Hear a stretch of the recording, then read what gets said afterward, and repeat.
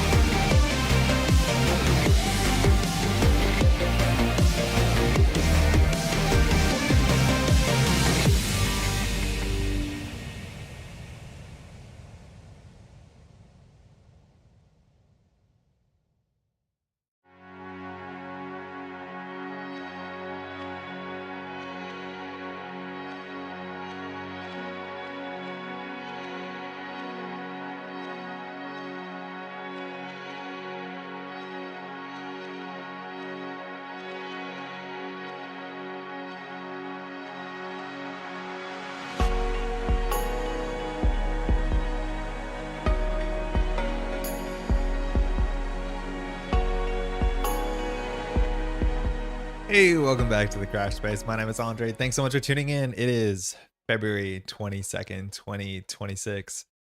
Today's a Sunday evening. We're just past 7 o'clock. Apologies, I couldn't communicate this a bit better. Oh, hold on. Actually, this will make a bit more sense in a second. If I do hero, what is it going to do? Ah, there he is. Welcome back for one of our rare launch day streams. Hopefully, you all been well. But if you might be able to tell here, we have 2 packs of Marvel Champion stuff in front of us. We have both Hercules and Wonder Man, who came out on Friday. And normally when things come out, they don't come out the same time in Canada. And it was almost the case, which is actually why we're streaming so late on a Sunday night. These 2 packs were meant to come out Friday. And in everywhere in Canada besides Quebec, that turned out to be the case. So my local friendly game store did not have these on Friday, in which we would have streamed Sunday morning. But there was one store that my friend normally does actually go to, which is not in my neighborhood, and they got this pack in. But specifically, they got these in a place far away on Montreal called the West Island, which is like an hour commute by commute each way. And so I was like, I can't go pick these up on Friday. There's too much stuff going on. So they said we can send it to a place locally for you to pick up. And so I picked these up at noon today. So haven't opened them. Don't know what's inside them exactly. But we just picked these up at like 1 o'clock today. So I've been really excited today to get till, this point of the evening to be able to open these and try these precon decks out for the first time. How's everyone doing? Metaphor stream shared. How's it going? How's your weekend been? I'm in some Discord servers now for Marvel Champions, and there's a lot of like discussion and hype about these characters. So it seems like they both landed, as much as I'm trying to ignore the conversations for the sake of trying to come up with my own thoughts and ideas. I want to say like it's probably worth checking in at the top of the stream of what our expectations are, and that we can kind of look back at this like 3 hours from now once we get in at least one game from each of these characters with the pre-constructed deck playing on standard difficulty. I'm not sure who we're going to play against today. My guess was Klaw. I think I set up the Klaw card there. So Klaw will probably be our standard testing gauntlet. Usually when I'm testing things in Marvel Champions, I'm usually testing against Klaw, and Unis is the other one I play a heck of a lot. So this is the entirety of the Civil War wave. I'm one of the conspiracy theorist believers that originally thought that the box at some point, the Civil War box, was only meant to be all 6 leaders. And then at some point, it was decided to put 2 heroes in that box and then take the 2 leaders and put them out as a separate piece of content. I think that makes more sense for Fantasy Flight games, because if people did not care about Civil War, they might not have bought this stuff if they are not like PvP players. But then putting Tiger and Hulkling in there made it much more appealing to a lot more people, that's for sure. That leaves us with only 2 more heroes. And again, it's 1 hero for each of the basic aspects. So this is the entire the cycle. It's the shortest cycle we've ever seen. But both of these characters are characters I know in terms of lore nothing about, but their kits do look quite interesting. So I actually think we're going to dive in here with Wonder Man first. I do want to shout out that we have images of most of the cards, but not all of the cards. So some of the cards underneath my head will be in like lower quality or will be cut out real weird. I try to grab everything I could from like Hall of Heroes and other sources. A lot of those are just sourced by doing screen caps from people who revealed these cards during reveal streams and reveal pieces of content and stuff like that. So they're going to be a bit all over the place, but for the sake of getting through today and learning all the cards, they should be totally fine. Now, what I'm going to say at the top: 2 heroes, both interesting kits. Wonder Man cares about energy resources and overpaying and playing a lot of events. Seems really good, seems easy to play. Hercules, on the other hand, has this gift of a deck of labors and a deck of gifts. And Hercules seems to be incredibly strong in the mid to late game if you can get through your first or second labor. The question mark is, how easy is it to get through the first and second labor? Because they seem kind of difficult.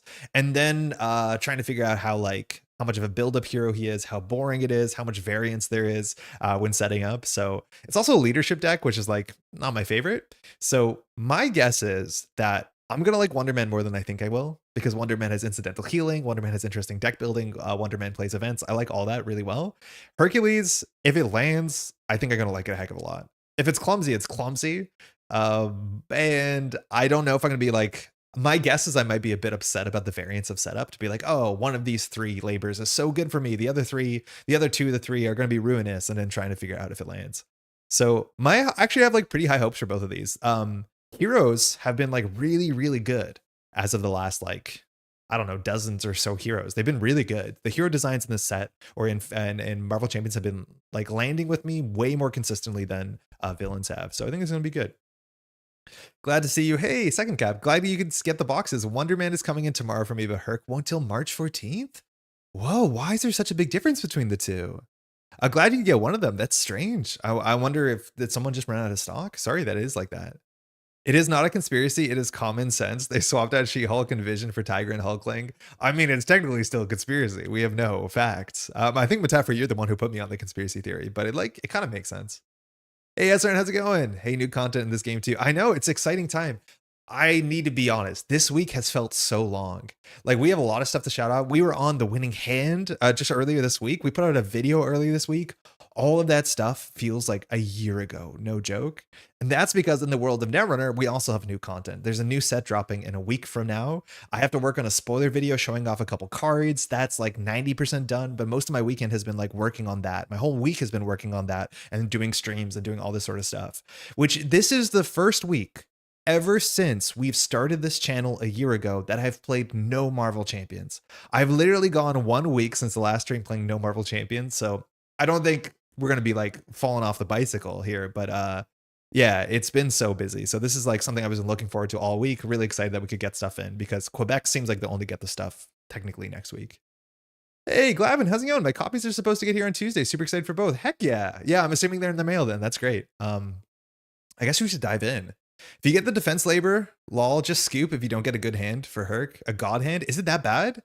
I thought the defense one would be the easiest one to do, I'll be honest. I thought the defense one was just like, it'll happen in 3 turns. I'm assuming the other ones go faster than that?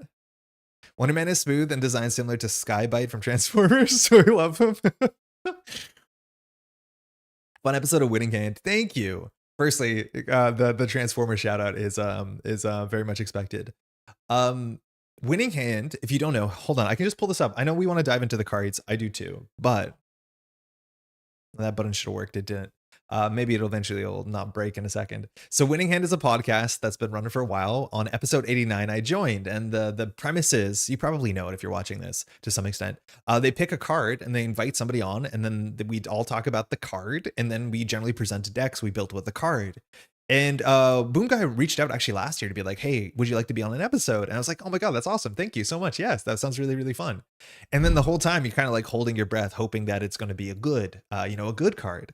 Because having to talk like, for 30 minutes and build a deck around a card that is not exciting or not interesting. Like I do think they pick cards to make sure it's not the case, but they picked like just such a good card to have me on the channel. So I was so lucky. It's a very powerful card. It's a very interesting card. It's a card that there's a lot to talk about, and there's a fair bit of deck building around it. Mind you, this is the deck list I posted. So 1 second. I posted this and I did a write-up and everything, and I don't think anyone really saw it, but this is the podcast. You see me and Lazy Titan and Boom Guy. A link for this will be in the description. Man, the comments are really nice. I need to leave a comment for sure. But the conversation in the comments here on YouTube is fantastic. And then I made this deck, which is just, I believe, and no one has challenged me yet. The card in question for the episode was Strength and Diversity. I never once made the joke about 3 white guys talking about diversity on a podcast. I almost did. But this card, if you play solo and you don't mess around with any sort of like campaign or scenario sets or mod sets specifically, the question that I wanted to answer is, what is the highest number you could get into Strength and Diversity by just playing a solo game? And my answer was 15. This deck can do a 2 for 15.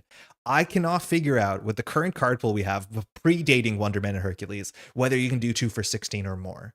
My guess is, well, you definitely can if you interact with the right like campaign pool and like get captives or allies that don't take up slots. Like, but if you're just playing generic like core set Rhino, 2 for 15 is the best I can get. If anyone can figure out if you can get more, I would love to know, because I spent a fair bit of time like digging into this to figure out whether it's possible. I think there's a chance Hulkling has something to it, but I think Hulkling is the same as Jean Grey. I don't think it's a massive difference. The other thing that's maybe worth looking at, and I looked at a fair bit, is the characters that have weird deck building. So Spider Woman, I couldn't do better. There's a chance you can do better with what's his face, with Adam Warlock, but then you only have 1 copy of the card you want to play, so maybe it's a bit of a wash. It's hard to tell. All right, okay, hold on, let's open these. Give me 1 second. I just need to get rid of Klaw's health and we should be good. Herc Precon has some expensive cards that make it clumsy. Is it just a bad precon? I'm no stranger to bad precons. I play all the precons. Some of them are definitely worse than others.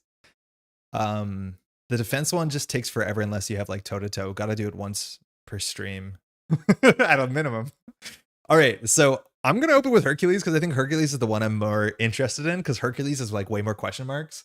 Wonder Man just seems like ridiculously smooth. I've also heard on the internet that people are reporting that the card quality of this product is better than the card quality of Civil War, which the card quality of Civil War was genuinely upsetting. It was not good. Hercules has really surprised me. Big fan noob. That's like the best thing I could possibly hear opening this because I really want to be surprised by like how interesting this is. Shout out to no plastic packaging. That's sick. And the cards don't seem to be obviously warped. So that's also a huge win. All right, we're going to sleeve this up. We're going to be able to read all the cards out. We technically did talk about all the Hercules and Wonder Man cards on stream before. So I'm not going to take a huge time doing like opinions on these cards. Oh, I'm not opening this well at all. But some of these will be new because I don't actually know what the reprints in the deck are. But cool. So we begin here. It's Herc. It's Hercules. 1-3-2 stat line. One thwart is always a problem when you're playing solo. So that's the one question mark of how we're going to get around that. Do things seem darker than they are? No, hold on. Let me check. Things seem a bit darker. Give me 1 second. I know I did something. Is this bright enough for folks who are watching on the stream? Is this bright enough? I think I did a thing to make it slightly darker because I felt like the whites were like too blown out. But the difference is this. Okay, so check this out. This is what it normally looks at versus this. Subtle difference. Do you think the one that's brighter or the one that's less bright looks better? I think on this monitor, the one that's less bright looks slightly too less bright. Hey friend, just popping in to say hi before I host D&D. Session 2 of my campaign is tonight, and we saw a Winning Hand episode you were in. Can't wait to see you and Boom Guy play a game together someday. That is something I need to get in on. It has been so busy in the Netrunner world, I have no time for even any Marvel champions, but I'm very excited to reach out and like get some gameplay in because I have not played a lot of multiplayer, what's it called, Marvel champions, and it seems really fun. All right, response. After, I guess we should start here. It's only going to make sense. Enjoy your D&D, eh? So 4 recovery, 14 health. That's nice. Hercules begins the games with a labor deck and a gift deck. Those are only 3 cards. The card backs are technically the weird card backs you see from Civil War. These cards are definitely not super warped, but they do feel different. They don't feel the same, but they definitely are not super warped, which is good. And then you have 3 of these, which also have a unique card back. This one I don't think we've ever seen before. And I'm going to put these in unique sleeves, but you have to shuffle these. You won't know what they are. Now, as an action, you can, if you have no labors in play, you can grab the first labor, you flip it over, and that's the labor you have. And each of them requires something different from you. Yo, Andy, how's it going? Have you got them? We got them just this afternoon at 1 o'clock. Quebec did not get them on Friday, so this is great. Late night stream with new characters. What is this? Tony, we just got this for the first time. I've unboxed the box, so we're just going to figure out what these characters do and play some precons. How are you doing? All right, other side, hero side. Again, we'll talk about all the labors. We're going to sleeve them up. It says Atonement, a response after a labor card is added to the victory display. So once you complete it, you get the top card of your gift deck, which again are 3 random cards. You can't choose which one, and they all do something different, obviously. You ready Hercules. You draw 4 cards. I think that's what it says on the gift itself. But you ready Hercules, and then you may jump to alter ego form. That's really cool because not only can you just recover immediately, but you can go ahead and also get your next labor and make sure the labor train is rolling, which seems pretty good. Now, I'm going to look at all of the labors first. And again, apologies, some of these card scans are of different quality. I'm going to put the labors in red clear sleeves, and I'm going to put the gifts in purple clear sleeves. That kind of just makes sense to me. For a while, Dragon Shield made like matte colored clear sleeves. I don't think they made them for a very long time. I grabbed a whole bunch I could find at a store, but these things are a valuable resource. So this one's Defeat the Hydra. This is the one about killing an enemy. So it says, when revealed, find a non-elite minion with at least 6 printed hit points. I'm pretty sure, and the rules booklet will probably clarify it, find means you can search just about anywhere. So you actually can look into your nemesis set, for instance. It has to be like at the table, I think, but I'm not 100% sure what the rules are. But you don't have to search just the discard pile and the encounter deck. It has to have at least 6 printed hit points, so there can be some scenarios where this functionally whiffs, and then I think you're forced to go into your nemesis set. Reveal it, heal all damage from it, and attach this card to it. So it can already be on the table, which is neat. The attached minion gets 6 more hit points and gains the elite trait. Attached minion cannot take damage except from Hercules attacks. And that's actually pretty strict. Usually it says cannot take damage from attacks from any character, but this is literally cannot take any damage. So even if you can figure out a way to do damage like Hulk or weird ways that do damage, technically the only way this thing can get hurt is by us attacking it. So no retaliate, nothing like that, which is kind of weird. But if we defeat something that will have at a minimum 12 health, which with a 3 attack might take us a minute, as much as I'm assuming we have big attacks, and especially if you play aggression, this is one that it can be done pretty quickly. Now we can embody Pathos. This is the one that gets side schemes. So find an encounter side scheme that is not in play and reveal it, treating yourself as playing solo in terms of like the number on it, and then 6 more threat.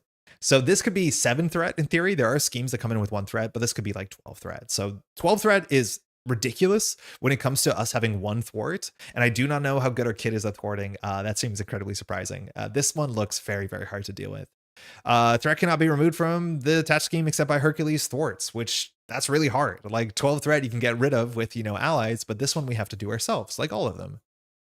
I love Herc's color scheme. Herc's color scheme is really good. Ren, how's it going? This like gold and brown, it's a really pleasant, and a little bit of green. Like I do like it a heck of a lot as well.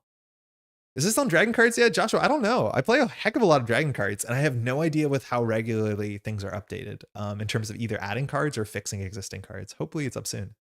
Assault helps? Oh yeah, Assault does help. We can't give anything Assault. So Assault is the keyword that says this scheme, you can use your attack. Wait, does it give it Assault? Oh my God, that's incredible. So that's really good. Okay, I didn't read this. Attached side scheme gains assault is the first sentence. So that means that we can actually thwart with our attack stat. So I'm no longer super scared about this because this just means it's functionally like having a minion. You use your attack stat the same way, as much as your attack events will be a bit different. Now this one seems to be the best one to me, but it seems to be chat says I'm wrong about this. So this comes in with 3 counters. You find Amadeus Cho and put him to play, and Amadeus Cho is already like your unique ally, so that's already good, let alone he has good text. But it says whenever the villain would attack Hercules, instead choose one of your allies. It doesn't have to be Amadeus Cho, and the villain attacks that ally instead. And then after the attack resolves, if Hercules defended, and we defend for 2 as much as we have 14 health, but we actually have to get in the way of it, we remove a labor counter. So that one's slow. It has to take at least 3 turns unless we can ready ourselves during the enemy phase and the villain attacks twice, or you can cause the villain to attack yourself. But that's it. This one, just 3 attacks. That could do it. The direct approach gets it. You need more cards that give assault. We're looking at you, Hulk. Yeah, there's not that many cards that give assault, is there? I think you can attach assault to a side scheme. I think there's a couple side schemes to get assault, but I'm pretty sure there's an upgrade that gives assault. Ready seemed like they'd be necessary for him. With enough of them, he could clear the minion side scheme pretty quickly. From my understanding, his deck has a lot of readies. I know they reprinted and what's it called? Limitless Stamina. I'm really hoping it has new art on it because there's so many options you can pick for the art for this one. But I know his kid already has a lot of readies, and notably also when he defeats one of these things, he readies himself, which is not exactly what you want, but good stats usually combine well with good readies. And speaking of good stats, these things generally give ourselves better stats. So like we're very upgrade heavy, which means we want to be ready as much as possible. All right, so Nemean Lion Skin, we get +2 hit points and steady. After this card enters play, draw 4 cards. I mean, honestly, I sleep.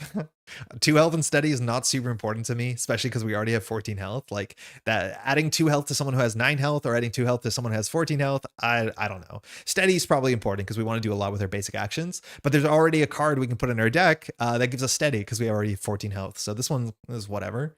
Shield of Perseus, I think, is a bit more interesting. And notably, also, there's a whole bunch of cards in our deck that scale off the amount of gifts we have. So it's not just these cards. +1 hit points and retaliate 1. Okay.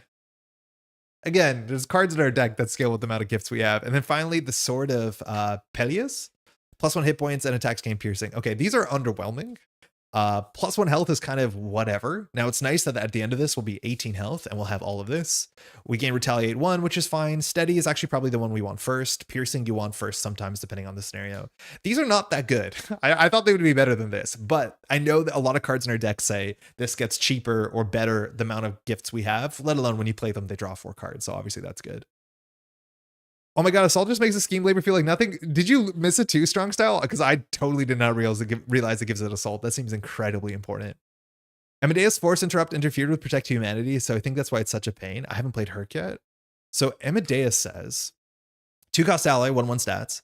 When a minion would attack you, it attacks Amadeus Cho instead. So that's only a minion. So protect humanity means the villain will attack you, but then minions also get in the way with Amadeus Cho. However, you can always exhaust Amadeus Cho to draw a card, and I don't think I made a big enough stink yet that we only have a 4-card hand size. So that's already going to be a downside. It doesn't seem like we have that many resource generators. I guess we haven't seen any yet, but we have a lot of ways to draw 4 cards. But yeah, Amadeus Cho will get taken down if you don't deal with Nemesis as well. Yeah. Oh, so we'll see. Maybe it's okay. Yeah, this one's only for minions. You scared me there for a second.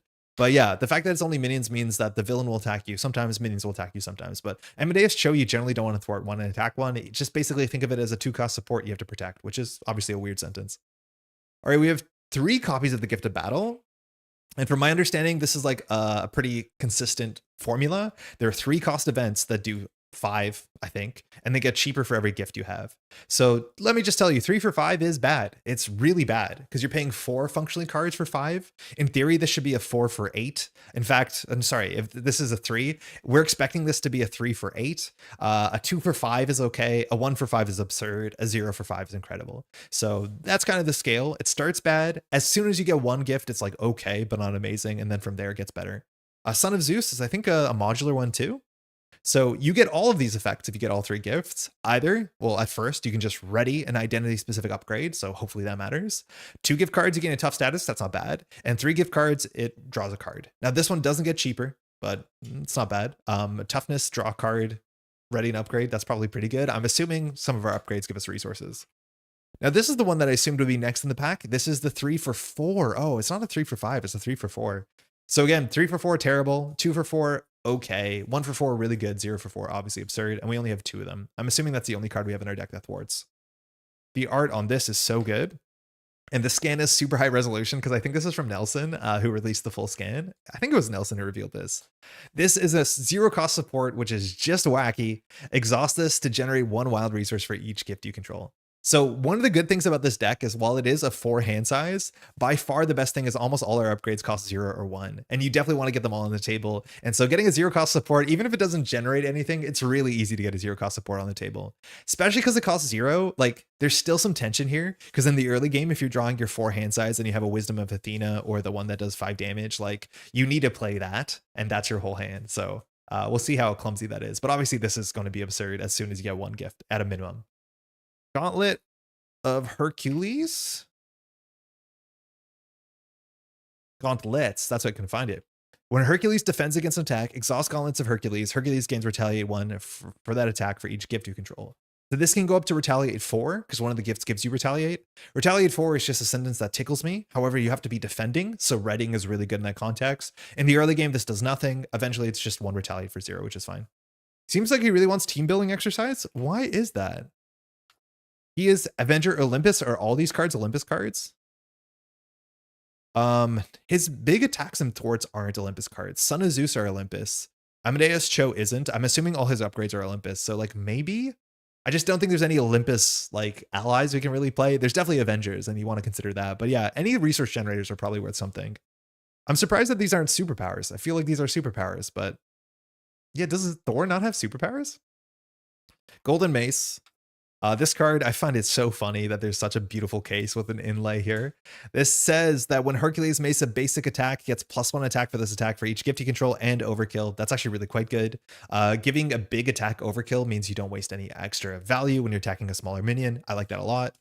Herc's Helm, meme art, think it's great. When the villain attacks, exhaust Herc's Helm, reduce the amount of damage this attack deals by 1. I mean, oh, damn, that's a good card. Oh, this one doesn't scale. Excuse me. I assume this one scaled with gifts. So it always just defends 1 damage. I mean, that's not bad for a 0-cost card. That's fine. It's also defense traded, which technically means, if I'm not mistaken, that if you use Herc's Helm, you have considered to be the defender.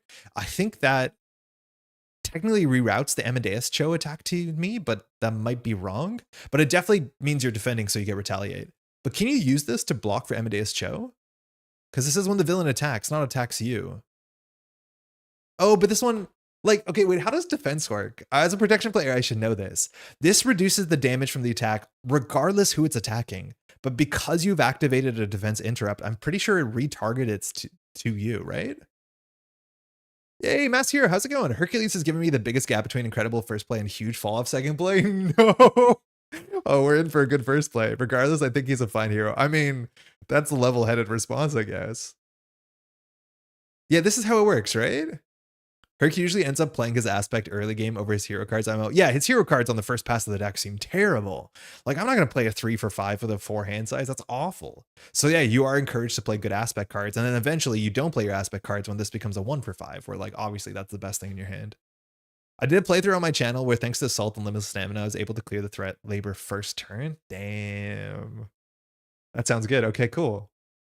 Yeah, I think chat is agreeing that that's how it's working. So that's good. Lion of Olympus, temporary, so it only is around for 1 turn. Do you think if they reprinted a core set, they would give Nick Fury and Professor X temporary? Because it's weird that they don't. Nick Fury could have temporary, right? Your hero gets +1 to each of their stats. Now, these sort of cards are not amazing. Apparently, we have 2 of them. They get better the more readies you have, which I think is suggesting how many readies the deck already has, because stat boosts multiply it for every ready you have. So get some readies. Prince of Power. Oh damn, he's built like a fridge. After Hercules attacks and defeats an enemy, exhaust this and heal 1 damage for Hercules for each point of excess damage dealt to that enemy by that attack. And again, once we have our mace, we can do a lot of damage and we have a lot of labors and then some free healing. I like how this art is like a bit canted, as if you're seeing it from the eyes of the person that Hercules is going to continue fighting. I like that a heck of a lot. 32 damage on the final game turn, on the final turn game 1. Barely beat the first labor on my second play, 5 or 6 turns in. Was it the same labor or was it a different labor? Because I'm thinking like the variance of the setup is small, but so important. Like we're only playing with a 3-card set here, but the difference between drawing 1 or the 3rd on certain scenarios seems like the world of difference. When you take a defense action, you are now considered defender. Okay, yeah, that's what I thought, right? The art on his cards are good. Yeah, I like it a lot. I think the color palette like really does work. And again, these cards are not incredibly warped, which is a huge win because, oh my God, some of my Civil War cards are a mess. It was a bit silly that they created the temporary keyword with Cyclops, but didn't give it to Prof X in the same wave. I think it's because they didn't want 2 printings of, oh no, you're right. Yeah. I was thinking of the Prof X that was reprinted maybe in Cyclops, but yeah, it was the same wave. Yeah, you're right. I don't know what that's about. All 3 cleared game 1. Just 1 game 2. Man, it probably feels so much worse just to clear one of these. All right, Deathcry. I think we have all these cards. So 3 cost ally, attacks for 2, thwarts for 1. Takes 2 consequential on the attack though. 4 health. When Deathcry makes a basic attack, you can choose to deal your hero 1 damage. And Deathcry takes 1 consequential damage fewer for this attack. That's fine. There's actually not that many. Okay, that's not true. Having big attack in leadership is definitely worth something. And with a 14 plus hero, it's no problem for us to take damage from this. Obviously, if you play this in somebody like Spider-Ham, not that you need more reasons to play Spider-Ham, this is even better. That seems good. This is the thing though, it's like allies like this that are just kind of like numbers based, you really need that effect to, because there's so many allies in the game. So like you really need to get a benefit, a positive benefit from taking damage, which like Hercules doesn't. So if you have the full card pool, like this probably doesn't see any play. You really need that damage to yourself to do something, which I don't think in Hercules it does, besides the fact that Hercules seems to have healing. So that's good. So it's not Namor, it's Namora. Namora gets +1 hit point for each other ally you control. Seems good. Agent of Atlantis and Atlantis traits, really good for that strength and diversity. So she's going to be a lot of hit points and other ally you control. So yeah, if you want to play in her strength and diversity deck, 6 times over does she do something. That's really cool. Thor, leadership. Is this a reprint? I don't think it is. After Thor makes a basic thwart, forced response, discard cards from the top of the counter deck until you discard a minion, put that minion into play, engage with you. Not maybe the worst with Hercules because we can have overkill and healing. For a lot of people, this is not playable. You can't play Thor and Thor, unfortunately, which would be really good. But if you play this in like Leadership Tigra or something like that makes a bit of sense. But thwarting for 3 is good. That's for sure. Thwarting for 3 is good, especially on an Avenger as well, which works out. All right, we reprinted Teamwork with the exact same art. Weird. I'll send you a pic from my game today. You'll laugh. Herc got mowed down by Klaw and King. I feel like this is the first time we've seen temporary since Cyclops 2. That might be right, but I feel like we saw it in one other thing. Yeah, Blue Thor is new, right? Oh, love it. This is sick. Call for backup with new art. I do like side schemes getting new art. Side schemes are great, and this has really good art on it. So it's call for backup when you defeat this, you go grab an ally, which we like that a lot. As much as all of our labors we have to do on our own. All right, there's some really cool cards here. Recruitment Drive. Now, some of these cards I think scale better for multiplayer. So only alter ego form. So that's a bit restrictive, as much as we have a way to jump down to alter ego if we complete a labor. Otherwise, we have no other good ways. Like, we have no stun, we have no confuse. So while we're playing solo, we have no good ways to jump down to alter ego. But you play this as a support. You can play this only in alter ego, but you can fire this anywhere. As an action, you discard this and choose a player. So we have to choose ourselves. So we're solo. Reduce the resource cost of the next ally that player plays this phase to 0. Now, with a 4 size hero, that's going to be hard to play, a 4 hand size hero. But that is abstractly not bad. I don't know if I love it. Like, you can compare this to a resource generator. And then the question is, do you get more value from the resource generator consistently over time? The thing with this is it reduces the cost of that ally by 0, which is huge potentially if you play the right deck. We have some pretty expensive allies, but I'm not sure jumping down to alter ego is going to be particularly easy in solo. So we'll see how this works out. But this card is definitely a build around. I don't think this is like a card you put into any deck, because there are resource generators that can help with a certain type, but this is like the closest we have to a resource generator. It's just like, again, a 3-cost card is most of our hand. Is that the third printing a teamwork with the same art? I mean, it's an Avenger, right? Speaking of an Avenger, this card I'm actually really excited about because it's like the kind of card that I just really enjoy. It's a workhorse card that is easy to play. Play only if you're an Avenger, which we only are in our hero mode. Attached to an ally, and when attached ally is defeated, draw 2 cards. It was shouted out in a comment. Someone mentioned that you could grab this with Suit Up because it's a legitimate target, and that makes Suit Up functionally a card that draws like 4 cards, right? Because you can Suit Up, avenge me on the person that you suit up. Once that person leaves, you draw 2 cards. It's a really nice way to get around a 2-card hand size.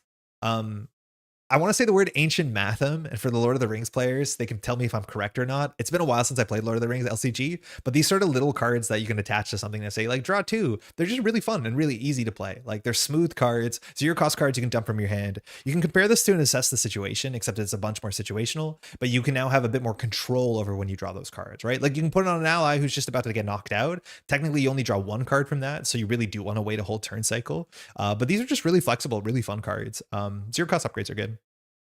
Gilgamesh. This is our first Eternal. Be excited to see more Eternals. I know very little about them. I watched the film once. It was okay, I guess. 2 Thor, 3 attack, and his additional cost to play this card. If you do not have the Eternal trait, which is really fun future setting, you have to confuse your identity, which for Hercules doesn't seem like that big of a deal, especially in the early game. Maybe if we get the wrong labor, that's the case, but 6 health is nonsense, as much as that double consequential is pretty rough. Now, we really are expected to play Thor, my guess, because we have Ancient Rivalry in here. Ancient Rivalry, yeah, that's what this is called. So it's our team up. Search your discard pool for identity-specific upgrade and add it to your hand, ready Hercules and Thor. So that's technically another ready in our deck, let alone a ready that draws a card. So that's already technically a 0-cost event. If you want to look at it like that, that's fine. And big disappointment, Limitless Stamina has the same art. It's like such an easy home run to print another version of a card that is commonly played, but it is unfortunately the same. All right. I remember the scan of this being a bit wonky. Again, shout out to content creators where these scans come from. Evaluate threat, victory 0. Play only if your identity has the Avenger or Shield trait. It comes in with 2 threat per player. And when defeated, each player may search their deck and discard pile for an Avenger or Shield card and add it to their hand. Reduce the cost to play each of those cards by 2 until the end of the phase. This is sick. This is really flexible. It's like a mixture between build support and call for backup. This can grab allies, this can grab upgrades. There's a lot of characters where this can really smooth something out if you have an important support. And 2 threat when you play solo, like that's better than 3 threat if you play super power training or whatever they're called. And this is much better, technically. It is better if you play multiplayer because every player at the table gets to save too. And yeah, I mean, that's nice. That's like a very cool staple basic support. I'm into that. That card seems much better for Hercules than Thor. Thor has some really important upgrades, like really important upgrades. But yeah, I could see that. All right, then we just have Energy, Genius, and Strength in the Civil War art. Oh wait, no, we have more. The Civil War art for Energy, Genius, and Strength, I think, are my least favorite. Avengers Compound. All right, this is a card that I think is just much more interesting in multiplayer. Oh, nice, we have a Helicarrier. So 0-cost, not unique support, as much as we only get 1, because it says max 1 per deck, that makes sense. But it's not unique, so every player on the table can have one. That's the difference. So you can exhaust this to choose and tuck an ally from your hand here, if there are no allies tucked here. Or you can play that ally tucked here as if we're in your hand. So this is much more interesting if you ask me when you're playing multiplayer or you have allies that are only good on certain board states in response to certain things like, you know, Sunfire. Sunfire is only really good if there's an attachment. So in theory, you can pin Sunfire down underneath here, but you also have to be an Avenger. Almost all the cards that allow you to squirrel cards away for later times, like Resource Reserve, as a solo player, they're just not worth your time usually. Like there's very few situations where it's worth doing that in solo, where you're like having a worse turn now to have a hopefully better turn later. Now, I could be wrong about that. Again, you need a certain ally that really needs a certain board state or certain resource or a certain thing to respond to. But if you ask me, like 9 out of 10 times, it's probably better just to play your hand efficiently than to play a really inefficient turn to be able to do something in the future. Now, this card gets so much more interesting in multiplayer because anybody can do this action in the middle of a turn. So you can pull an ally and play in response to something. Like that's really cool. And let alone somebody can play an ally tucked underneath here, if I'm not mistaken. So this card is very, very cool. Just as a solo player, it's not particularly interesting. Wait, you get Helicarrier and Quinn Carrier? Oh, sick. Honestly, kind of sick. I'm not going to read any of these cards. In fact, I don't have this scan of this card, so I'll show you it if you don't know what it is. I guess we're reading it. When counting gift cards you control, you're considered to control none. Oh, that sucks. Exhaust Hercules or spend 2 mentals to remove this obligation. I'm assuming 2 mentals is difficult. Athena is wise, but that's cool. So all our cards that scale off of the gifts. So technically on turn 1 doesn't do anything. That's kind of cool. And then we have Ares, who is our nemesis. Ares is 5 health and retaliate 1, which is not that bad. Do we not have this? No, I think we have it. After Ares schemes, deal yourself a face down counter card. Schemes for 0 though. That's kind of cool text. It's like a pseudo villainous. I like that. We have the Lernian Hydra, which technically is always the 6 health minion we can get. However, this minion's a nightmare because if you give this 6 more health, it scales really, really poorly. Because after a character you control attacks and damages this Hydra, either you have to heal 2 damage from the Hydra, a head comes back, or you have to spend a physical resource. So this one scales way worse than other cards if you want to use it as like your the Hydra that you have to defeat. So you're really hoping that the counter you're playing against has a 6 health minion because the Hydra is a nightmare. Olympic Feud. I want to show these. I'm going to play standard 3 today so that we have a bigger chance of finding our nemesis because I want to see what these cards are. As much as I'm pretty sure I don't have all the scans of the nemesis set. All right, stop. Hammer time. It has an encounter set and another ancient rivalry. I'm just going to put those aside from now. We might play with them later today. Okay. So far, not super surprising. Limitless staminas seem quite nice. We have to shuffle these and have some coffee. They're expensive, but I guess you can hold them. But Hercs are all 0 cost that just drop. Yeah, but in theory, like Thor's really good at resource generation, right? Like he has all the ways to build an energy resource. You read the 1 your turn. That's probably all you're going to do. Maybe you draw more cards. Very fittingly, Thor also has limited hand size. So he has other ways to bring it up though. All right, this is weird. I never have nothing set up here. Triple negative. I sometimes don't have nothing here sometimes. I think we're just going to play against Klaw as a start. I think Klaw is like a nice starter deck. Like I usually do Unis and Klaw for testing. Unis is a lot better at forcing you not to block with allies. I don't think we're going to be blocking with a lot of allies, so this seems totally fine. On the other hand, though, Klaw has 6 health minions in it, so we don't have to go toe-to-toe against a Hydra. That's probably good too. Let's get our stack cubes. Let's give this a shuffle and give me 1 second to catch my breath a bit, and then we'll set up. Hey, Art, been not able to find too much gameplay on Hercules yet, so pretty hyped to watch this. Oh yeah, hey, you and me both. I've never played Hercules before, so I'm also really excited to see some Hercules gameplay. I'm pretty sure there's a lot of content folks out there who are, I guess you're right, more people are putting out their first thoughts than gameplay. And rightfully so, like they want to figure out what's good and what works before they show you something, but we're here to figure it out together. Welcome to the channel. Hey, Bbix, why is Marvel Champions better for solo while Arkham Horror is better for co-op? If you ask me, a couple things. Firstly, in Arkham Horror, you can find yourself in situations where you're just stuck. You just like need to pass a test. There's 2 enemies on you. You're not very good at evading. The card pool is less good in some ways at giving you, giving everyone the ability to react to everything, right? A lot more characters are specialized. Technically, the specialization when it comes into Marvel Champions is like, do you want to do damage or do you want to thwart? With Arkham Horror, there's a lot more different angles you have to cover. So that makes it a bit more difficult.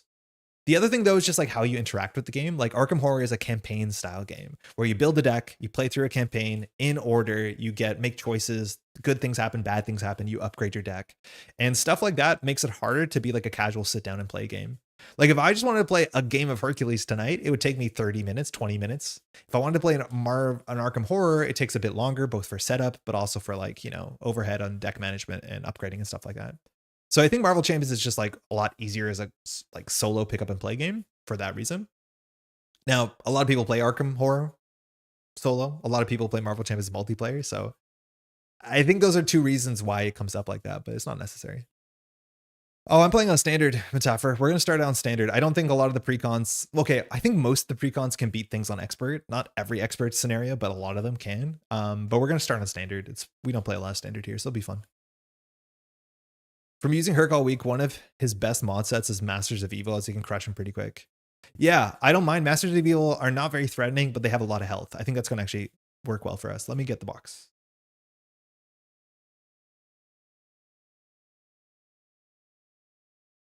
I don't know how to show these on camera. I guess we're just going to pull them out when and if we need them. So we don't know what our gift is while we're mulliganing. Like it's an action that we have to take. I guess I'll show alter ego. So again, we don't know how to hedge mulligan, right? Have to kind of get lucky. All right, where are you, Klaw? Klaw. Does anyone have any like macro tips? Yeah, these cards feel different than these cards. They really do. These are lighter. The card stock is I don't know. These definitely feel better than Civil War. But like if cards continue to feel like Civil War cards, I'd be genuinely upset. They were not very good. Hero villain named Klaw. 1. Okay. It's been a while since I played standard Klaw. Excuse me. That's Klaw. Force interrupt when Klaw attacks you. Give an additional boost card. Only attacks for 0, but there's a lot of things that can happen when Klaw attacks. Klaw 2 is out here again. And then I think all we do is start with Defense Network on Expert. We have a random setup here. We are going to be playing Standard 3. If you're not familiar with Standard 3, that's okay. We're going to figure it out together. But the short of the long is it's functionally the same as Standard. Every card has like a version that's a direct reprint from Standard. Besides Gang Up, there's no Gang Up equivalent for some reason. But the difference is that there's certain cards that in their text or their boost icons will let us put a counter on here or force us to put a counter on here. And then when there are 4 counters on here, we have to draw our nemesis. So the difference is in Standard, there's only 1 card that draws your nemesis. In Standard 3, there's a lot of cards that give you 1/4 towards finding your nemesis. So it's just more consistent that in every game you find your nemesis at some point, but less consistent that it's on turn 1. Cool. Underground distribution 1A. So setup, totally stock standard. We're playing on standard, super stock standard. That's it. So Klaw 1 and 2. We're 1 modular set as Masters of Evil. Here we have to search and counter deck and for Defense Network, which I forgot to do. I shuffled it back in. Let me get that. And then, of course, we have the Masters of Evil, which are some big minions that we have to deal with. My tip is to clear the labor before playing your hand. Cool. Yeah, that makes sense because we draw 4 cards so that we don't have to commit to our hand. Yeah, we should always be drawing cards before you do things. Web Warrior Fanatic did a vid where he's shown a lay between the Civil War, Herc, Wonder, and old cards. Sadly, the new ones are just as thin as Civil War. They definitely feel as thin. They don't feel as bowed. Like some part of packaging or the, shipment process, they probably didn't hit the huge humidity warp. But yeah, I'll check them against a strong studio light too. How's it going, by the way? Brandon must depart. Good luck. Have fun. Thank you. Enjoy the rest of your evening, huh? All right. The reason why we shuffle this so well is because immediately we have to flip this over. And it causes us to discard things. This says, when revealed, discard cards from the top of the counter deck and put into play the first minion. Now, there's a chance that this is a 1/1 minion, literally a chance, or a chance that this is like a 7 health minion that attacks for 3. They're not on corded paper. Yeah, somebody saved some money somewhere. The question is, was it worth it? Financially, probably. In terms of a card that I have to hold in my hand, no. I feel the difference even in sleeves. Like it's notable. Okay, I feel like we shuffled this enough. 12 health, man, standard, huh? It's been a minute since we played against standard Klaw. Okay, so we're gonna rip it. Weirdly, these cards don't get shuffled back. Okay, we kind of got the midpoint. It's an armored guard. Armored guard, 3 health, guard, toughness. So it's going to take us a bit to work on this one. Just going to be in the way. And toughness, of course, sorry, guard means we cannot attack Klaw. If we want to look at Klaw's text says that that's it. Get an initial boost card. We will shuffle these, not too well though, because we're going to just like use a die in a second. So I'll get a die for that because we're going to be grabbing our labor on turn 1 guaranteed. So I'll just put that there. We'll shuffle this and we're off. All right. I have no idea what we're mulligan for because functionally, actually, a lot of our cards don't do anything, right? Like it'd be nice to get some of our cheap upgrades like Olympus, but it doesn't do anything. So I think the first thing we do is we grab our labor and then we determine what we want to do. We want to clear this because it has a crisis and has 3 threat on it. That's actually not easy. I'm assuming the best labor we could possibly get here is the Amadeus Cho one. Armored Guard does attack for 1, so Amadeus Cho will be challenged, but that should be it. I honestly don't know what to do here. Like the fact that most of our cards are garbage on turn 1 makes me really scared. As much as we have allies, then that can help a heck of a lot. All right, give us a cut. Let's move the mouse this way. And we're off. So first thing first, we do a mulligan. Excuse me. I was going to go straight for a labor. That's not right. Oh, excuse me. That's not it. Okay, here we go. First card. It's the gauntlets of Hercules. So this is what I can't tell. I can't tell if this is worth keeping because it doesn't do anything. So when we defend, we get retaliate 1 for each gift. So on turn 1, that's 0. We have a 6 hand size in alter ego, mind you. It's only a hero when we have 4 hand size. My guess is we mulligan for like allies and things that do something on turn 1, or a helicarrier or a Quinn carrier. So this is probably in the maybe camp because if we have a very playable card or a very playable hand with 1 card left over, like this can't be bad, right? The gift of battle. So this is probably worth hedge keeping because if we do get the one where we have to hit, you know, a big guy that has 12 health, this is going to help us with the big guy. Because with this and with Hercules, we can do 8 damage on turn 1. So we're guaranteed to knock out the big thing we get. So the mulliganing here seems really weird. I feel like we have to do a very big hedge mulligan based off of what labor we can possibly get. Avenge Me. This is another card that like you could keep. It's fine, but it's not a priority. So I'll put it in the maybe camp. I wouldn't keep 2 gifts of battles because we can't play 2 gifts of battles. Our deck has 3 of them. So that really does have an impact on how much damage our whole deck has. Wisdom of Athena is probably the other hedge mulligan. If we keep a gift of battle and like Wisdom of Athena, no matter what labor comes up, we should be able to do something. So I think we're going to try that. And then our last card is the Prince of Power, which also doesn't do anything. This is heal 1 damage for each. Oh no, this one actually does something. After Hercules attacks and defeats an enemy, this one's actually keepable. So if we're going to have 6 more cards, or sorry, 3 more cards on 6 cards, we could play a gift or a wisdom and then play the Prince of Power. I think that's fine, right? The labor that pulls Cho is probably what I want to see first. Fight the Hydra seems really rough to plan off the bat. Yeah, I think I want Amadeus because it's a free Amadeus, let alone it draws a card. Like, there's such a big difference on turn 1, for real. Mulligan the Gauntlets and Gift of Battle. I'm going to keep the Gift of Battle because I feel like if we get the big health thing, like, I don't know why I wouldn't. It's obviously terrible, but maybe it'd be better. Like, that's the thing. Gift of Battle. Is it the? Yeah, the Gift of Battle. The Gift of Battle is functionally 3 for 5. If we draw limitless stamina, that's a 1 for 3. Like, this card is way worse than our stamina card, and that's maybe the reason we should mulligan away from it. Nah, I wish we did. There we go, right? So this means we actually can do 5, 6, 7, 8, 9, 10, 11 damage. We have 11 damage with this hand and another Avenge Me. That's not super useful because we can do Gifted Battle, limitless stamina, attack again. We do 5, 3, 5, which is not bad. Honestly, not bad for turn 1. So before we do anything, this is 6 cards, right? Yeah.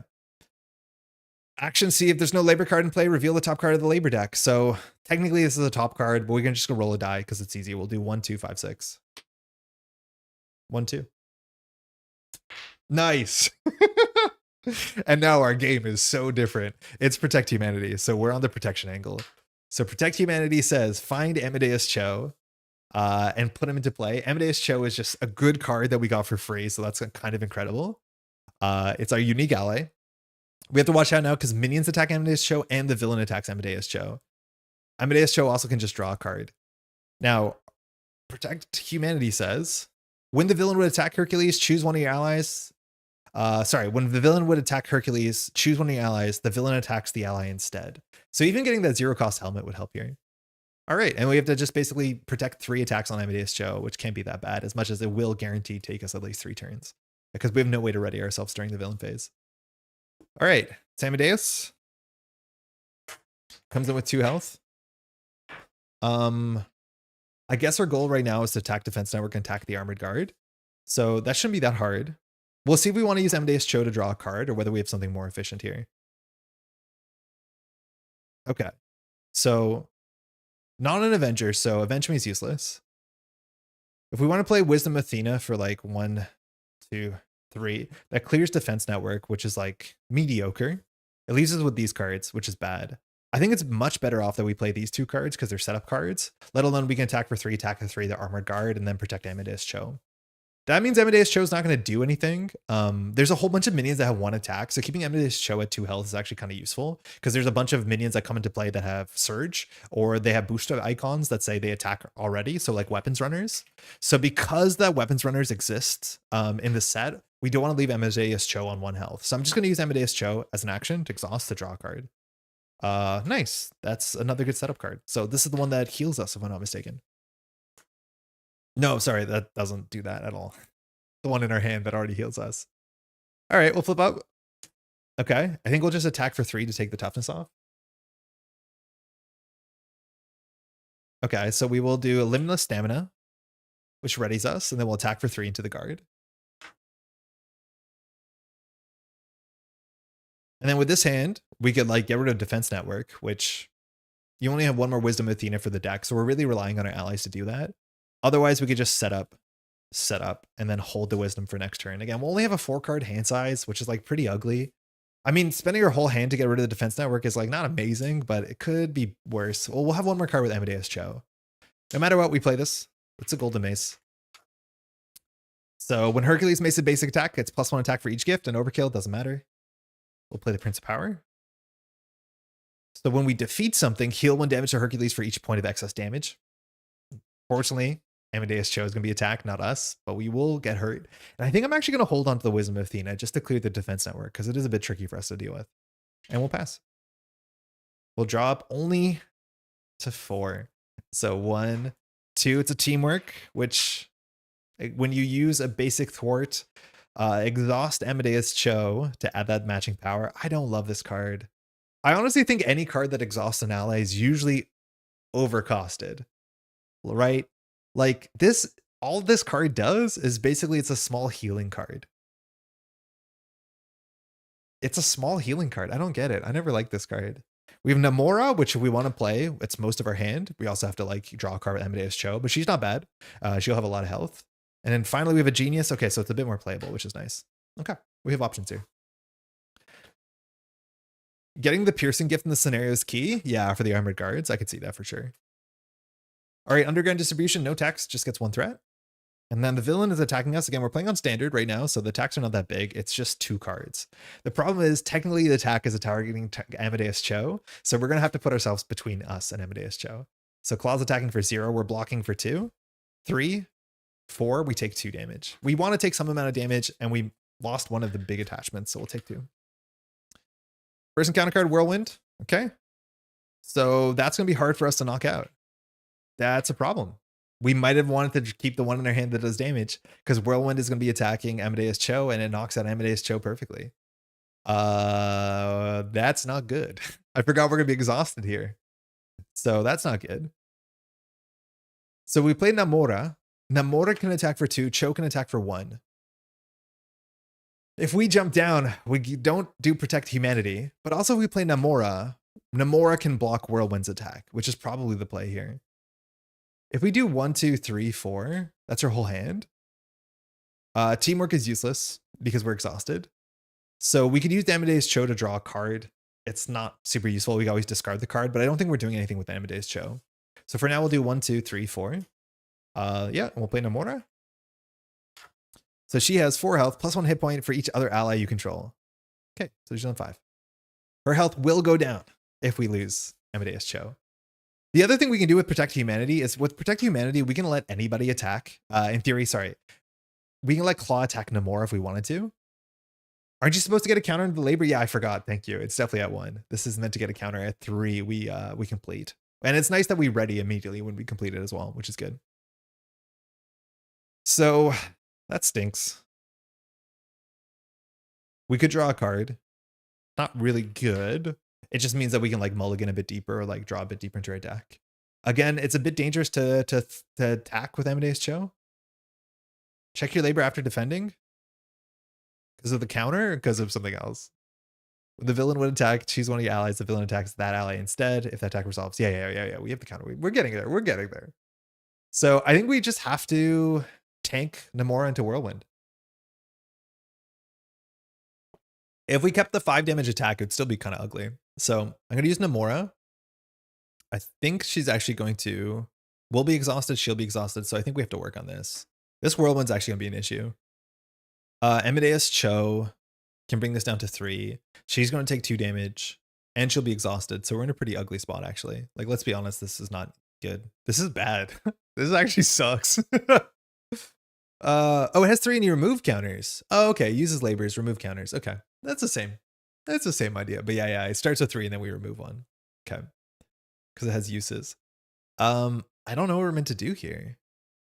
Like attacking Whirlwind, I guess attacking Whirlwind 1 more might matter because we have allies that do 3 damage, but I'm really scared of Amadeus dying. And I don't want to jump down. I don't think I think if we're not doing anything with Amadeus, we might as well draw a card. It was a Thor. So we could have done this before committing to anything.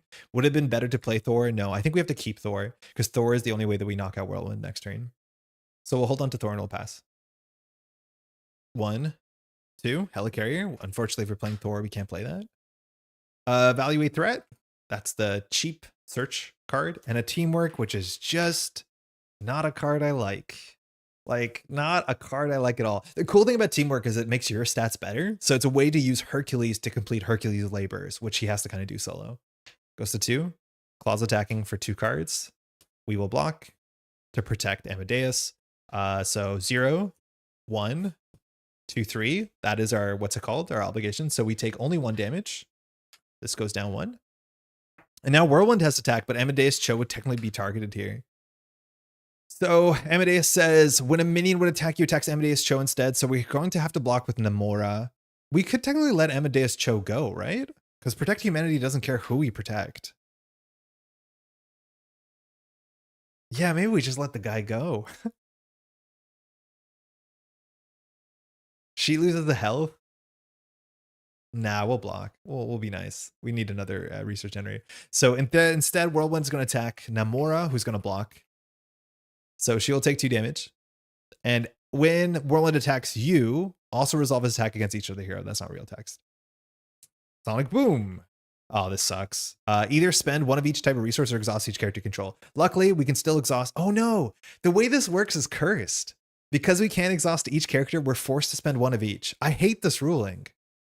This is not how this card intuitively should read, right? Because in theory, we are able to exhaust Amadeus Cho. Some games have it as long as you changes some part of the state, you can choose it. Technically, Marvel Champions, it has to do with the whole part of the state or you can't choose it, right? People know about this interaction better than I do. I think this interaction is not intuitive at all. My guess is I should be able to exhaust Amadeus Cho to do this like cost, but because I can't exhaust every character, it's forcing me to spend 3, which like, that's obviously a disaster. That's really quite bad. Soggy Boom blows soggy chunks. It's just not templated in a way that's intuitive. I mean, I guess we're doing it. I guess we have to. So we have to spend 1 of each because we can't exhaust each character we control. Cool. It's back to us. I guess actually I should not keep Thor. I can keep this because we can play this. Yeah, I do not like the ruling with a card. Yeah, me neither. It's not. A lot of card games do this differently. They changed it in 1.7. So as long as you can do 1 part, you can choose that one. Wait, Clash, are you for real? Wait, for real? Did they change it? Hold on. Okay, this button probably won't work. I don't know why. Oh no, it did. What a good day. Because I know they changed the for each rulings. So 1.7 changes.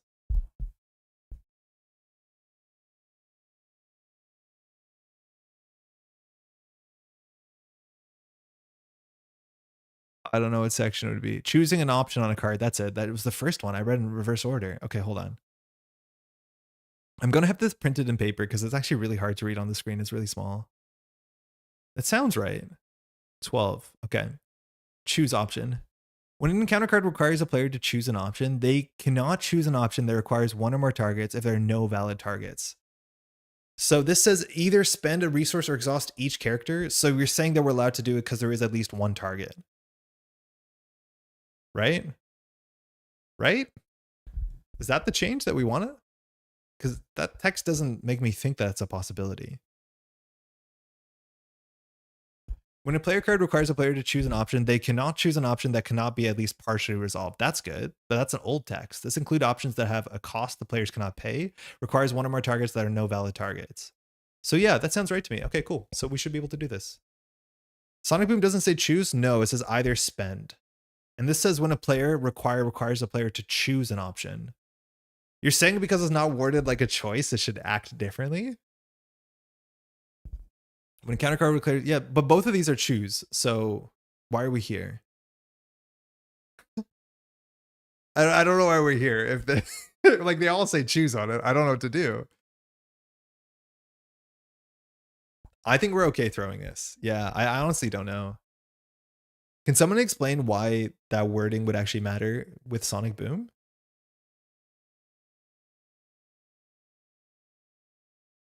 Because there's no choice. Well, there's a choice here, but it's like an implicit choice. It's not an explicit choose card. And this is the only section that's changed, hence the red text. I don't know. I think I'm just going to play it out. And it's honestly not that bad. If we Sonic Boom to take 3 cards out of our hand, we can exhaust Amadeus Cho. We can play Evaluate Threat. Then when we block next turn, we will draw 4 cards and flip down to Alter Ego, so Whirlwind won't attack us. It's honestly not bad. Like, I think spending 3 resources here is like not good. Technically it's worse, but it's like not the end of the world. I'm not convinced we can't do it. So I'm gonna. Oh no, but I have to spend this card. So no, it's bad. Now I'm on board of proving my case once again. Because I want to keep this card, but it's the only blue in our hand. The only mental. That sucks. All right, we're gonna spend 3. Please let me know if you can make sense of that ruling. All right, we'll use Amadeus Cho to draw a card. Hey, that's good. Lion of Olympus. We can play that. Oh, it doesn't do anything. I'll play it to the discard pile for now. No, actually gives us +1 defend. It is worth something. It's the end of the round, not the phase. The Marvel Champions Police won't show up. I mean, there's a chance. I don't think we need this. Actually, we need this. This thwarts for 3. No, but it thwarts for 3 really poorly, so I'll throw this out. And now we'll pass, and now we get to do finally a cool thing. And it is a really cool thing in theory. I would love to be an Alter Ego here, but we're just going to draw 4 cards. So we have a Limitless Stamina that's super flexible. We have a Limitless Stamina, super flexible. Why is there not new art? Quinn Carrier, that's really good because we should be able to play it. And a Strength. So this hand is strange, but very, very playable. And we're going to draw 4 more cards. Because this is going to go to 3. And Klaw's going to attack. And Klaw's going to attack Amadeus Cho. And we are going to defend. And this is going to be when we pop off. So attacking, we're blocking technically for 3 because Lion of Olympus gives us +1 defend. So we're blocking 3. It's attacking for 0. 1. Boost on Nowhere is Safe. Puts our first counter on Pursued by the Past. I feel like either or is definitely a choice without the actual word choose. Like vibes to me, yeah, it's a choice. Like you're deciding 1 or 2. But rules is written. It's not one of the cards that says choose on it. So I don't know. At this point, like I wouldn't lose sleep about it. I would just choose something that's like intuitive. This wasn't the end of the world if we have to discard 3 cards. Now we don't take any damage here, which is nice, but Protect the Humanity will now fire. It says when the villain would attack, the villain attacks. If Hercules defended to remove a labor counter here. And this says when now this is added to the victory display because it's out of uses. Trying to figure out why that happened. And now our hero text kicks in. It says response. After a labor is added to the victory display, put the top card of the gift deck into play. Ready Hercules, you may flip to Alter Ego. I'm going to flip to Alter Ego so we don't have to protect Amadeus Cho. So we're flipped to Alter Ego. And now we have to get the first labor from the deck. There are 3. We'll go 1 on left, 3 on right. 5. Sorry, I just meant to 1, 2 on left, 5, 6 on right. And we get the Shield of Perseus. All right. So we get +1 hit points. We have Retaliate 1. And then after this card enters play, draw 4 cards. So we're going to have a huge hand here. And our labor count, or our gift count is now 1. So we draw 4 more. We have the Son of Zeus, which now readies an upgrade we control. 2, an energy. 3, Herc's Helm. 4, Son of Zeus. Like we're already in a really good spot. Like look how many cards are in our hand. We have so many readies. We're going to get another labor in a second. I think this is actually not a bad start, as clumsy as it felt like it was. Whirlwind will scheme for 1 because now we're in Alter Ego. And so now the minions activate. So this goes to 4. The worst case here is an advance, but it's a weapons runner. So this just gets Surge. No, not you. So we have another minion in play. It has Surge. We'll draw another card. I'll pop a query in the Discord. Let me know what comes up. 2 health. Sinister Strike. This gets Surge. This just says the villain attacks you. It's the equivalent to Assault in the world we're living in. Oh, it does get a Pursuit counter, though. Masters of Mayhem. So we're going to have a lot of things on the table to deal with, but luckily we should be able to deal with it. So Masters of Mayhem says, each Master of Evil minion attacks the hero it's engaged with. Technically, it's not a hero, so it doesn't attack. We're an alter ego. If no attack were made this way, search and counter deck and discard pile for a Masters of Evil minion and put it in play engage with you. Now, this is technically our choice. Usually the one that you go for is Melter, because Melter is just the smallest guy. We're going to be grabbing potentially a 4th minion on this turn because we might go get our labor. And I'm assuming we always get a labor if we can't get a labor. The threat labor is going to be hard to deal with. I think this turn we can actually thwart 9. So we won't be able to clear labor. We'll be able to do a lot of work though. Actually, maybe we'll be able to clear the side scheme labor if we get it. The issue is because we start in alter ego. If we pop to hero mode, then complete a labor to pop down to alter ego mode, we can't jump back up to hero mode anymore because we've already used our once per turn. So I think this turn, we're still going to grab our labor because of course we are, but we have so much work to do on this table. Okay, it's our turn. We get rid of this. And now we have to reevaluate our cards, right? Because we have technically a gift here. Golden Mace now says that we get +1 attack for each gift and with overkill. So we're now attacking for 4. That's nice. And Prince of Power says, during an attack, after we defeat an enemy, exhaust this, heal 1 damage for all overkill damage, excess damage. Okay, cool. And we have 2 readies. But this doesn't ready us. This is an identity specific upgrade. So this is not worth playing, unfortunately. This is really not good when you only have 1. We're going to play the Quinn Carrier for sure. We're going to play Herc's Helm for sure. The one question mark is what we do with Amadeus Cho. I'm assuming that we always draw a card with Amadeus Cho. I guess first we'll do our Hercules text. So we're going to go ahead and grab the top labor of the deck. So we'll do 1, 2, 3 on left. 4, 5, 6 on right. Okay.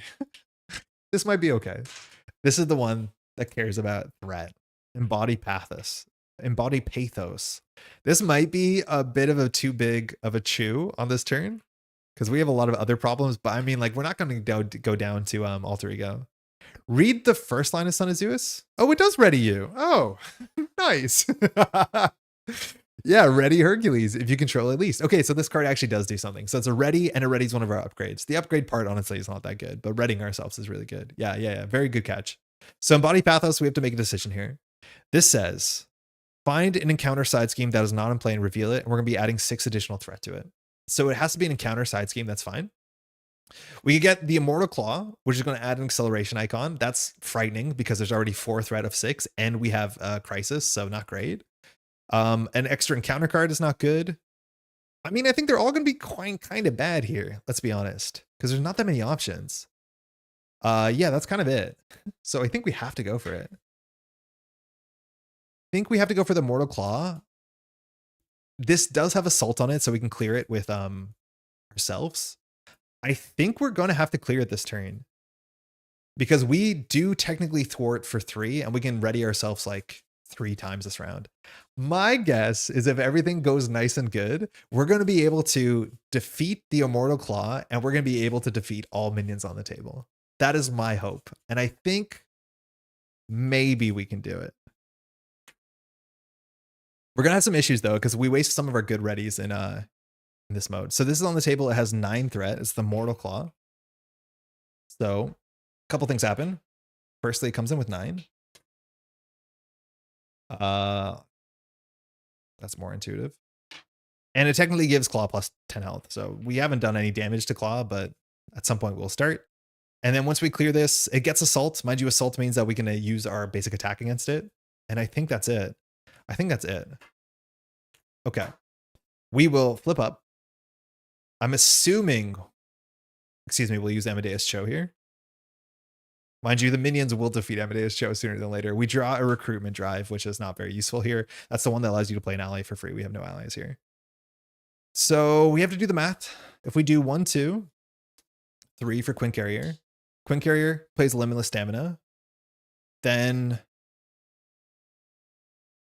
I mean, I want a Son of Zeus max, so I think we do Herc's Helm for Limna Stamina, and that will do 3, 6, 9, and then we'll draw 4 cards and ready ourselves. So then we'll have 4 more cards, and the Son of Zeus's will also give us a tough status card. That's fine. I guess technically because the strengths give us a tough status card, we could play a Son of Zeus now, because having multiple tough status cards doesn't matter on this turn. So I think that's actually how our turn starts. This turn is going to be really good. So we're going to do 1, 2, 3 for the Quinn Carrier. So this generates a wild for an adventure, which we are. We're going to thwart for 3. We're going to use the Quinn Carrier to play a Limitless Stamina. We'll ready us. We'll thwart for 3, down to 3. Then we'll play a double for Son of Zeus. And I know it gets better, but there's only so much value you can get off this thing. So unfortunately, readying an upgrade doesn't matter here, but we're going to ready Hercules, and technically we can ready an identity-specific upgrade. We're not going to be doing any basic attacks sooner than later, so it's kind of wasted. Then we're going to thwart for 3 one more time into the Immortal Claw. We've cleared the Immortal Claw. Villain takes 10 damage, and we finish Embody Pathos, which goes to the victory display. So as soon as it showed up, it goes, and then Hercules pops off one more time. So, one more time. After a labor is added to the victory display, put the top card of the gift deck into play. Ready Hercules. You may flip down to Alter Ego. We're not going to do that because we can't come back up into hero mode. But now we can get one of these 2 cards. And we know the last thing that we have to do is fight a big thing. Oh, I did 20 damage to Klaw? All right, so 1, 2, 3 on the left, 4, 5, 6 on the right. 5. We get the Nemean Lion Skin. Okay, so plus 2 hit points and steady. So we're at, oh, I put us at 22. That's the issue. So we should be now at 14, if I'm not mistaken. Okay, and we're steady. There is a bit of stun or confuse in this set, so this is something. And now technically we have boosted stats here, and of course we have to draw 4 cards. So we're going to draw Gilgamesh, which can confuse us, which seems totally acceptable. We have another Recruitment Drive, which in theory playing Recruitment Drive makes Gilgamesh cheaper. The problem is it's an alter ego form only. Ancient Rivalry, we did throw out our friends, so that's not going to happen anytime soon. We probably should have kept that in mind. And we have Olympus, which actually is sick here. This generates 2 resources for 1 card, so it already puts us up a resource. Wait, this is absurd. Wait, this is really good. Okay, so checking again what we have. Huh? What is going on here? We only played 2 readies so far. Son of Zeus and Limitless. We have 2 more readies in our hand. Okay. So let's start beating things up. So Golden Mace says when Hercules makes a basic attack, gets +1 attack for each gift and overkill. So I guess we're going to start by defeating Melter, I guess. So we're going to attack for 1, 2, 3. Yeah, that's fine. We'll do the mace. So we have 4, 5, and we have overkill. I guess in theory, let's hit Whirlwind because we have a bit of healing here. So we'll attack for 1, 2, 3, 4, 5 with overkill. So we're going to do 4 to Whirlwind, 1 to Klaw. And then we can do Prince of Power. We want to use our upgrades sooner than later. It says after Hercules attacks and defeats an enemy exhaustus, heal 1 damage to Hercules for each point of excess damage. So we heal 1. Okay, cool. We'll play Olympus. So this generates 2 wild resources. I think we'll just go ahead and use them on Son of Zeus. So we'll ready ourselves. We have gifts, so we'll give ourselves the one that gives us +2 attack. And then because we have 2 gifts, we'll give ourselves a tough status card. This is absurd. That's Olympus we used on that. Okay. Okay. So now we can attack for 5 once more time, knocking out Melter. You could have targeted Cho with Sonic Boom. The rules under targets. Okay, hold on. I'll come back to that after this hyper turn, but that's good to know. Thank you. This is sick. I clearly underestimated Hercules considerably. Maybe it depends a lot on the villain scenario. I think it's going to depend on a lot of stuff. But like the fact that we got in a scheme that we could clear on turn 1, like it didn't have active checks. The fact that we had a hand that had 3 readies in it naturally, like some of that was because we started, like you are going to snowball. The turn that you clear a labor, or sorry, yeah, a labor should make it easier for you to immediately clear the next labor because you'll have all the readies in your hand. And now at the point, our deck has all these 1 for 5s once we cycle. Yeah, almost typed Heated Rivalry. Like, this is absurd. What do we want to play here? So we're going to attack for 5 again. 1, 2, 3, 4, 5. +1 for each gift, so they'll knock out Melter. Okay. Okay. We could definitely play Gilgamesh, and Gilgamesh could thwart this. It also gives Namora 1 more health, and then we could just ready ourselves, I guess. Herc's Helm is really good because Herc's Helm lets us defend for Amadeus Cho, which is nice. Yeah, that seems good. So the Herc's Helm always gets played because it's just good. 0 cost card. It says when the villain attacks you, exhaust this, reduce the amount of damage by 1, and it redirects attack to us because it is defense traded. So that's good. I think here the ready is not super important. I think I'm just going to play Gilgamesh because it uses our hand really well. So we'll play Gilgamesh. And as an additional cost, because of course we're not an Eternal, we have to confuse ourselves, which is super acceptable. Oh, issues Herc's Helm is really ugly with the toughness, but Amadeus Cho is no longer going to be targeted, so we don't have to do anything smart. He's only going to be targeted by the weapons runner. Okay, she gets 1 health. She's going to attack for 2 to the weapons runner. You definitely want to get 1 gift per turn? Or do you? I mean, it seemed good. This is not limit once per turn. It's limit once per phase. Like, that's a really cool thing that we ended up doing with Hercules, is that we got 1 gift in the villain phase, and then we got 1 gift in the hero phase. Because in theory, this is limit once per phase, the response off of this. So we technically did a really cool thing. Then we'll use Gilgamesh here, who will just for some amount of work thwart for 2 to start clearing this, and then we'll pass. Now again, Amadeus Cho, the only text on Amadeus Cho is targeted by minions, not villains anymore. We need to find a window to jump down to get our last gift, but I'll be honest, we probably don't need our last gift. Wisdom of Athena, right? Like, now these cards are 1 for 4s or 1 for 5s. A recruitment drive, I don't love these sort of cards, but they're fine. This is better in multiplayer. A card that's better in multiplayer. And call for backup, which, hey, that's a nice one to go get Thor, because Thor is actually really quite good, considering our thing. The point where his 5 damage cost 0 is so empowering. Yeah, I know, but like, do you not just by default win the game then? This is the issue I have with these build-up characters, is like, it's in theory the opposite kind of narrative curve you want. Like, you want the game to get harder, but the game gets easier the more you set up. Like, I'm not a huge Ironheart fan for that reason, because basically the question is, can you survive till turn 3? If you can survive to turn 3, the next 6 turns don't matter. And this is definitely based off of our starting feeling like that. As much as on standard, the pressure as soon as turn 1 is much more minimal. Why does Amadeus look like he should be running nets? Yeah, he should be running nets. Kind of does. I want to say this. I guess I can. It's a bit of a spoiler, but I was like very happy to come on this stream today and give a little Netrunner teaser, because we're revealing some Netrunner cards on Tuesday, just in a couple days.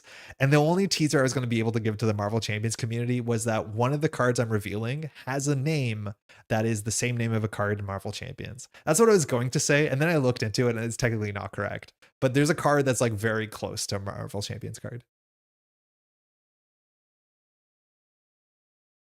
Okay, this goes to 5. At 6 it pops. It's not the end of the world if it pops. Klaw's attacking. So for Klaw, we don't have to block anymore. We technically have a toughness here. We could use Herc's Helm, but it doesn't really do anything because we can't, unless technically it actually does something if Klaw. Oh no, it's a hero interrupt, so it happens after toughness anyways. So, oh no, it goes first when the villain attacks. It's an interrupt. So in theory, we could use Herc's Helm here. And if technically Klaw gets 2 0 boosts, we preserve the toughness, or even a 1 boost and a 0 boost, we preserve the toughness. I don't think that's worth it. The chance of that happening is so unlikely. So if Klaw attacks again, we'll be ready for it. So Klaw double attacks, or actually it might happen. Evil Alliance, that just gives us one of these.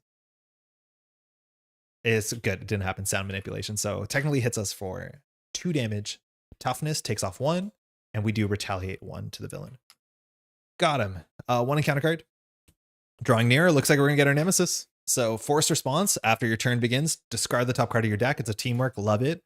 For each counter, we put 1 here. At 4, it pops. We gotta figure out what the God of War is up to. All right, it's Ares. And now we have a problem with the Hydra, but Ares is here. Ares doesn't seem too bad. 5 health, retaliate, force response after he schemes. Instead, give yourself an encounter card. Love that. Very cool text. I think there should be more characters that do that. Like if we like, the closest we have to it is Master Mold, but I love a character that says when he attacks, instead draw 2 encounter cards, something like that. Retaliate. We do have Olympic Feud. So when revealed, place one additional threat here for each Olympus card in play. Oh, I hate these. This is the same way Thor has this, and it just punishes you so hard for playing their kit. You're so happy about the 0 cost upgrades, but yeah, man, any card that scales up for that, like Thor is so painful when Thor has like an 8 cost or 8 threat thing. I don't know where the balance on this is. So we have to count our Olympus cards in play. 1, no, 2, 3, 4, 5. I mean, 7? Okay. I did play a quick draft earlier where I drafted 5 pop-ups for my opponent, picked Nasir. I mean, picking Nasir in quick draft is an absurd choice. I'm power to your opponent for doing that. I feel like the resource cost reduction from the gifts of the identity-specific cards are more impactful than the gift effects themselves. I agree. These gifts are not that good. Like giving us steady and retaliate 1 and 3 health like does not matter. The cost reducers and the upgrades matter way more. Almost like they use Thor for inspiration. Yeah, they use Thor for inspiration. All right. This is something we have to get rid of in alter ego, but now because there's no counters there, it's like not really a priority. And we're back down to having a 4 hand size. We are confused and we have no readies. So the good turns are good. The bad turns are not as good. So if we want to clear Olympic feud, we can't. If we want to clear this, we need to take 1 threat off of that. Like Amadeus Cho can draw a card, which is fine, but not super necessary because we can always play like Wisdom of Athena for 1. Call for backup for 1. It wastes Olympus though. Like it'd be nice to play Olympus here. So in theory, Amadeus Cho could draw a card and that card could be playable with Olympus. But we need to take 1 off of this, 1 off of this, 7 off of this. You are steady. Oh my God. We just talked about how it's not useful. Yeah, we're steady. Nice, nice, nice, nice, nice, nice, nice. Super important. Hey, Nocturnal, how's it going? We just opened this pack up like an hour ago. It's our first game. How you doing? Yeah, we're steady. I'm just going to keep waggling at this counter here. Yeah, so we can just, we throw it for 1. So at least we can clear this. And then we can clear, yeah, we're fine. We're fine. Because we're steady, we can deal with this. So I'm going to start with Amadeus Cho and look for a target for Olympus. So again, Amadeus Cho just draws a card. Yo, what the heck is with this? This deck has 3 copies of Avenge Me, and none of our allies are an Avenger. How many allies in the deck are actually Avengers? Oh, it doesn't care. Okay, I should read the card. Play only if your identity has the Avenger trait attached to an ally. When attached allies defeated, draw 2 cards. Okay, totally acceptable. Totally acceptable. Herc's helm was the best art. Stark contrast from one of the grotesque Wolverine arts you played last vid. It's really good, and they know what they were doing here with this meme card. Okay, this is playable. That's fine. Not a good hand, but this is fine. Okay, so I don't think we need to call for backup here. Our ally slots are full. In theory, we want to just put this on Namora because she's going to be leaving in a second. We do not care if Ares can attack us for 3. That does not matter. We have retaliate plus all this other stuff. So unfortunately, we have to thwart this for 1, which sucks because we could attack for 5 into Ares, but we will thwart for 1. This has been here since turn 1. We need to thwart 1 after this. We'll just go ahead and use Quinn Carrier for Wisdom of Athena. There's only 2 of these in our deck. Wisdom of Athena says remove 4 threat from a scheme, so we'll make this 7 go down to a 3. Excuse me. Okay. Breakpoints are really awkward here, so we're not gonna be able to clear this at all. Yeah, that sucks. That's actually kind of painful. Why does that feel so bad? That feels emotionally devastating. We might have not wanted to use Amadeus Cho if we'd done the math. Yeah, we probably didn't. Because Amadeus Cho allows us to deal with this. We could do 2, 1, and then 2. So we'll do... Oh, we in theory could get rid of Namora to draw 2 cards. Let's see what's in the bottom of our deck. If we do that, we draw Death Cry and a Line of Olympus. Yeah, actually, that's good. Yeah, they don't have to be Avengers. Yeah. That art is from Marvel Zombies, really? So what we're going to do instead is we're going to put Avenge Me immediately on Namora. So Avenge Me says that attach, if you're an Avenger, attach to an ally. When attached ally is defeated, draw 2 cards. So we're going to put it on Namora, and then immediately we're going to use Namora to thwart 2 off of, I guess, this. And then she's defeated, which means we immediately draw 2, which decks us out. So in theory, we should plan whether we want to play any of these cards or keep them in our cycle. I actually don't want to play any of these cards, and I keep them out of the cycle. So this card, where is it? It's interrupt when attached ally is defeated, so I'm assuming it still resolves on the table. We draw 2 cards, which means Deathcry might be able to help us out here. This doesn't hit the discard pile is my read on it, but I'm not 100% sure. And then we'll shuffle, get an encounter card. Yeah, that's the idea, that we want to avenge Namora to get cards. And we have one ally, so it's a good way to use Olympus, which was lacking this turn. Is the flavor text on Wisdom of Athena Zounds? I don't think anyone outside of Calvin Hobbes actually said that. No, people did say Zounds. If I'm not mistaken, Zounds means like the wounds of the gods. And it actually was blasphemous. Like it was a thing people said, but it was a blasphemous because Zounds is the wounds of Zeus, like God's wounds, which saying that gods can be wounded, I think used to be blasphemous. How many copies of Avenge Me? All of them. I think all 3 are in the deck, which like I thought you could only attach it to an Avenger, but this makes way more sense. I like that card a lot.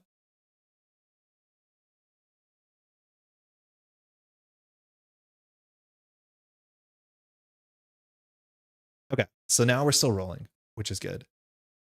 So we're gonna use Olympus, and I'll throw a recruitment drive, and we'll figure out what the text on Deathcry is. Never played her yet. I think she's the one that hurts us. So she says, when Deathcry makes a basic attack. Okay, we're not gonna do a basic attack this turn, but otherwise we can reduce the consequential by putting it on our own face. This means we can do thwart for 2 with Gilgi, and then we could thwart for 1 with Deathcry. We clear Olympic Feud on turn 1. Good. And we're good as gold. Okay, sick. We will simply throw this out to play a call for backup. So this is just a new art, a fun art version of the original call for backup. So when we clear this, we can go grab, I'm assuming it will be Thor. And then I'll play Avengers Compound just to get out of the deck. And if we ever have to discard something, we'll discard this because I don't think this does anything. How many come in the pack? 3, yeah. Anytime that a card is not unique or limited 1 per deck, you'll get the full play set. And this precon has all 3. I don't think any situations where there's not, the precon doesn't come or it doesn't use all 3 for a card that comes with all 3, if you know what I mean. Thanks for the trivia, big fan of blasphemous things. Unfortunately, we can't use all our upgrades, but we're in a good spot here. We'll pass. All right, that was the first deck cycle. Honestly, we've built out substantially. Things are looking okay for us. The new call for backup is entirely amazing. I love it. I really do like it. Firstly, the blue color pops way more than the other one with, I want to say Beast on it. I forget who's on it. And then the Indignant Rocket Raccoon is just the best. And you get like, I'm assuming Hercules is a bit of a himbo character. I haven't read modern Hercules, but I can get behind that. All right, strength. Speaking of Hercules, this is Civil War strength. We have Wisdom of Athena, so that's going to solve all our problems. Again, this is a 1 for 3. We need to find time to jump down, or 1 for 4 to get our next thing. Another Avenge Me will line up perfectly with Gilgamesh, and a Teamwork, which is the card that we keep drawing and not being excited about. Good to know. This goes to 4. Klaw is attacking for 0 and 2 cards. Here we might as well use Herc's Helm. So Herc's Helm says, when the villain attacks you, exhaust Herc's Helm, reduce the amount of damage attack deals by 1. There are a couple encounter cards or boost cards that say that if we take damage from this attack, we're stunned. That's totally fine because we're steady. So being attacked for 0. Boost on Dark Designs puts 1 pursuit counter. And then we get 1 for Sinister Strike. So we actually take no damage from this. Ares attacks. Oh, sorry, we retaliate 1. Ares attacks. So Ares just attacks for 3. We'll take 3. Takes 1 on retaliate, down to 4, and we draw 2 encounter cards. Avengers Compound isn't unique, but it's max 1 per deck, so everyone can have 1. Yeah, that's the one difference. You only get 1 copy of it. Ares' Axe. Golden Retriever guy energy, that's the idea. Okay, so this is one of the cards that I don't have a scan for, so we're all learning this together, I guess. Attach the Ares, okay. After attached enemy attacks, if no friendly character took damage from the attack, discard this card. +2 attack. I mean, who cares? Way worse if it goes on the villain than Ares, despite the name. All right, this is the one that's going to cause us to advance. So Dark Design says place 1 pursuit counter. We're not at 4. So in theory, Ares could immediately attack if we rip the bad thing off the top of her deck. But now the villain schemes. So Klaw schemes for 2 in a card. We get 3 boost, God of War. So this advances. So a bit unlucky, but we have no status cards. And Secret Rendezvous, I think it's just going to like ruin the deck. Discard cards from the top of the counter deck until they're minion. Put that minion in play. Oh, it's Radioactive Man. Okay. And then this flips over, and all on the back it just says 8 threat. If this goes through, we lose. Secret Rendezvous sounds so much more sexy than this is. Radioactive Man is here. He's shown up like 3 different times in this game.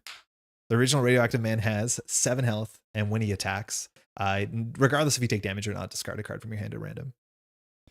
Hey, Joel, how's it going? I don't know if you picked this stuff up or not. We just got this afternoon. Glad it looks like Herc has a cool engine. I think it was a big bummer with Hulk. Was hoping he'd do something cool when flipping down or up. Yeah. What do you think is the best aspect for Hercules? Josh, this is my first game. We haven't even finished it yet, so I couldn't tell you at all. Honestly, I have no idea. I think a lot of it's going to come down to like how you want to hedge around drawing the different gifts.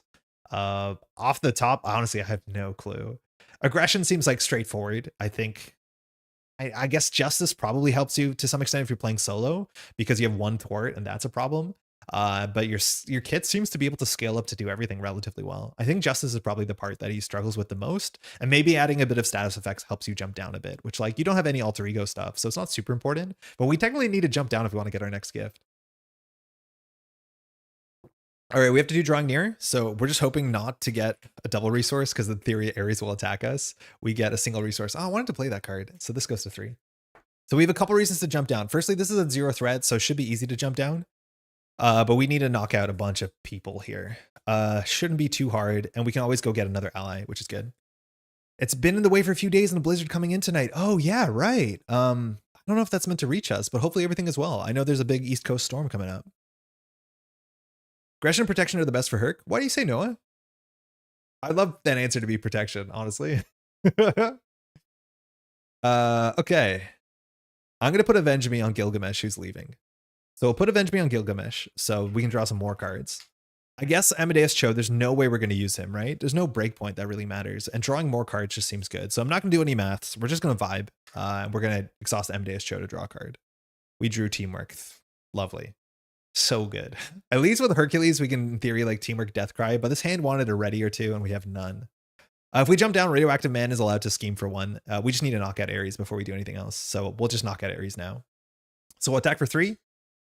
In theory, we could use a Teamwork. Our hand doesn't do anything. Like we're wasting, like our hand is this, and we have so many resource generators we're not using. That is frustrating. So hold on. I guess we should use, yeah, Gilgamesh and Deathcry probably first. So what we need to do to make sure we don't waste any value is we're going to use Deathcry, not to do the text, but Deathcry is just going to thwart for 1. Then we're going to use Gilgamesh's text to thwart for 2, but call for backup fires first before Gilgamesh is defeated, so there's no chance that we draw the card with this. And the ally we can put in play can technically replace Gilgamesh, but that means Gilgamesh is not defeated. Wait, that's actually really ugly. Because it says when attached ally is defeated, when we play an ally on top of an ally because we're empty slots, we're out of slots, it doesn't defeat the ally. So if that's the case, we should just do Gilgamesh first and then just risk Gilgamesh drawing one of the allies we want. So we're going to thwart with Gilgamesh first to not clear this so we can defeat Gilgamesh and draw 2 cards. We drew 1 ally. Okay, we have a limited stamina. At least that's good. And now Deathcry will finish it so we can use Call for Backup to go search our deck for somebody. I'm assuming we're going to get Thor and then just be upset. Don't forget the text on show. Oh, I did forget the text on show. You're right. So imagine we exhausted for that. We'd have to exhaust for that, which in theory means we would have taken, I think, 1 damage. We took 2, we would take 2 less. Yeah. If I'm not mistaken, yeah. So the text on show, I did forget. It's we always get attacked. I forgot about this. It was super relevant on turn 1, but we had to block for that. So imagine we did, I reckon. Okay, now we have to search for a call for backup. Thank you for the shout out. That's actually really important. So we can get an ally from a discard pile or a bin. We're running out of ally slots, and I think that's what Amadeus Cho wants us to do. I think we're just going to grab Thor here because like we got to try this guy out. Thor comes in with 4 health. Sucks that we have Namora in our hand. We have no way to get more ally slots. After Thor makes a basic thwart, discard cards from the top of the encounter deck until a minion is discarded. We just are going to avoid that. It's not something we actually want, but thwarting for 3 is good. We'll just attack for 3 twice, I guess. Excited to watch this back later. Schmendrick, how's it going? Have to play some co-op Ashes with the kiddos. Oh, sick. Are you playing the new stuff? Like the Ascendancy? Enjoy. Looking forward to trying him in a Retaliate Change of Fortune deck. We drew in the wrong order, but yeah, you can get to like Retaliate 4, Retaliate 5. Seems really good. Solo leadership, multiplayer aggression, or protection. Justice is stable but clunky. Interesting. Okay.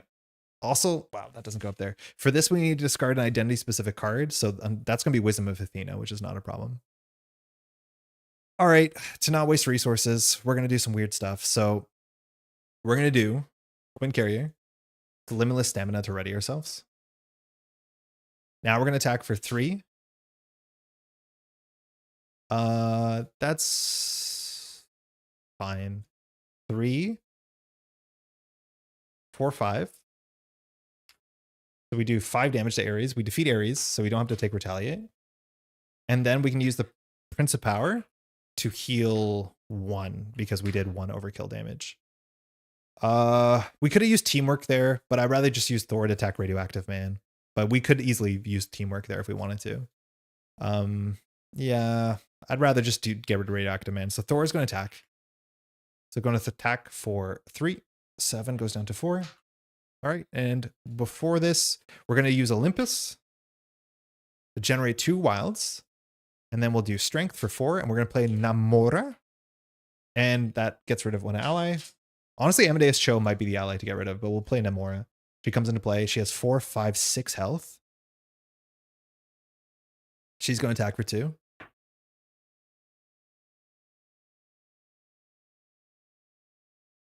Playing old cards against new Dragonborn. Oh, cool. There's no rules. There's nothing you can't play in co-op, right? Like there's no rules where there's no old card. Like there's old cards that have rotated, but you can still play any of the older stuff, right? We'll jump down to Alter Ego. We'll get rid of a card with drawing near. So we'll go get rid of the Wisdom of Athena to clear this. In theory, we can go get the next gift here. Unfortunately, it'll be a big old minion. Radioactive Man is not a bad choice. So we could do it now, but we might as well do it later.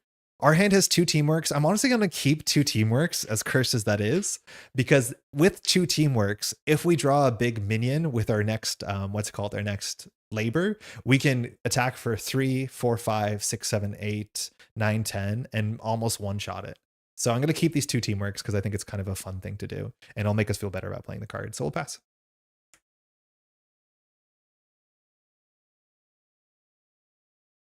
One, 2. 3, that's all we need. So we should be able to knock out whatever we draw. Recruitment drive, whatever. We have enough resources that this doesn't matter. 1, 2, 3, 4, 5. And then finally, we have our Gauntlets of Hercules. This is the one that gives us Retaliate X, right? Yeah. So this gives us technically up to Retaliate 3. Hercules and Wonderland don't arrive here into Spain until March 20th. Josh, I totally hear you. In Canada, we were getting a lot of stuff 3 months late. I was very surprised that we got this. Technically, I got it 2 days late, but I can't complain. So hopefully that's, it doesn't take too long for that to pass. But yeah, I hear you. I've been in that boat before. At least you have a date too, right? Like sometimes you don't even get a date. Hopefully it's not too long of a wait. All right, this goes to 1. Villain Schemes for 2 and a card. 1, 2. Boost is just Tiger Shark. Give the villain a tough stats card. That's the 6 health minion we're probably going to get in a second. So this goes up to 3, and then Radioactive Man goes to 4. 1 encounter card. Similar story in Australia. Also bad. How do we get it in Canada? Normally we're all in like the same kind of proverbial boat. When revealed, Proto Hinder, 4 threat, has a hazard. We're just about to deck out. We have 4 cards left. Sometimes you deck out pretty aggressively in Klaw.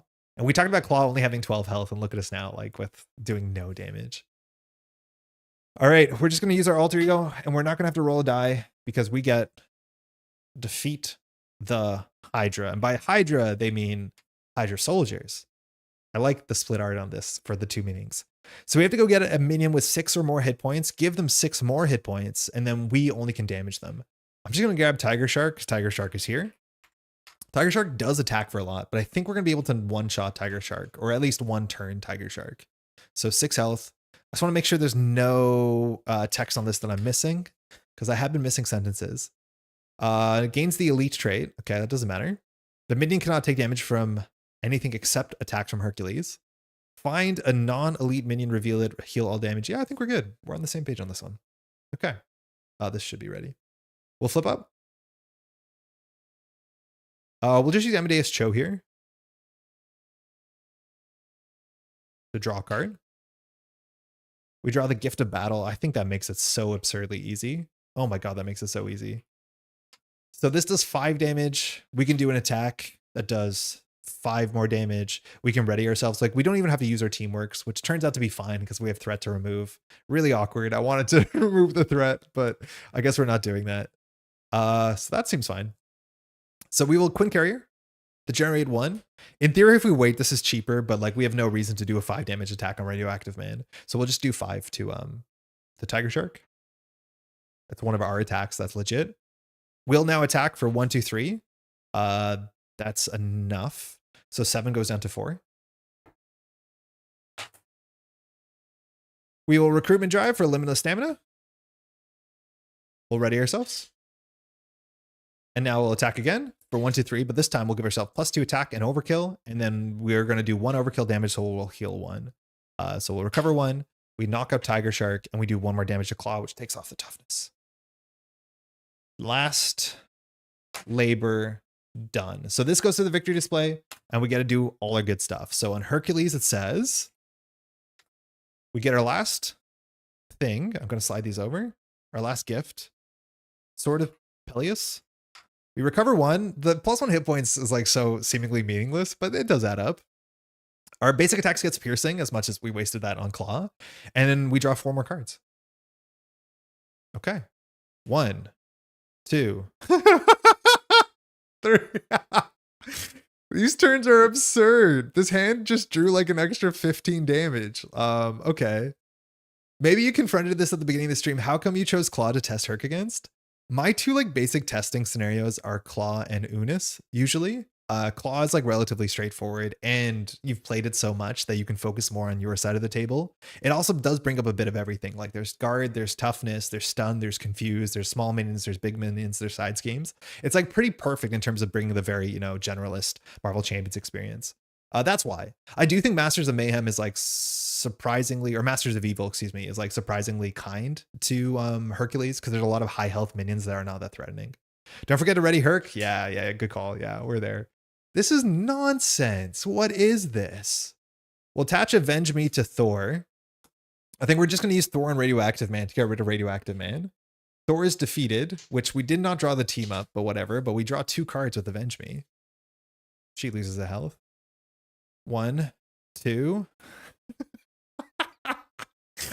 I think we can solo Klaw. The problem is if we advance Klaw gets 10 more health because you get the Immortal Klaw into play.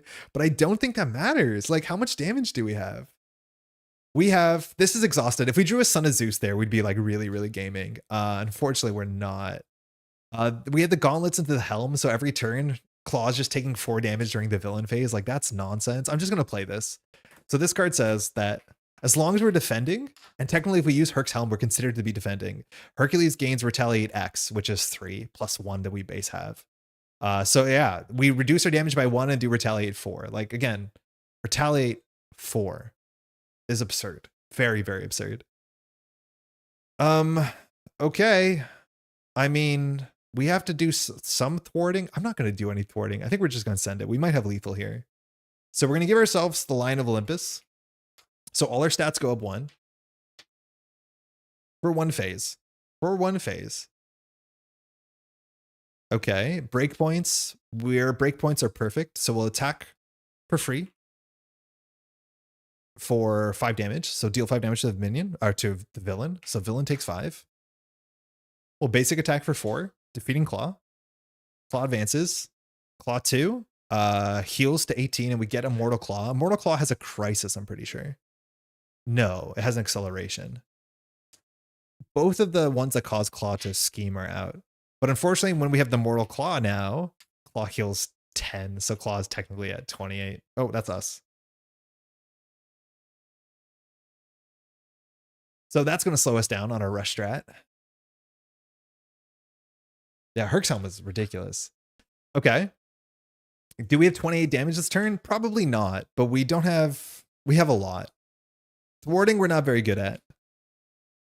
I think we can just ignore this stuff. Like, we could clear this by doing Namora thwart for 2, us thwart for 2. That's probably worth it. And we just do 5 damage because we've used all our upgrades that make us attack better. So I think all we should do is like send the damage. I'm going to use Olympus, which again, we're generating 3 resources a turn. So we'll exhaust Olympus just to get the Helicarrier in there. I mean, it's fine.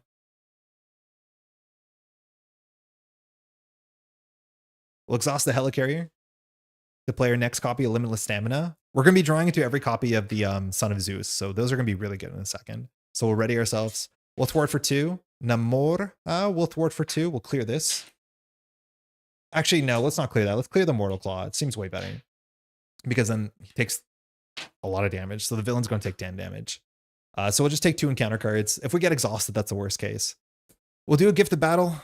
And we're going to waste so many cards here, unfortunately. So this is just 5 damage to the villain. Boom, 0 for 5. And then these cards are unplayable. So we're just going to throw them out. We'll pass. Okay. Draw 4. Teamwork. I hate this card. Man, I do not care for this card. Genius, not useful. Energy, not useful. Ancient Rivalry. What a terrible hand. This hand does nothing.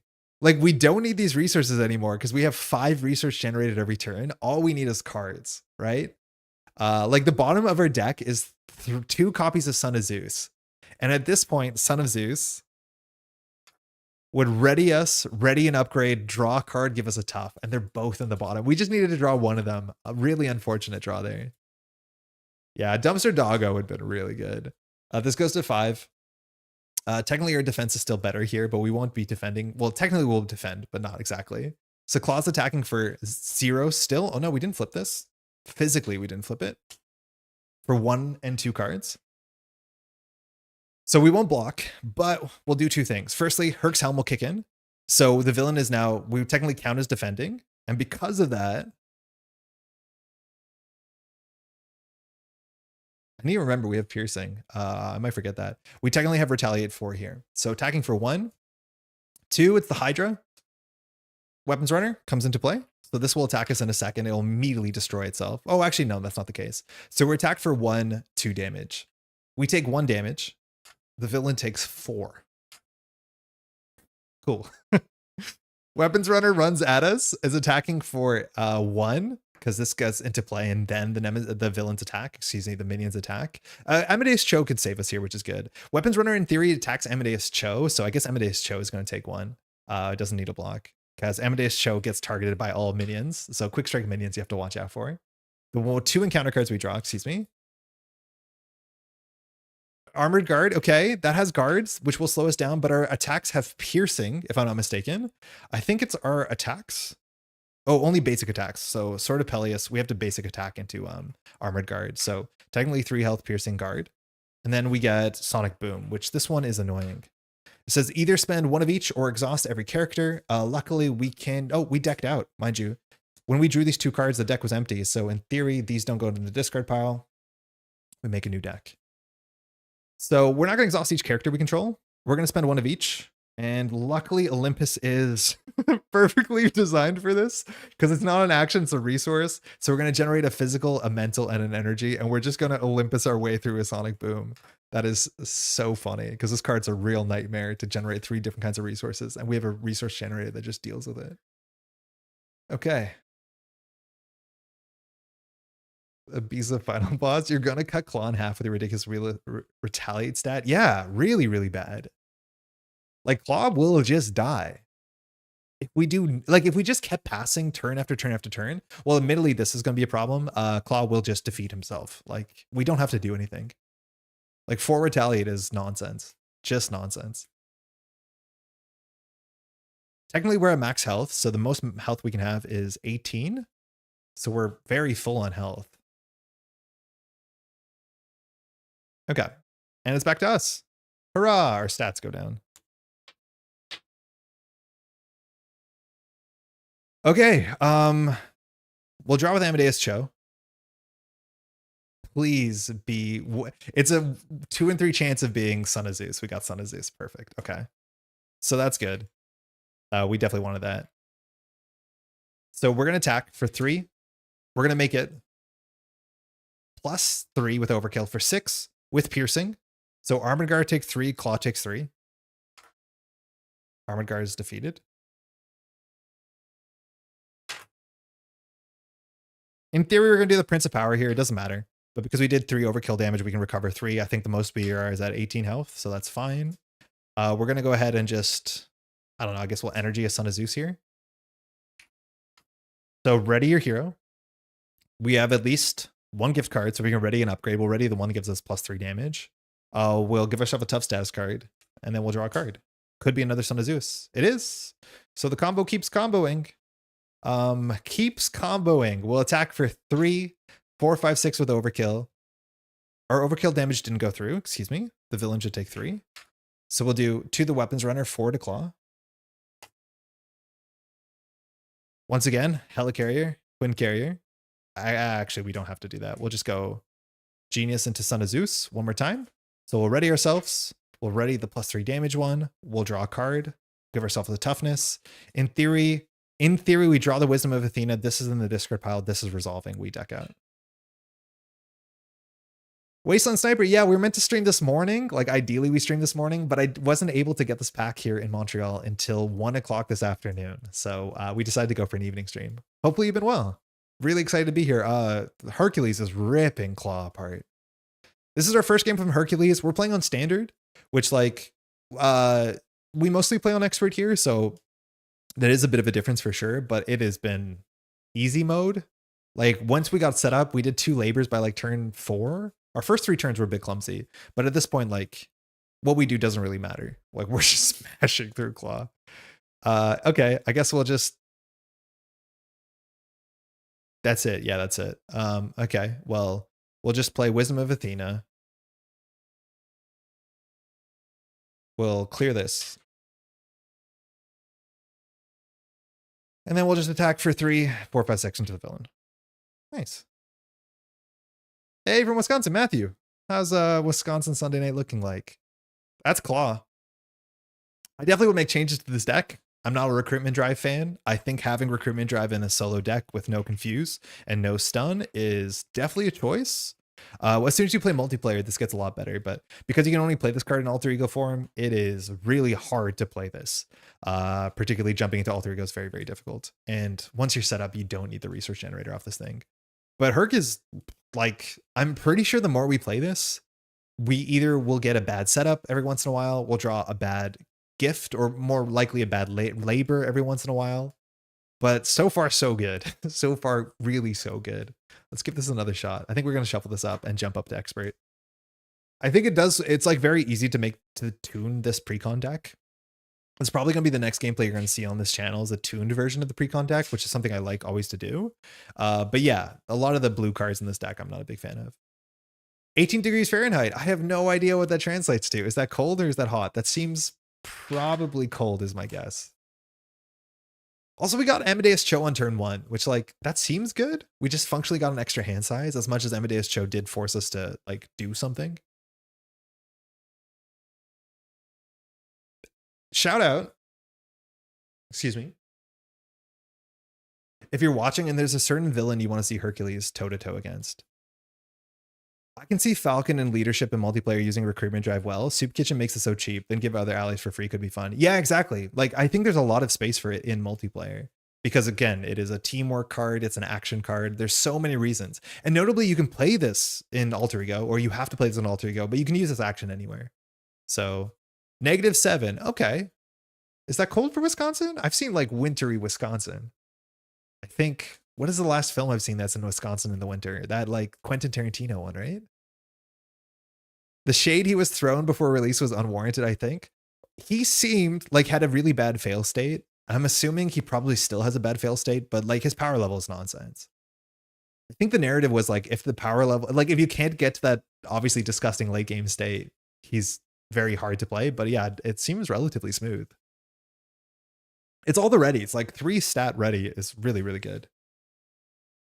Okay. I guess we'll just do expert Klaw because it's here. I just need some water. 1 second. I think that one Tarantino cowboy film happens in Wisconsin.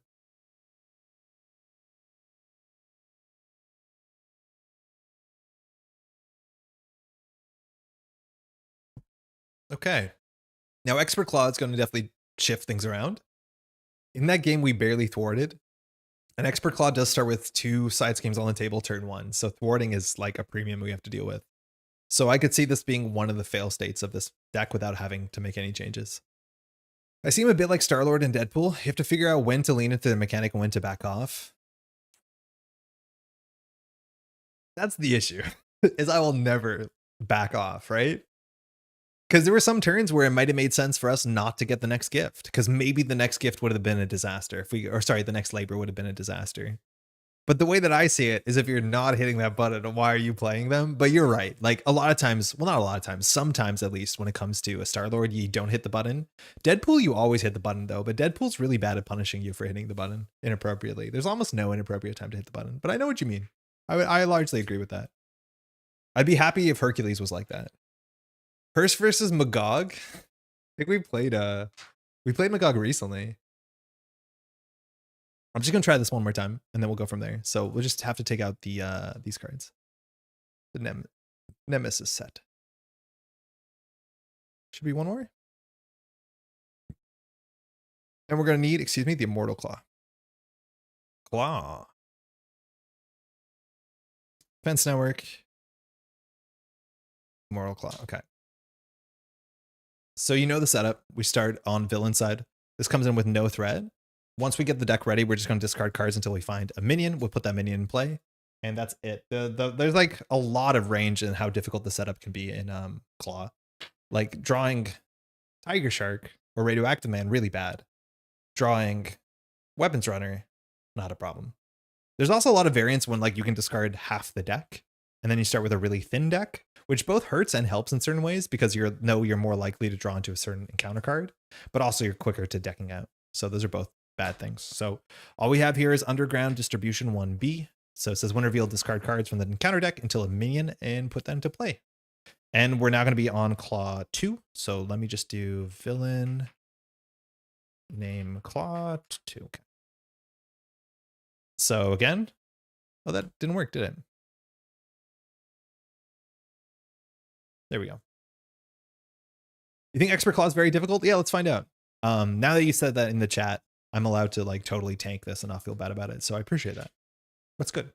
You gotta lower expectations. Are you planning to try out Wonder Man tonight as well as just Hercules? Yes. We've been streaming for 2 hours. Damn. We're gonna do one more game with Hercules and then we're gonna dive into Wonder Man for sure. If you want to have a suggestion for what we play Wonder Man against, I'm assuming we'll just pull out Unis. That'll probably be the case, but I can stream for like another 2 hours tonight. Did protection build center around keeping Cho in play using Victor and Mancha and Protector's defenders for him? It was absurd how well that game went. That sounds good. Did you get lucky and draw the Amadeus Cho for free on turn 1? Because that seems important. Okay, discard until we find a minion. We got rid of a Sinister Strike, Claw's Vengeance. Those are 3 cards that do extra attacks. Evil Alliance, that's the one that gets the Nemesis. Masters of Mayhem. Weapons Runner, okay. And because we put Weapons Runner into play, we don't have to do the Surge. So this is like the easy start, where there's just a little guy here that only tickles you for 1. We're on 14 health. Okay. That's it. We mulligan. I think I drew him on turn 2. Okay, cool. Oh, add the 3 expert cards. Good shout. We were going to play on medium. Shout out to medium difficulty. Pretty sick difficulty. I guess we could have discarded them, but technically having these in the deck makes the game harder, so I don't mind that we did this in the backwards order. I was like, the deck is pretty thin. Yeah, it's those exact 3 cards. That's why. So yeah, that's gonna be make things a lot harder. Like exhaustion's gonna be pretty bad because we want to be ready every turn. Villain's technically on 28. I thought you said you weren't getting them, Nolan. Turns out Canada got this on Friday on the real release date. Quebec for some reason didn't. At least like my local game store didn't. But I found one game store that did. That was too far away, but they were able to get it to a more local store that doesn't usually sell Marvel Champions this afternoon. So I picked it up at noon. Yeah, I got it. The stream delay is actually longer than I think I'd want it to be. All right, this deck feels so thin. That's it. Medium difficulty, if you haven't played it, you just play expert in terms of like the sides of the villain, but then you don't play with the expert cards. And genuinely, it's pretty fun because you get to see like the villain gets more interesting, but then you don't have to deal with the surge stuff that like frustrates some people. I think there's a legitimate play angle some people would like.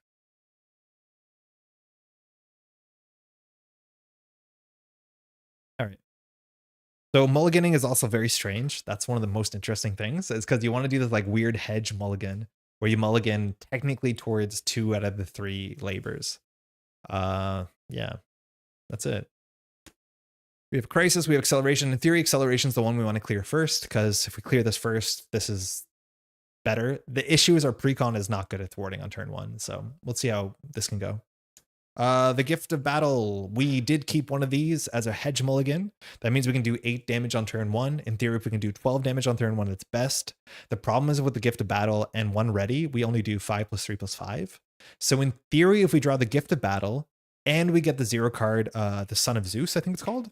The Gift of Zeus? Something of Zeus? This one.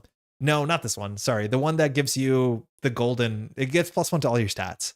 If we get the one that gives us +1 to all their stats for the round and the Gift of Battle and a ready, then we can do 4 + 5 + 4, which allows us to knock out any 12 health creature on turn 1. That'd be sick. Yeah, that's what we need. I'll put this in the keep camp. Helicarrier. I mean, it'd be really nice to keep, but I'll be so far from my experience. The resource generators weren't necessary. Lion of Olympus. I think that's 100% the name. Yeah, that's the good one. If we want to get there. Like ready plus Lion of Olympus plus Gift of Battle means we can maybe clear a big thing on turn 1. Teamwork, more like stinky. Do not like it. Avenge Me, also with no allies. Probably not worth keeping. I would say this is a no keep. Nope. And then a Quinn Carriers. That sucks. This is a pretty bad mulligan so far. We could like do the passive route and just like play the Quinn Carrier and then just set up. This is only good if we draw Amadeus Cho, which is only 1 in 3 times. But if we draw something that starts to attack us pretty heavily, we have 14 health, so we could tank a bit of it. But I think we have to mulligan here for an ally that's playable. Is this like not the normal time for Crash Space stream, or has never in a previous season started off? No, Lucy, this is late because we picked up this new pack today, the new 2 heroes at 1. So we had to stream not in the morning. How's previous season been? It's been really exciting. I'm like nearly done my video. Limitless Stamina might as well have a little Herc face in the bottom right corner of the card. Why didn't they print new art on it? This card had so much cool art on it. This art's good though. I just wish it didn't. Getting hit by Mastermind on turn 1 when your labor and the other 2 schemes is still in play. Oh yeah, if we draw Mastermind, we lose, right? Like it's so bad. It's not called Mastermind, Master Plan. If we draw Master Plan, we lose. Yeah, Master Plan. I don't think I'm gonna try keeping the Quinn Carrier. It's only really good if we draw a double. I'll be honest, but I'm going to try and have a weird hedge mulligan where we keep both of these. This card is probably not worth it. I'm assuming if we're keeping Quinn Carrier, this card is probably better off being a Limitless Stamina, which is a 1 for 3 instead of a 3 for 5. I'm still going to keep it despite against my better judgment, but all right, hold on. We're getting there. We could do it. Hold on. Wait. The whole plan's coming together. So if we 1 in 3 and draw the one that gets us a big minion, we can now defeat the big minion. Actually, no, we need a double. Oh, imagine that was a double. Okay, Son of Zeus is okay. It's just a ready. Call for backup. That's it. Now, call for backup is 3 threat. We can't get rid of it. It doesn't have assault. So in this hand, if we do like 3, sorry. Yeah, we're short a resource, right? Because this is 3 for this, 0, and then 1. So actually, we need a double for that play to be good. So sucks, but maybe we can clear one of these because we can do 2 thwart twice. I made the terrible mistake of committing to doing 6 videos? How? Wait, how many cards are you revealing? 6 videos? Are the startup ones done? Okay, so I think no matter what, we're going to hit the button. There is some argument in some world where you don't hit the button if your start is bad, but I think we're just going to have to hit the button and hope for the best. 1? 6 videos, 1 card? Let's roll a die. I need a better die. 1, 2, 5, 6.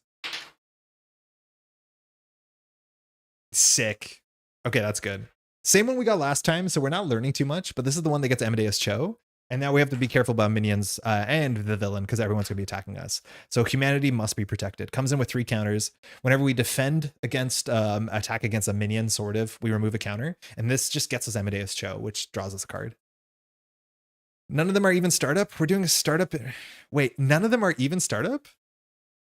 Oh, okay. None of the videos. I thought you meant this card is not in startup. It would have been so funny if your spoiler card was like banned in startup on day 1. Can you say if their spoiler card is, I guess every card is relevant in startup, so never mind. That's a silly question. All right. Again, Amadeus Cho, we need to keep him alive. Gets attacked by everybody, or sorry, every minion. In theory, you want to keep him at full health because if there is no allies, we can't fix protect humanity. That's a problem. So this turn actually is a bit interesting. Amadeus Cho could draw. Our priorities are now Quinn Carrier. We don't need to play this. So I think we are going to clear the Mortal Claw on turn 1. So I think we're just going to draw with Amadeus Cho no matter what. So we'll just use them to draw. Recruitment drive. This card makes me so sad. It does not fit my playstyle. So we can get our stats up to 1+. And then we can thwart for 2 by playing Limitless Stamina. That's fine. And we can play Call for Backup.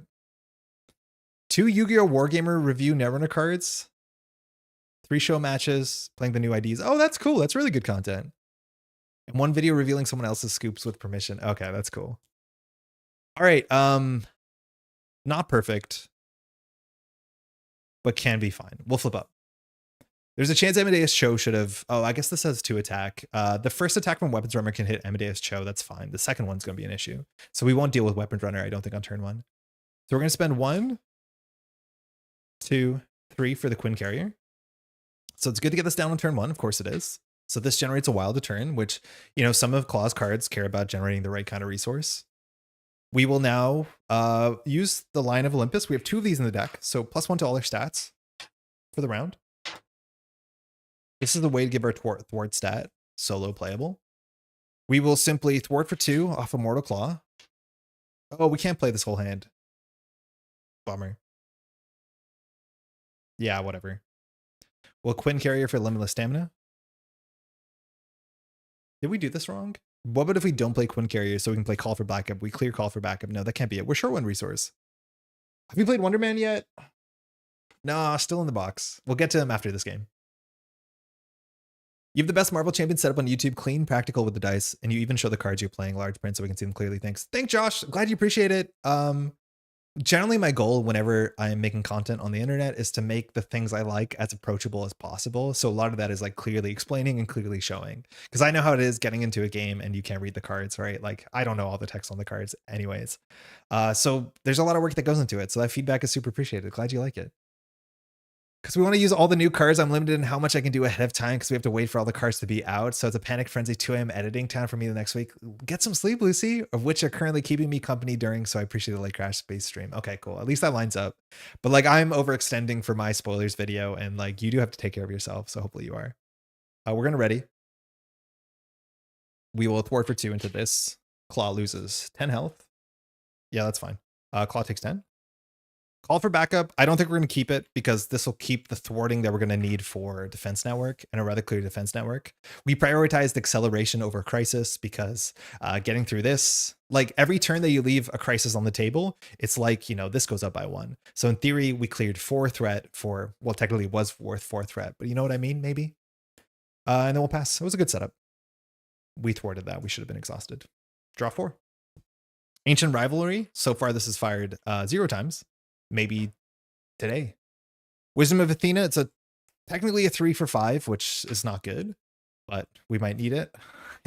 All right, we drew Thor, so it's really hard because he's expensive. If we draw a double here, maybe we can hold on to Ancient Rivalry, but we drew an Avenge Me, which like putting an Avenge Me on Amadeus Cho so we can draw 3 is really funny, but none of this is particularly good.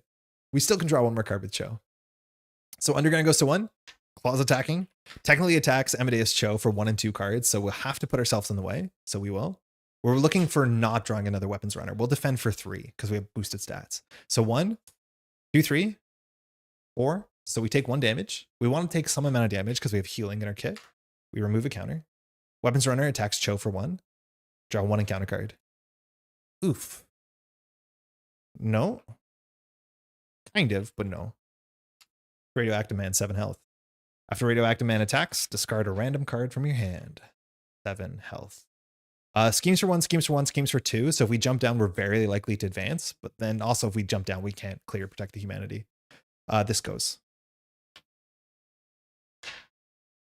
Okay. Our hand here. If we play Thor, it's our whole hand. So we need to generate at least 1 more resource. If we draw a double, we actually can play Ancient Rivalry, I think. So we're going to use Amadeus Cho here, and we're just going to hope that we draw a double. It would be sick. We drew a Golden Mace. Okay. That's a really important card. Unfortunately, on a later date, it's a really important card. And now Amadeus Cho is going to be destroyed because both Radioactive Man and Weapons Runner is going to attack Amadeus Cho next turn, so that's not good. If we spend 4 for Thor, we legally can't do that. Thor can attack for 3, knocking out the Weapons Runner, and then Thor can block Radioactive Man. I mean, like, that's a start. Problem is if we use Thor as well to like thwart, we have to go get an ally. Oh, not you. We have to get a minion, excuse me, and that's not particularly good. We have one resource generator here. So in theory, we could play Thor and we could put Avenge Me on Thor. So later we can draw a lot of cards. We also could play Thor and then just hold on to Ancient Rivalry.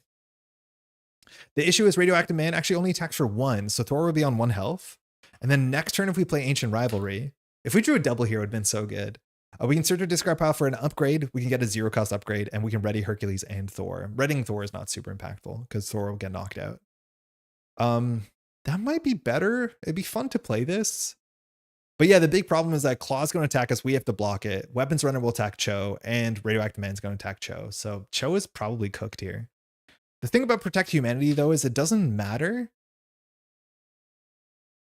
who we have in play. Like, we don't need Cho. So we, in theory, could, like, protect Thor. But we always need an ally in play. So that makes me want to play Thor. Which means... could be impactful if you have a teamwork. The problem is like next turn, like teamwork is so bad because we're going to be exhausted every turn. Like this does not boost your defense stat, and every round because of Protect Humanity, teamwork is dead. If Thor defends against Radioactive, the ready would help, right? Yes. Yes, the ready would help, but we lose Amadeus Cho. But yeah, maybe we should just try it. I think you're right. That's actually probably it. So we'll do 3 plus Queen Carrier for Thor. We need to make sure Thor is not defeated. So Thor is going to come in with 4 health. I guess we use Thor to knock out the Weapons Runner. So Amadeus Cho survives. So we're going to use Thor to swing for 2 into the Weapons Runner. The problem is if we do this, okay, hold on. I see this from the distance. We're going to do this and then Radioactive Man is going to force us to discard Ancient Ritual. Oh, it's not random. No, it says random in it. It's random. If we discard this, we're going to get very upset. But I think that's the best we have. I put Earth's Mightiest in so I could exhaust and keep Thor around. Yeah, I mean, that's okay. But like, I feel so often that if you are keeping an ally in play, they're usually not worth playing, right? Like, unless you're like a strength and diversity deck, like keeping Thor around just for Ancient Rivalry seems kind of silly. In terms of like high difficult gaming, I guess. That's it. We're holding on to this. We could have put in Avenge Me, but we're going to try this out and hope for the best. So here we go. There's the double we needed. That would have opened it up. 1 card down. There's the teamwork that's going to be not useless, actually, because it actually will work when we ready ourselves. And then we have a Namora who might be a better play because she does thwarting a fair bit. Okay. I'm with you. The card is never at random. It's always the card you want the most. Yes, always. And I'm going to start doing it. We're going to be showing the random die face up because it's more exciting. Claw attacks for 1 and 2 cards. We have to put ourselves in the way. So 1, we don't have to, mind you. This is not forced, but like obviously we want to do it. 1, boost, Sonic Boom. So this activation deals damage to you, exhaust your hero. Got him. So 1, 2, 3, 4. We block 2, we take 2. We take a counter. Radioactive Man attacks. And it says, after Radioactive Man attacks you, discard 1 card at random. So attacks you means the target was our hero, and then we put Thor in the way. So in theory, actually, does this work? Because Amadeus Cho is a forced interrupt. When a minion would attack you, it attacks. We don't discard because it doesn't attack us. It attacks Cho instead. Wait, I think these both use you in slightly different ways, but there's a chance Radioactive Man doesn't fire because Radioactive Man didn't attack us, it attacked Cho. Are you picking up what I'm putting down? I think we might actually get around this. Regardless, we have to put Thor in the way who takes only 1, but I think we actually don't discard here. Please back me up on this because I'm feeling pretty confident about this, but I think there's a chance. So when U is used like this way, it means the attack is initiated against us. But I'm pretty sure the attack is initiated against Cho specifically. Because the force interrupt fires before this force responds at the end of the attack. Yeah, I'm not discarding. Nice try, Radioactive Man. 1 encounter card. Masters of Mayhem. No!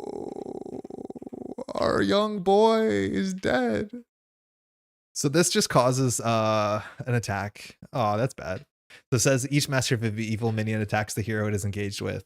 So Forced Interrupt attacks Amadeus Cho. So Amadeus Cho is defeated. We still don't have to discard a card. Feels bad. Feels really bad. It's okay. It's okay. We can get around this. We'll be fine. Okay. So this hand, once again, isn't very good. If we play Ancient Rivalry, it leaves us with 3 cards, which means we cannot play Namora. We really needed Amadeus Cho to make this hand good. Unfortunately, the other option is that we just play Namora and we don't play Ancient Rivalry. Namora comes into play and she just has good stats. She can attack for 2 into Radioactive Man. Ancient Rivalry is a bit better, but we float this whole hand. I guess we can use Ancient Rivalry for Teamwork to attack 6 into Radioactive Man. I'm not sure that's right, me neither, but it sounds right. We need to keep Thor alive. So if we're going to Ancient Rivalry, yeah, I guess we get an upgrade so we can actually use this hand. So I'm going to do Quinn Carrier, and then we're actually going to do our team up. Ancient Rivalry. Ancient Rivalry. No. No. Keeps bringing up Ancient Ritual. So search your discard pile. It's only your discard pile for identity specific upgrade. Okay, we'll get the mace, which I think is our favorite upgrade. Giving our stats +1 actually could matter. It could matter because then we go to 4, 5, 6, 7 and knock out Radioactive Man. Grab the helm. It has to be from our discard pile. So not really our choice. Add it to your hand. Ready Hercules and Thor. Nice. We'll attack. We'll finally play Teamwork, which I think this is what this does. So it says, when you use your basic power or basic attack power, Thor power, exhaust an ally, place that ally's matching power to your hero's power. So we're attacking for 6, dropping to 1. Okay. We will play a double to get our golden mace. Now the ordering here is fine because this doesn't actually do anything. We have no gifts. You didn't read the card all the way through? Hey, me neither. I don't always read the cards all the way through. So that's why we sort this out. And next turn, we're going to draw 4 cards suddenly and jump to Alter Ego, which means Radioactive Man won't even attack us. Because we're going to have a lot of cards in hand, I'm going to hold on to Namora, assuming that we'll be able to play Namora because we have a lot of threat to do. So it's really nice when you pop off during the villain phase with this, because then you can grab your next thing and go. This was what happened exactly last game. So we're seeing the same like kind of play patterns, but popping this off, the once per phase, like our text is once per phase. So popping this in the villain phase and then immediately clearing the next thing in the hero phase is like an absolute treat. So I'm going to hold on to Namora. Maybe we shouldn't, but we're going to be drawing 4 cards plus 6 cards. So we'll try.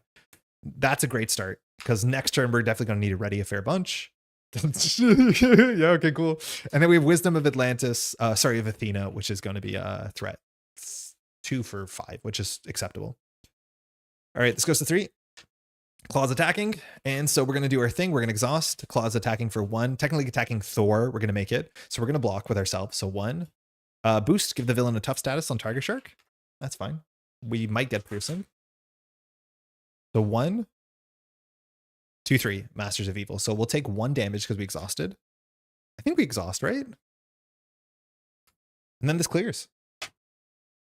When the villain choose one of your allies, the villain attacks the ally instead, you may defend. Yeah, so we're defending. So this is added to the victory display, which means we got to do our hero text, which is perfect.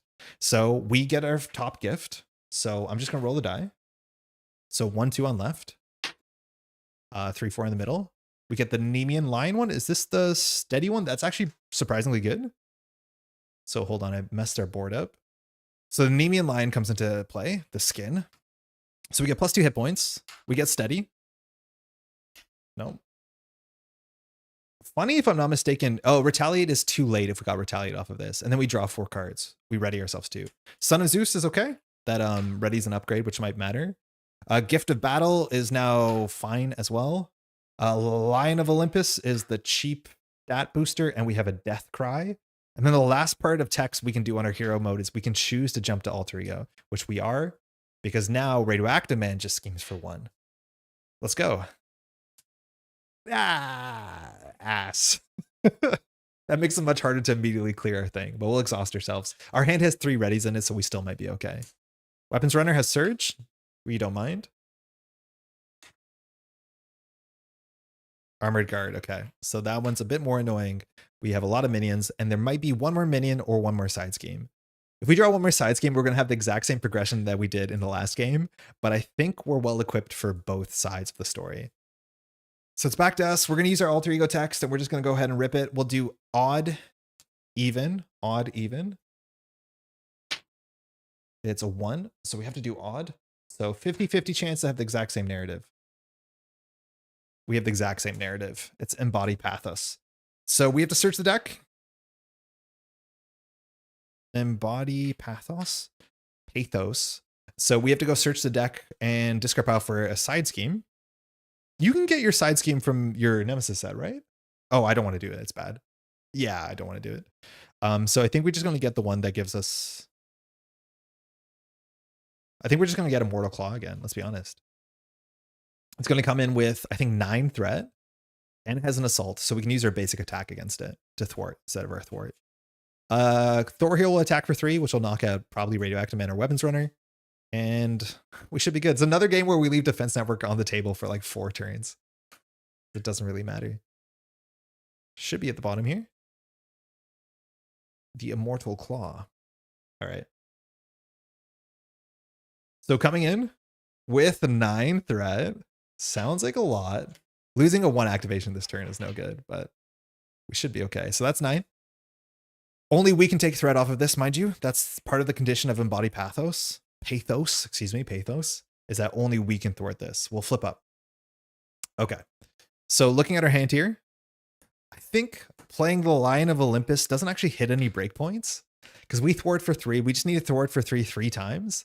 Giving ourselves +1 thwart or +1 attack more accurately doesn't matter because 4 + 4 + 4 still gets us to the Mortal Klaw. So this is not a priority to play.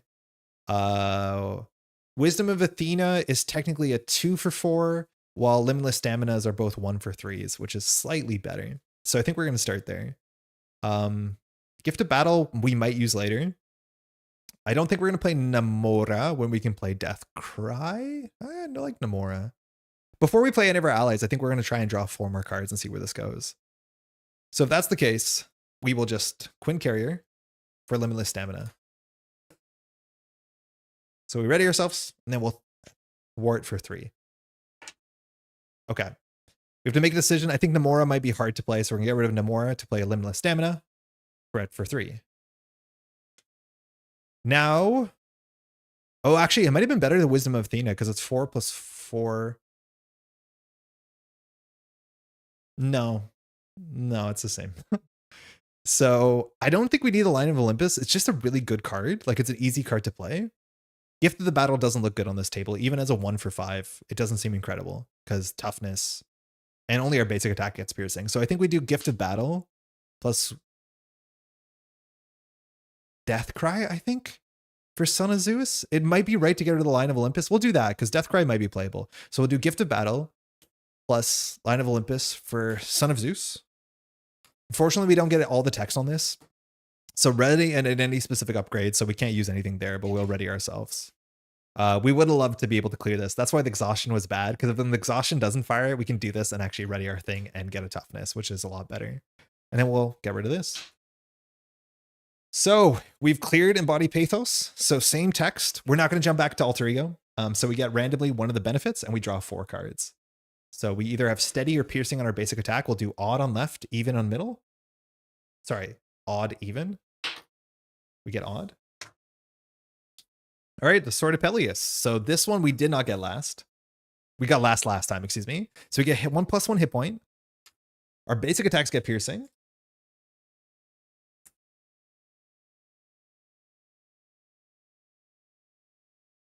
I think I have a button for that. Okay, and then of course we draw 4 cards. So Wisdom of Athena will be used on Defense Network. We draw 4 more. We draw Avenge Me, which is like totally playable. Kind of like this card a lot. 2, a Genius. So keeping some of our more expensive cards would have been good. We get the Prince of Power for some cheap healing. And then we get Teamwork, which you know how I feel about this one. We also ready ourselves. Okay. So now we technically have 5 attack. Plus we can heal some. So I want to play Wisdom of Athena to clear this. That would be important. We want to knock out some of these for sure. We want to play Prince of Power for sure to get some healing in, which is not super important. And then that leaves us with this, which I guess we just play Death Cry. That's probably it. We can use Death Cry on either angle. So we might use Death Cry to clear the table because the wording is not super important. But we have to pay 1 for this, which I don't think we actually are doing yet. So there's a chance we don't play Prince of Power this turn because it's not super useful. So it might be 1 for Wisdom of Athena to clear this. We might do 1, 2... Like, I think Prince of Power is actually not that important. Like the card is really good. Power Prince of Persia. Like this card is really good. It's just like we don't need the healing. We're at 13 health. Like knock on wood and all that. We're gonna draw our helm soon enough, which will also help. But like it's a good card, but I think it can actually miss the cycle here. Because it might be more important that we clear defense network. We're one scheme no matter what from advancing. That's like whatever it is. We can play Death Cry for 1, 2, 3 into Death Cry. We can play Wisdom of Athena for 1, and we can just play Avenge Me. And we just don't keep the Prince of Power, which I think is like totally acceptable. It's not that important. Yeah, I think that's probably it. Oh, actually, we could knock out Thor and draw more cards. That's probably better. Hold on. We don't have to make these bad decisions. Oh, I knocked that counter 1 second. I'll just get another one. But yeah, we can just Avenge Me on Thor and just call it a day. So I'll Avenge Me on Thor. I love the idea that you knock out your people, but first you erect a statue so that we get some value from them. So we're going to put this on Thor. We've already used our team up, so it's fine. And when attached allies defeated, draw 2 cards. So we'll use Thor and we'll just attack the weapons runner. Yeah. Because otherwise we have to go grab a minion. Thor's defeated. We draw 2. There you go. Herc's Helm and Gilgamesh. Perfect. So this should clean up all these issues. We now can have Retaliate 2. Oh no, actually we don't have the gauntlets yet. Okay. Okay. Cool. So we're going to do 1, 2, 3 for Death Cry. So when Death Cry uses a basic attack, we can take 1 damage to make her only take 1 consequential. I think it's a her. Chara? I'm pretty sure. Okay. We'll play Herc's Helm, which just allows us to take a bit less damage. We will do a basic attack. Hold on, I guess. We should do this in this order. Oh, we're once again ugly over 1 card.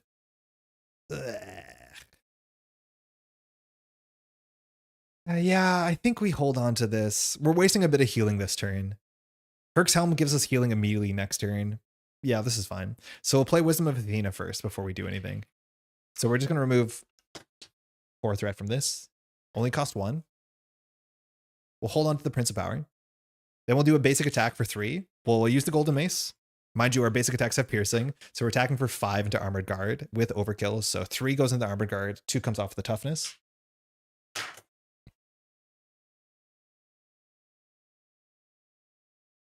Death Cry will attack. We'll take 1 damage, so she only takes 1 fewer, knocking out Radioactive Man. And we'll hold on to the Prince of Power, and that's it. My first game with him, I had Gilgamesh out first turn. I used Teamwork in the first and second turn for big attacks. It was ridiculous. Yeah, I could see that. Like, I understand why Teamwork is in this deck. Not only because it's like a righteous reprint, but because all the things that say you can only do this on your own, that's a nice way to get around it. I don't know, maybe my play pattern, it doesn't work. I think the problem is we've been always opening with the one we have to defend. So it's literally a useless card when you're defending and the next turn when you're exhausted. But I can see why it's good. Let alone this deck has so many characters that take multiple consequential but have super big numbers. So like there's some synergy there for sure. All right, recruitment drive. No thanks. Olympus. Heck yes. I forgot about this. God, the art is so good. And then we have our gauntlets of Hercules. Hercules gauntlets is really good because it gives us Retaliate 2. We didn't open with our Retaliate gift. It goes to 5. This could pop at any moment. That's fine. Klaw's going to attack. We don't need to exhaust here. It's just 1 and 2 cards, but we will always use Herc's Helm. So we'll just take 1 fewer damage no matter what this is. So 1, deal 1 damage to each hero. So Whirlwind. So we're going to take 1 from that for sure. So yeah, we just take 1. Oh, Melter. Exhaust each ally you control. So Death Cry's exhausted. So this is only 1 damage. We take none of it. But drawing 2 minions there is no good. We still want to figure out how to get to Alter Ego to go hunt down our big enemy. Sound manipulation. Oh, this is the one that just does damage, right? Take 2 damage, fine. Klaw heals 2 damage, not possible. Gonna add recruitment drive to my support, Captain Marvel. Are you playing multiplayer? Yeah, Captain Marvel wants to hang out in Alter Ego. That's like a really good support for the table for sure. All right, it's back to us. I think this is the issue. It's like, I want to clear 1 threat off of this so that it goes through anyways. But this might be a reasonable turn to play recruitment drive. Because our hand is ugly, right? Olympus plus Quincary can play recruitment drive. And then we can just play one of these, hold on to the other. If we use our ability here, it's bad. All I do is play multiplayer. Okay, that's perfect. I think honestly here we thwart for 1, and then we're going to go down for a tactical retreat. So we're going to jump down. Okay. Oh, first we have to use the Quinn carrier. Oh no, actually we don't, because it's not like the X-Jet. So it generates a wild. We'll play Olympus. So we'll try and use recruitment drive. This generates 2 wilds. And we'll use them on recruitment drive, which we'll put it up here so we can remember about it. So we can only play this in Alter Ego, but we can always use this now. So the next ally, whatever we draw, we can play for 0. I'm just going to play the gauntlets, and I'll hold on to the Prince of Power one more time.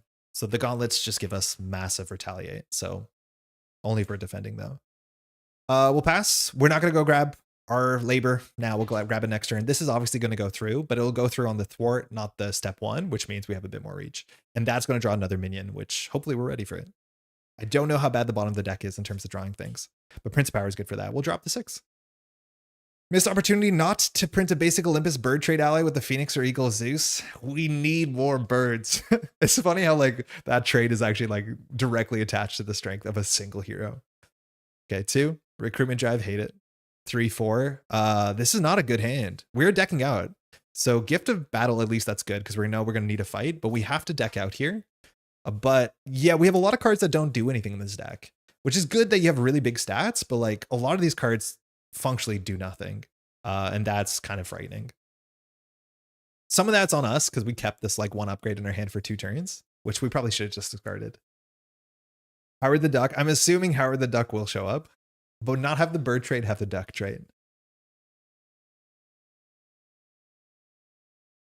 What's the best card we could top deck here? It's probably just Limitless Stamina or Son of Zeus. Son of Zeus is probably it, actually.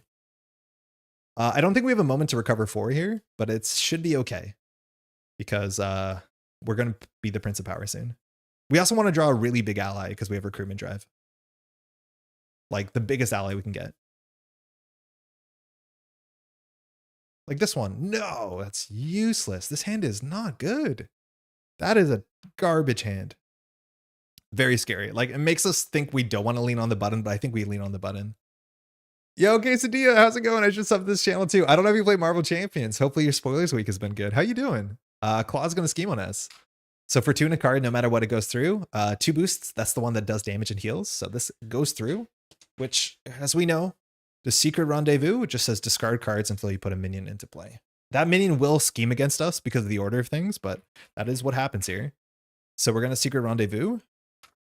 So discard some cards. Dark Designs, that's good to know. We haven't drawn our obligation yet. We're not going to draw it this game, and it's just an armored guard, which is kind of perfect because not only do our basic attacks have piercing, but this armored guard schemes for 0, which means we don't have to worry about that weird ordering thing. Because in theory, this minion would scheme against us, schemes for 0. All right, 2 encounter cards. So it's going to be a pretty loaded turn. Sonic Boom. So either spend 1 of each or exhaust each character you control. We cannot afford to exhaust each character you control. This card is the worst. So I'm going to generate 1, 2, and then we're going to throw out this recruitment drive, I guess. I guess we could throw out the Quinn carrier, but it doesn't make a difference. We're not going to play this recruitment drive. Dark Designs, ooh, not good.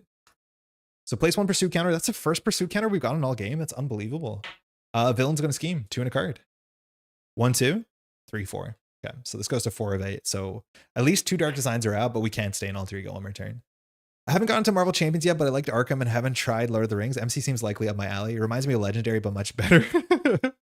I've only played Legendary once. As much as Legendary is like, you know, a deck builder, this is more of a game where you built your deck before you sit down.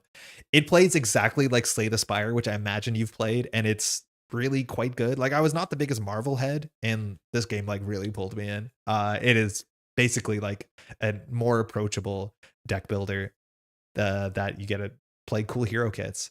The difference between this and Arkham, by the way, which is the easiest way to sell, is like when you pick up an Arkham Investigator, you get like 3 cards that are unique to them, right? Like 1 boon, 1 weakness, and their text. Whenever you pick up a hero in Marvel Champions, it starts with like 16 unique cards in their kit. So the theme is like way deeper in your deck than just like 3 cards in Arkham Horror. I mean, I'm hitting the button. I don't care. We just have to hit the button because it's fun. So we're going to grab our last labor. So we're going to go grab, defeat the Hydra. No choice here. And so our Hydra is once again going to be somebody with 6 health. I think the least scary one Is Whirlwind? Yeah, it's probably Whirlwind. Whirlwind is now the Hydra. So it's Whirlwind. So Whirlwind's attack doesn't really matter. It's just a 2 health attacker. But it's an elite now that has 12 health, but its text is only relevant in multiplayer. So it's usually not the worst thing. When we defeat this, we ready ourselves and draw 4 cards. I didn't do the math whether we're able to do that this turn, but with 2 dark designs out, we don't have to worry about this. Howdy, how's Herc so far? Hey Grolix, my FLGS had the shipment delayed, so it'll be a couple more days for me to get my Herc and Wonder Man. I think we had the same problem. I still managed to get things, which was a bit of work, but so far this is our second game. Seems really smooth. Like, really absurd late game. Early game, okay. A big problem or a big thing that makes it hard to tell how consistent Hercules is the order that you draw your labors. So far, we've drawn the same labors in the same order as we done the first game, and it felt like a good order to draw them. So I need to really figure out what like the fail states look like. But so far, so good, for sure. We have no way to defeat Deathcry. I'd be actually excited if Deathcry was defeated here because we could draw 2 more cards, which could pull this hand together. We have 5... We only have 10 damage, so we actually can't even defeat Whirlwind. So we might have to just like hunker down this turn slightly. Because this is 1 for 5. This is 5. That's all we have. So we actually could recover 4 this turn and not do 5 damage, because no matter what, we knock it out. But actually, maybe it's better that we knock out the Armored Guard with Piercing. No, because we ready next turn. It doesn't matter. I think we just set up Evaluate Threat, because it's fun. Notably, the only person who can attack Whirlwind is us. So Deathcry cannot attack Whirlwind. So Deathcry might just thwart for 1. Yeah, I think we might recover for 4. We're going to be attacked for 1 and some, 2, and that's it, and then 1. So I'm going to recover for 4, which I didn't think we would do, but we will recover 4. So we're up at 13. We'll flip. Should be Tuesday. Hey, Proof Rock. Enjoy. I've heard from multiple people that Tuesday's what they're looking forward to. I've been more keen on playing Herc, so it's a relief that he plays well. I was more excited for Hercules. I'm pretty sure Wonder Man's going to be like perfectly up in my alley, and I think we're going to figure that out in like the next 20 minutes or so. Avenge Me on Deathcry. Love this card. Just little nice modal card. So we're going to go Gift of Battle. I guess we'll just do overpay for Gift of Battle. Oh, no, that's not nice. I guess we have to overpay, right? Maybe we don't play Avenge Me. Yeah, I don't think we play Avenge Me. Let's see. So if we do 1 for Gift of Battle, so this card gets cheaper, obviously, the more things we've done. We've done a couple things. So this is going to do 5 damage, knocking down Whirlwind to 7. Okay. Then I'm going to do Energy for Evaluate Threat. This is just a card I want to see how it feels. It doesn't seem amazing in this deck because our threat is not that good, but it comes out only with 2 threat. And when we clear it, we can search for an Avenger or a Shield, and then we can play it cheaper, which is nice. Herc looks better than expected. Yes, Herc looks way better than expected. Wonder Man looks probably as good as Wonder Man looked, but Hercules definitely looks way better than expected. Then we have to choose between Prince of Power. We've been holding Prince of Power for a year, so I'm just going to play it. We actually can fire this turn, so it might have been right to not recover, because this is going to let us recover for 2. So yeah, maybe we shouldn't have recovered. Yeah, I'm going to errata that recover. Errata. So I'm going to take 4 damage. Because we're going to use our basic activation. We're going to attack for 3. We're going to use the Golden Mace. So we're technically attacking for 5 with Overkill, and our basic attacks have Piercing. So we're attacking for 5 into the Armored Guard, which is going to take 3. 2 go into Klaw. And then the Prince of Power is going to fire. And this is much better because now we heal 1 damage for each point of excess damage, so we recover 2. So we don't recover as much, but obviously we get a knockout of thing anyways, so we recovered for 3. Judge, that's the cool thing about playing a co-op game that's solo. You can do whatever you want. There are no rules. There's just editor text. It says this was not allowed. We forgot about the upgrade or whatever. Deathcry can do something here. I think I want to use Deathcry to thwart for 1. I think I'm more worried about this. We have a lot of allies that can one-shot this, so I'm just going to thwart for 1 into this. Hey, Jonathan, welcome live. This is our second game with Hercules, so we're streaming later than normal because we only got this pack like this afternoon, and we've been busy with some stuff. Welcome to the stream. All right, we'll drop to 4. Ancient Rivalry. Okay. The cool thing here is with Evaluate Threat, we can make this consistent, and with Recruitment Drive, we can make it consistent. So if we draw naturally into our Thor, it'd be perfect. That's perfect. Namora could be free and teamwork. So here we're going to figure out how good recruitment drive is. My guess is actually really good. The thing is, like, I don't feel like solo this deck can support it very well because of the alter ego thing. This goes to 4. We could use Herc's Helm gauntlets on Whirlwind. Is that better? So Herc's Helm reduces the damage by 1, and then we've defended, so we can do retaliate 2. That drops us down to 4. And with 4, we can one-shot it. Not 4, sorry, it's at 7, it'll be to 5. With 5, we can one-shot him. So I think it's better, actually. There's a chance Klaw might exhaust us. That's the only bad thing. So I think we actually will use Herc's Helm against Whirlwind. So Klaw's just going to attack us. This goes to 5. So 2 cards. We're not going to exhaust. Yeah, we're not going to exhaust. So 1. Put a pursuit counter. Once it hits 4, we go get our nemesis. 1, so we take 2 damage. We're not going to reduce any of it. Big thing about Herc's Helm is you have to decide before the damage is revealed, before the boost card, because this is an interrupt that says when the villain would attack. Oh, it's when the villain attacks. Okay, so we can't use this on Whirlwind, so of course we're going to use it. So we're going to reduce the damage by 1. And now because we technically blocked, we can use gauntlets to do some damage back. So apologies, I thought we could use this on any attack, but it's only the villain. So that means we can use this to do 2 more damage to the villain. Cool. Now Whirlwind hits us. So Whirlwind says, when Whirlwind attacks, you also resolve attack against each other hero. That obviously is not real text in solo, so we're just going to take 2. Who's the big bad here? Is it Klaw, or is it just a normal villain? Not used to the layout of this game. Yeah, so you play against one villain largely. There are technically some multi-villain scenarios, but this is Klaw, who is the second villain in the core set and a really good villain. Just gives a bit of everything. It was a very exciting playthrough. I'm not super familiar who Klaw is. Klaw is some sort of weapons runner who is made out of sound, but Klaw's really cool. Yeah, villain's the big bad. And then in front we have minions. Then these are our allies. And then these are all our cards. We're Hercules. All right, under fire. We're not drawing 1 card. Actually, hey, we deck out. So as soon as we draw this, because the deck is empty, so the surge and all that will happen, we put an acceleration and we shuffle. So it says when revealed surge. So we're going to draw 2 cards. And luckily this is going to hit the discard pile. So we don't have to shuffle that back in. All right, so we are treading water usually with Hercules, but once we stop treading water, which is going to be this turn, when we knock out Whirlwind and finish our last labor, we're just going to send full damage. Like this is the same thing that happened in the last game, is like we have just not been touching the villain besides incidental overkill damage until the turn the villain's dead. And I don't think that's going to be very different here. Which we're almost there. Okay, so when revealed surge. Doesn't matter the order. He was played by Andy Serkis in the Avengers Age of Ultron and Black Panther movies. I don't think I've seen either of those. I've heard Black Panther's really good. Oh, okay. So we're going to go get our nemesis. So that's a thing. So things got a bit more complicated. We have to count a lot of cards. So the board got a bit worse. But we have to get our nemesis. It's Ares. 5 health retaliate. When he schemes, instead draw an encounter card. Very, very cool text. I'm surprised that this guy's not bigger, especially because the deck is ripe with 5 attack.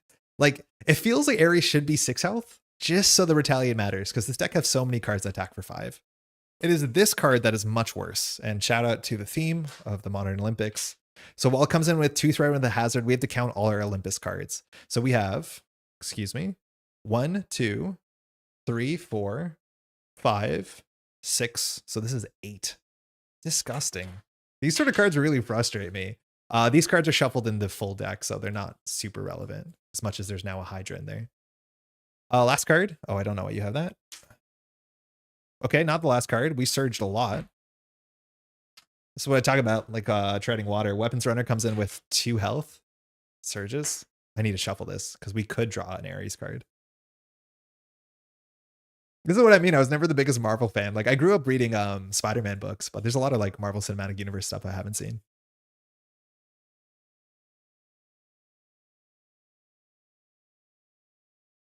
Ah, serious?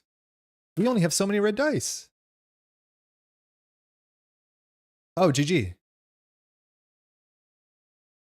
GG, we lose. And I don't think it's our fault that we lose, but we just got really unlucky there. Dark Design says place 1 pursuit counter. And unless we draw a 0 boost, the game is cooked. Not much we can do about that. That's upsetting. We knew where both of these were, and then we decked out and drew like 5 more cards. So 1, 2, 3. This goes exactly to 8, and we lose. We thread out. Imagine this went to 7. Like imagine we didn't get the good boost. Like what are we doing this turn? Just to show you what we could possibly do. But yeah, we did just lose there. Say this went to 7. What do we do on this turn? Surge is a dumb keyword. Should be limited once per phase. I think on only cards that have fail states to trigger them. I like only kind of agree with you. Because the idea with Surge is they can put it on cards like Weapons Runner, which are not worth being an encounter card, right? Like Weapons Runner is really cool because it's not worth an encounter card, but they want you to play with them. So maybe you could say Surge is once per turn, and then the chance of drawing 2 Weapons Runners is pretty low. But yeah, we surged 5 there. It was pretty bad. But like this board state looks terrible, but I just want to show you. I'm going to wipe this after that so we can get to Wonder Man. I'm pretty sure we can clear the table here. That was a really, really wild change. What was actually really not good on our part, did we thwart one with Deathcry on this? I think we did. Yeah, that was the one consideration, was whether we thwarted on this or not, and we did. So we did our best, but it went from 5 to 8, which with 2 Dark Designs out, yeah, I guess I should have realized the deck was so thin. Some of that's on me. Okay, so what we would do here, we need to make sure we do this well. So what do we want to do? We need to knock out Whirlwind. So we're going to attack for 3 into Whirlwind, just 3. So 7 to 4. We're going to use Quinn Carrier. Oh, we could have used Deathcry. I don't think we will. I think we want to have different attacks. We'll play Limitless Stamina to ready ourselves. Then we'll attack for 3. We'll use this to give it overkill. So we're attacking for 5. 4 goes into Whirlwind. 1 goes into Klaw. And then we can recover 1 because of the overkill damage and because of Prince of Power. Now we defeated our thing. So this goes. A bunch of things happen. We ready. We in theory can jump down to Alter Ego, which we have no reason to do that, but we could. We draw 4 cards, but first I guess we're going to put in our next and last reward. So Shield of Perseus. So this gives us +1 hit point to retaliate.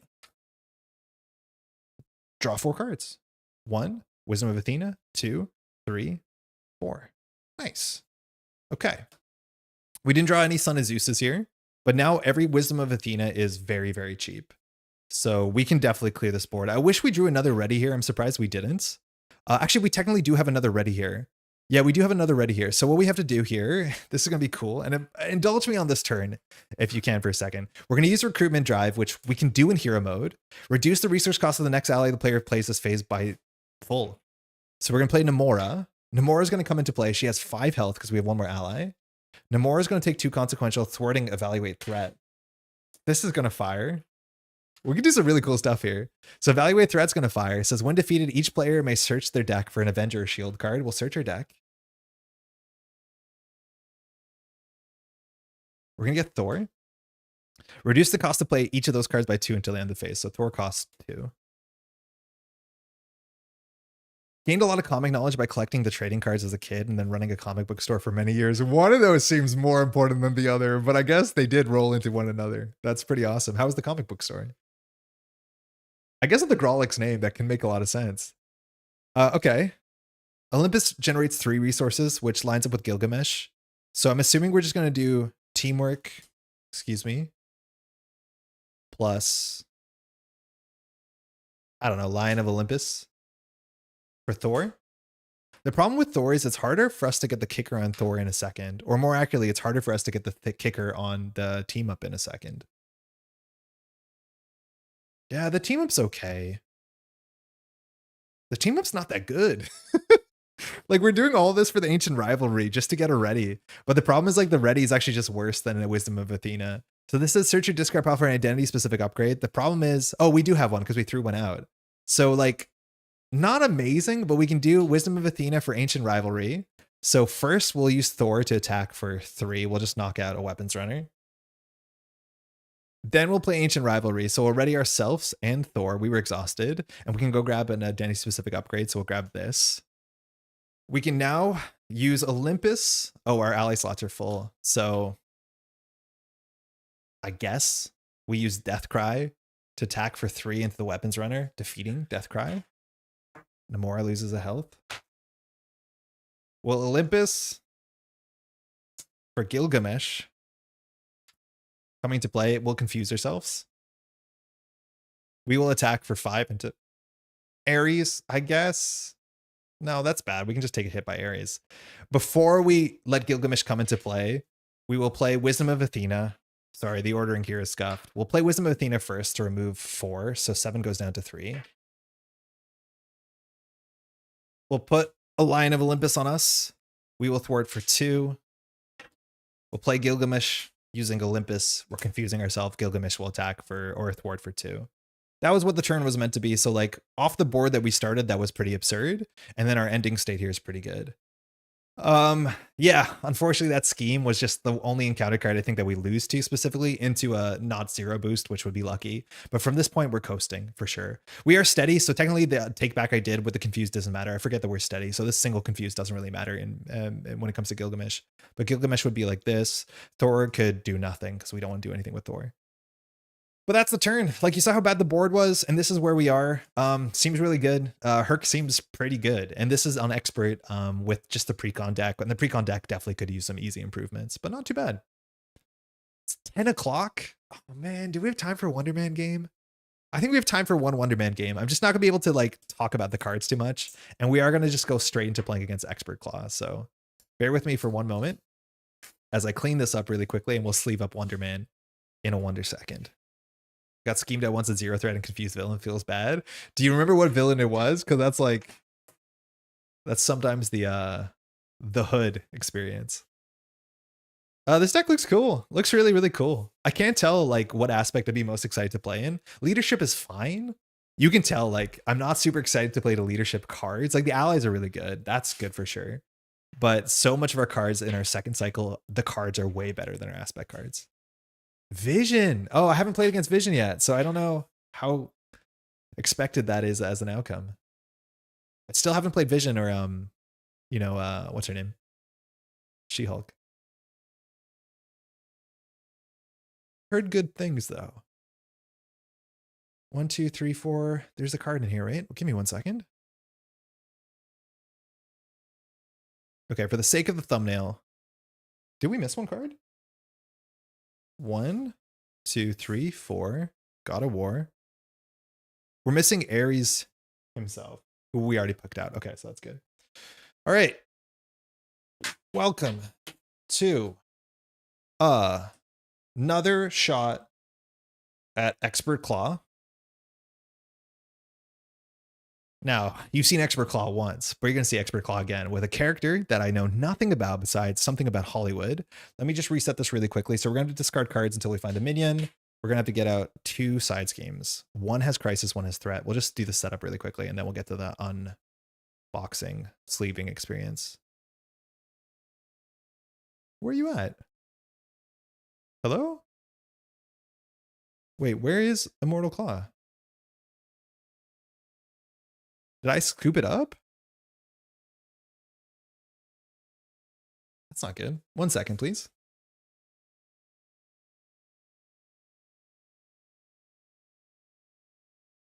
I did.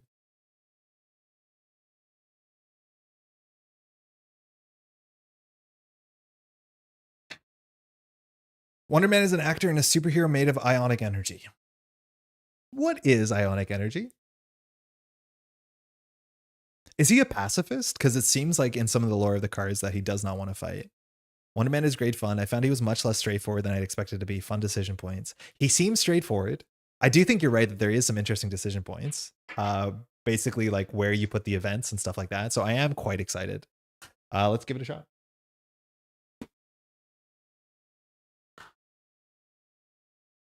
New packaging. Shout out to new packaging. It's pretty good. These cards, again, I have said earlier, they seem less warped than the Civil War cards, which that's great. This packaging he uses no plastic and honestly feels better. Like getting this nice cardboard box, it's just nicer. It's more colorful than the old plastic clamshells. So I do like that change in multiple ways.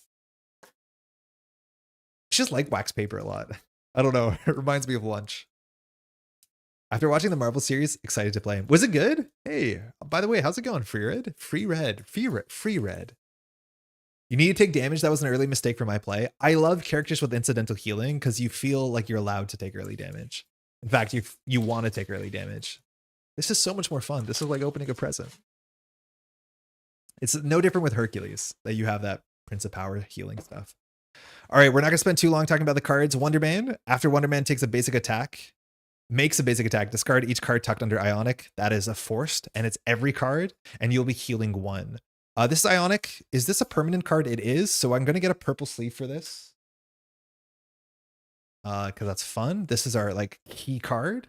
So it starts in play, stays in play. Hold on, something's wrong. Oh, my keyboard went to sleep.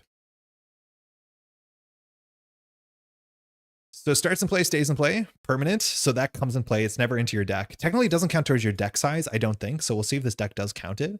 You can tuck cards underneath here, and after you play an event with a printed energy resource card, you can choose to tuck it underneath here and heal 1 damage from your identity, which seems really fun.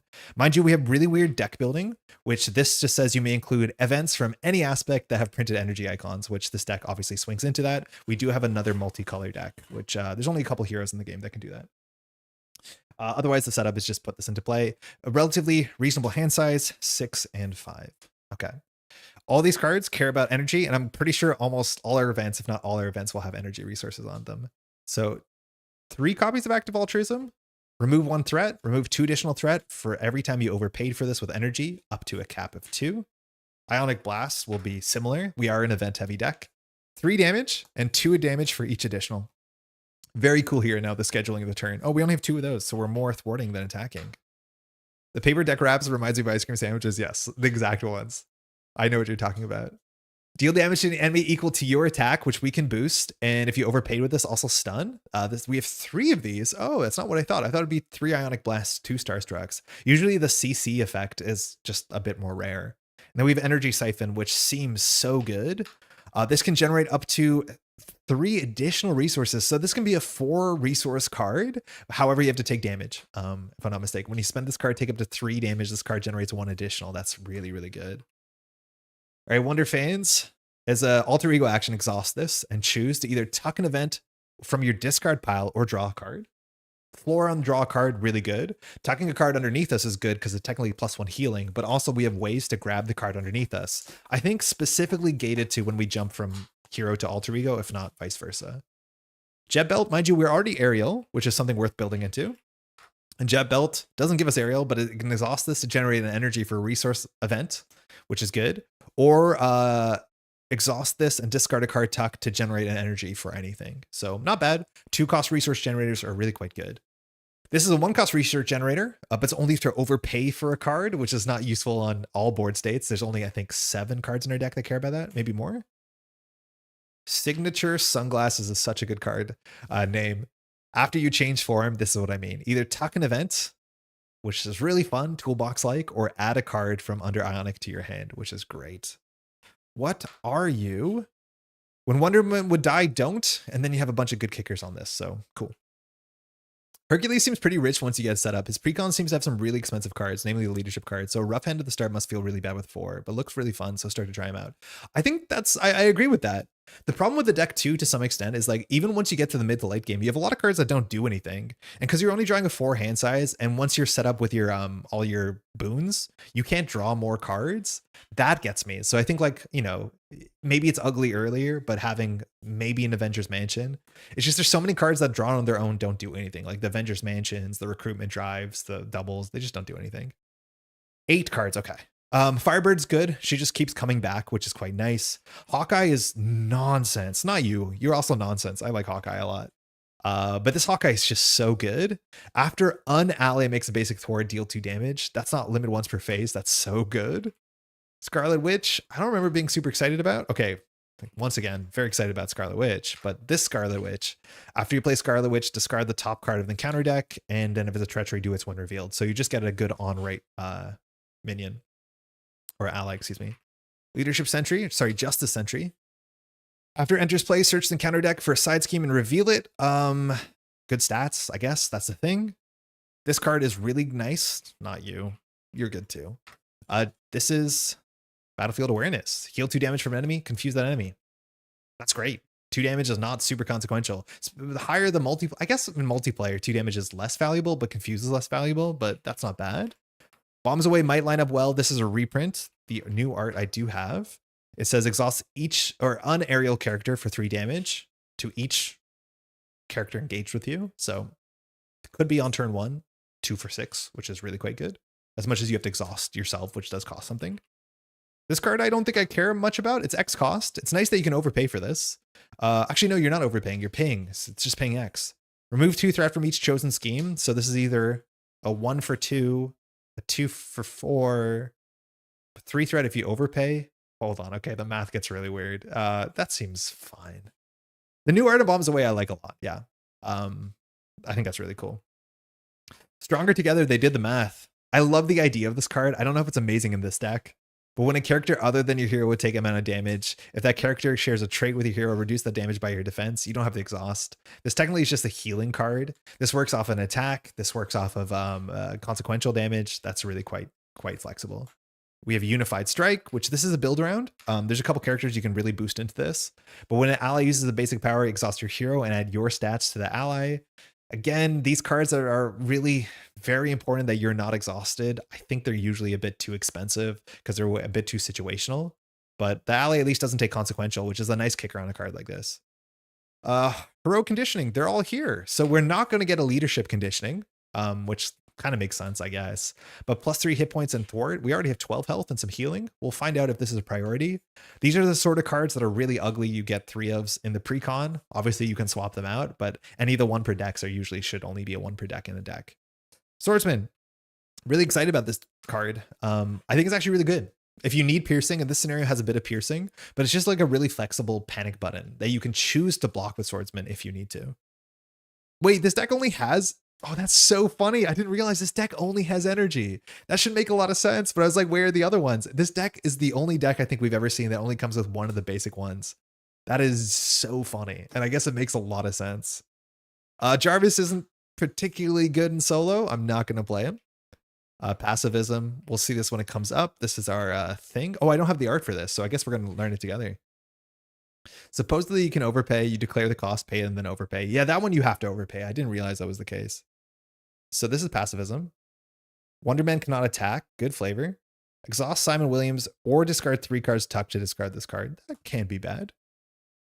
I remember this Nemesis being not scary looking. 3 health. It does have quick strike, but just 3 health.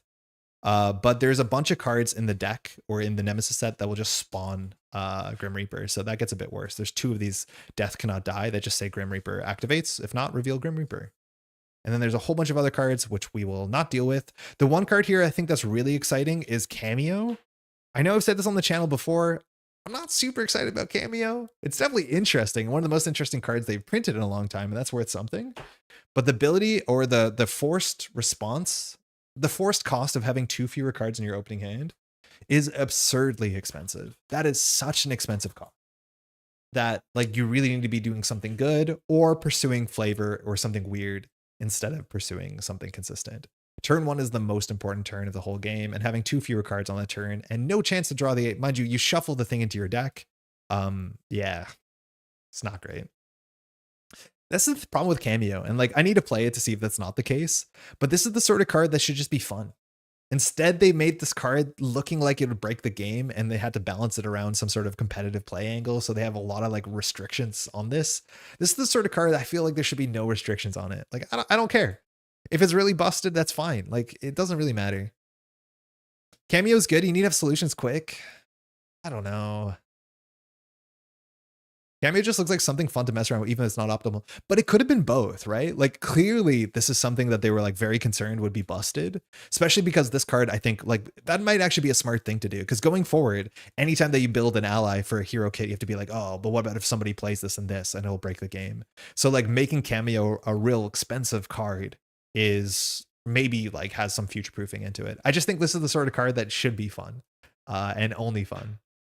But I think like the fact that it has a bad mulligan makes it less fun for me. All right, let's give this a shot. Apologies for going a bit faster, but I'm realizing it's 10:12 at night. Maybe best on characters to get another card from setup. I think that's entirely, it's not so much dependent on what cards, but like how expensive your hero is to set up and how dependent your hero is on setting up, right?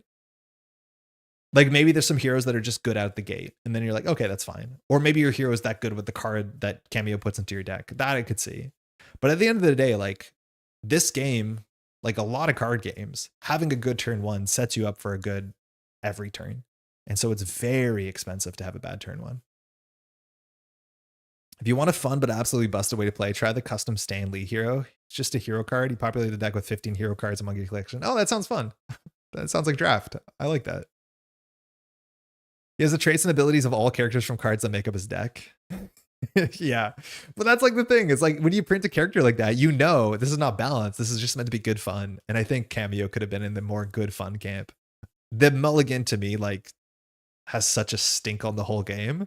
I think it would just overshadow how fun it's meant to be. All right. We're going to go straight to Expert Klaw. We usually play Standard Klaw with the Precon. This Precon seems totally reasonable, so maybe we don't have to do it. But of course, we'll find out together.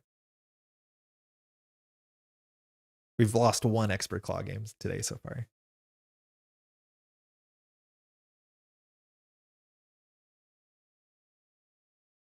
I feel like getting the first shuffle in is so important because we're not pile shuffling. It was so fun to have Cap Shield, Mjolnir, and all of Iron Man's armor cards out at once. The Iron Man's armor card that he readies you, that's a good one. Are the other ones that good? I guess if you have Ariel, yeah. Like if you always have Ariel. I want like War Machines get toughness. And Colossus's text. Oh my god. Okay, here we go.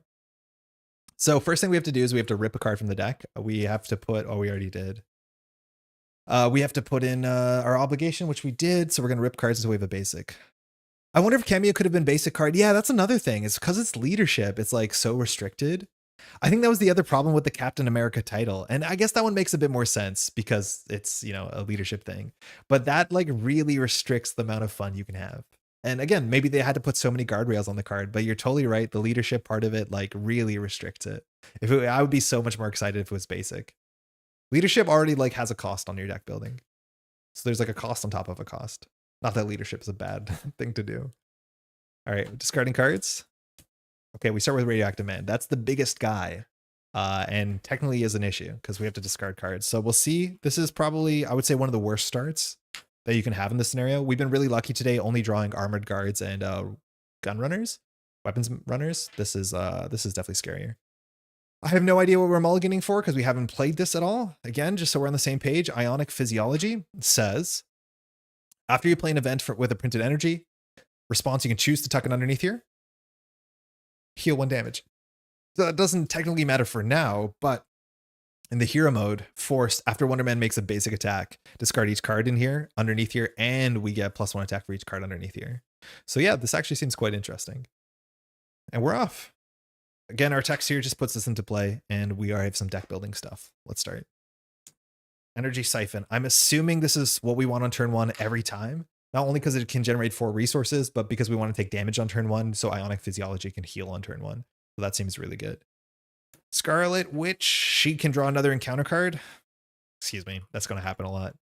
I don't know if she's great. She's only 2 cost. She attacks for 2. So if she attacks for 2, we attack for 2. That's not 7. So we definitely want to draw for an attack event. I'll put this in the maybe camp. Drawing a bad one revealed here would be bad. Stronger Together, we don't keep this because this card doesn't do anything. This is a start. We have a lot of cards to deal with. It's also an energy card that puts underneath us, so it gets us +1 attack. But this can remove 1 threat plus 2 threat. So as long as we overpay 1 resource here, this can clear one of the side schemes. So this is, I think we're definitely going to keep. Very importantly, our hero effect and Ionic Physiology are not once per phase. So we always have to tuck things with Ionic Physiology, or sorry, we're always allowed to tuck things. This is not once per turn or whatever. We don't exhaust this. Yeah. Everywhere all at once. Honestly, this might be better. The math on this, I guess we have to do this for a second. So we spend 2 resources on this. We can choose 2 schemes to remove 2 threat. So in theory, if we pay 3 resources for this, we can remove 3 threat from 2 schemes. Choose X schemes, remove 2 threat. Yeah, so in theory, Energy Siphon to Everywhere All at Once clears both of the side schemes. This should be flipped. For 3 resources, clearing 6 threat off of 2 schemes is like not bad. If that's the case, we don't have to keep this though. I'll put this in the maybe camp because we could use a better way to use the Energy Siphon. Bombs away. This exhausts us. In theory, this exhausts us. And we do 6 damage. That's not bad. It also has an energy icon. think I want to keep these 3 and see what happens. This seems fun. This actually looks really cool. Okay, let's go. Like, this seems like you have way more modularity than Hercules, which every turn it looks like there's one thing you should be doing. This seems a bit more interesting. Wonder fans, okay. I don't know if we have the resources to play this, but we can tuck a card underneath us, which is +1 damage, +1 healing. That's okay. 4. Firebird, she has good text.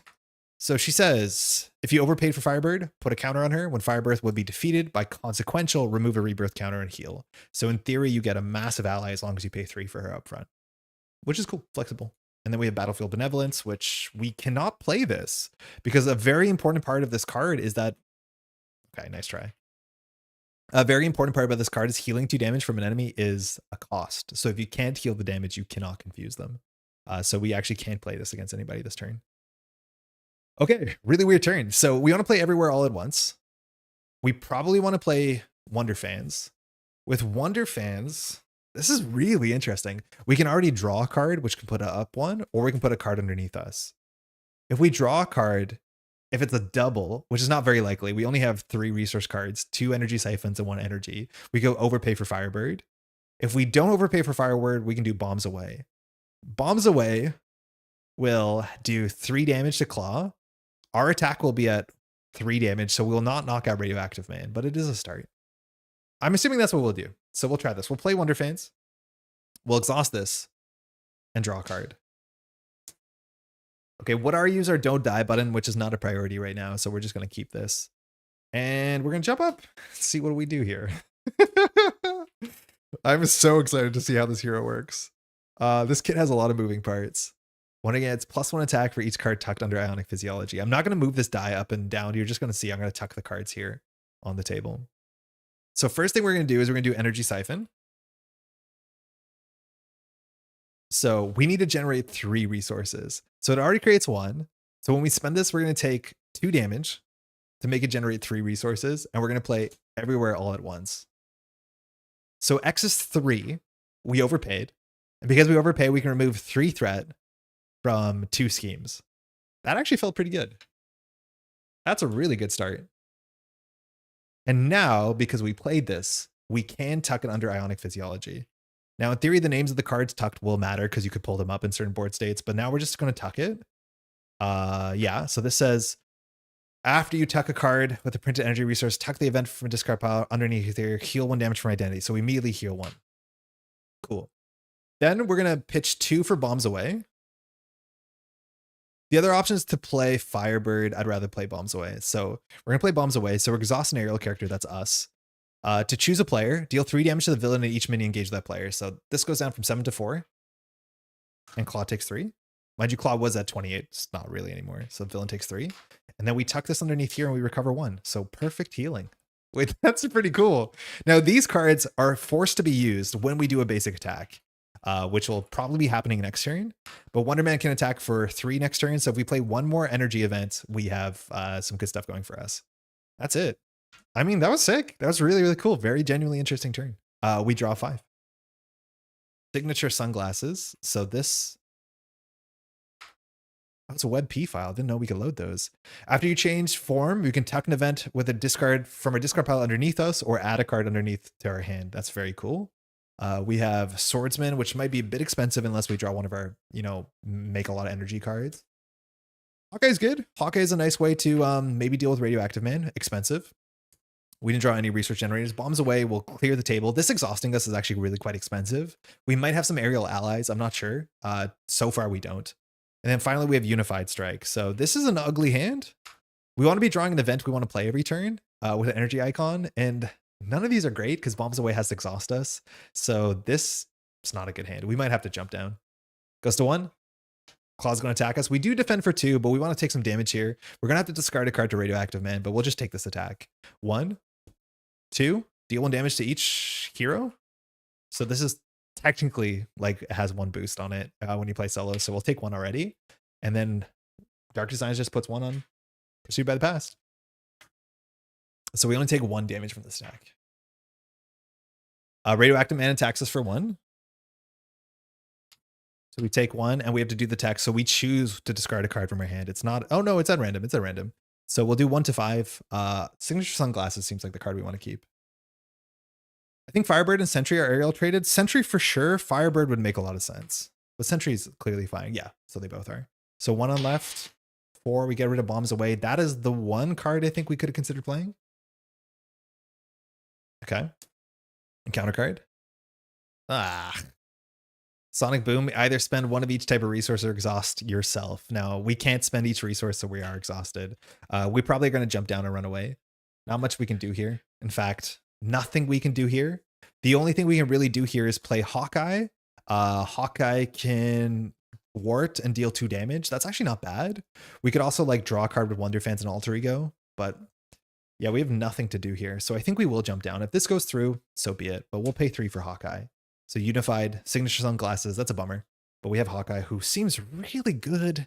I do think like Leadership Hawkeye is also like way better than the amount of play I play Hawkeye. So it comes in with 4 arrow counters. We'll make them, I guess, blue. It's a bit confusing, but I think of Hawkeye as blue. F it. We'll do purple. So after Hawkeye makes a basic, after any ally makes a basic thwart, remove an arrow counter from Hawkeye, deal 2 damage to minion. Oh, it's, yeah, to minion. So we'll thwart for 1. We'll remove a counter, do 2 to Radioactive Man, and we'll just jump down. Here in Alter Ego, I guess we could have done this in the other order, but I think we're just going to use Wonder Fans here. So to tuck an event with a printed resource card. We could have drawn here and then done something else with Hawkeye, but having 1 extra card was unlikely to be good.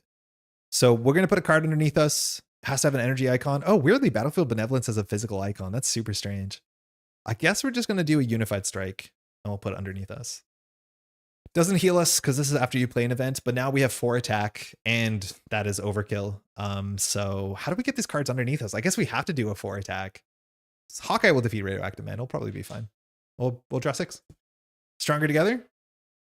Don't think that's going to be very useful. Unified Strike, not super useful. Starstruck, this one is useful. So we need to get the cards out from underneath us, and then we're going to play this. This is good to play first because we do 4 damage because the cards underneath us increase our attack, but then we can't tuck it, so we lose some healing. So weird choices. Probably not going to need this because there's no threat. That's our last energy siphon, which good to know where that is. And then we have a hero conditioning, which is probably worth playing. You, in theory, can take 2 damage to play this, and then technically you're up 1 damage, which is kind of fun. He almost voided mental resources, and I found Klaw's attachments were problematic to get rid of. Yeah, I could see that being an issue, and this deck doesn't have a Quinn carrier or anything like that. I'm pretty sure we're an Avenger, right? So yeah, having a wild research generator seems kind of valuable. This goes to 1.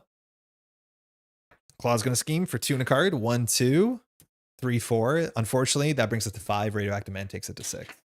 And the minion that we grab with this will also scheme against us. So we have to discard cards until there's a minion, put it into play, and then we advance. If this clears on Secret Rendezvous, we lose the game. So we just have to discard until we find something.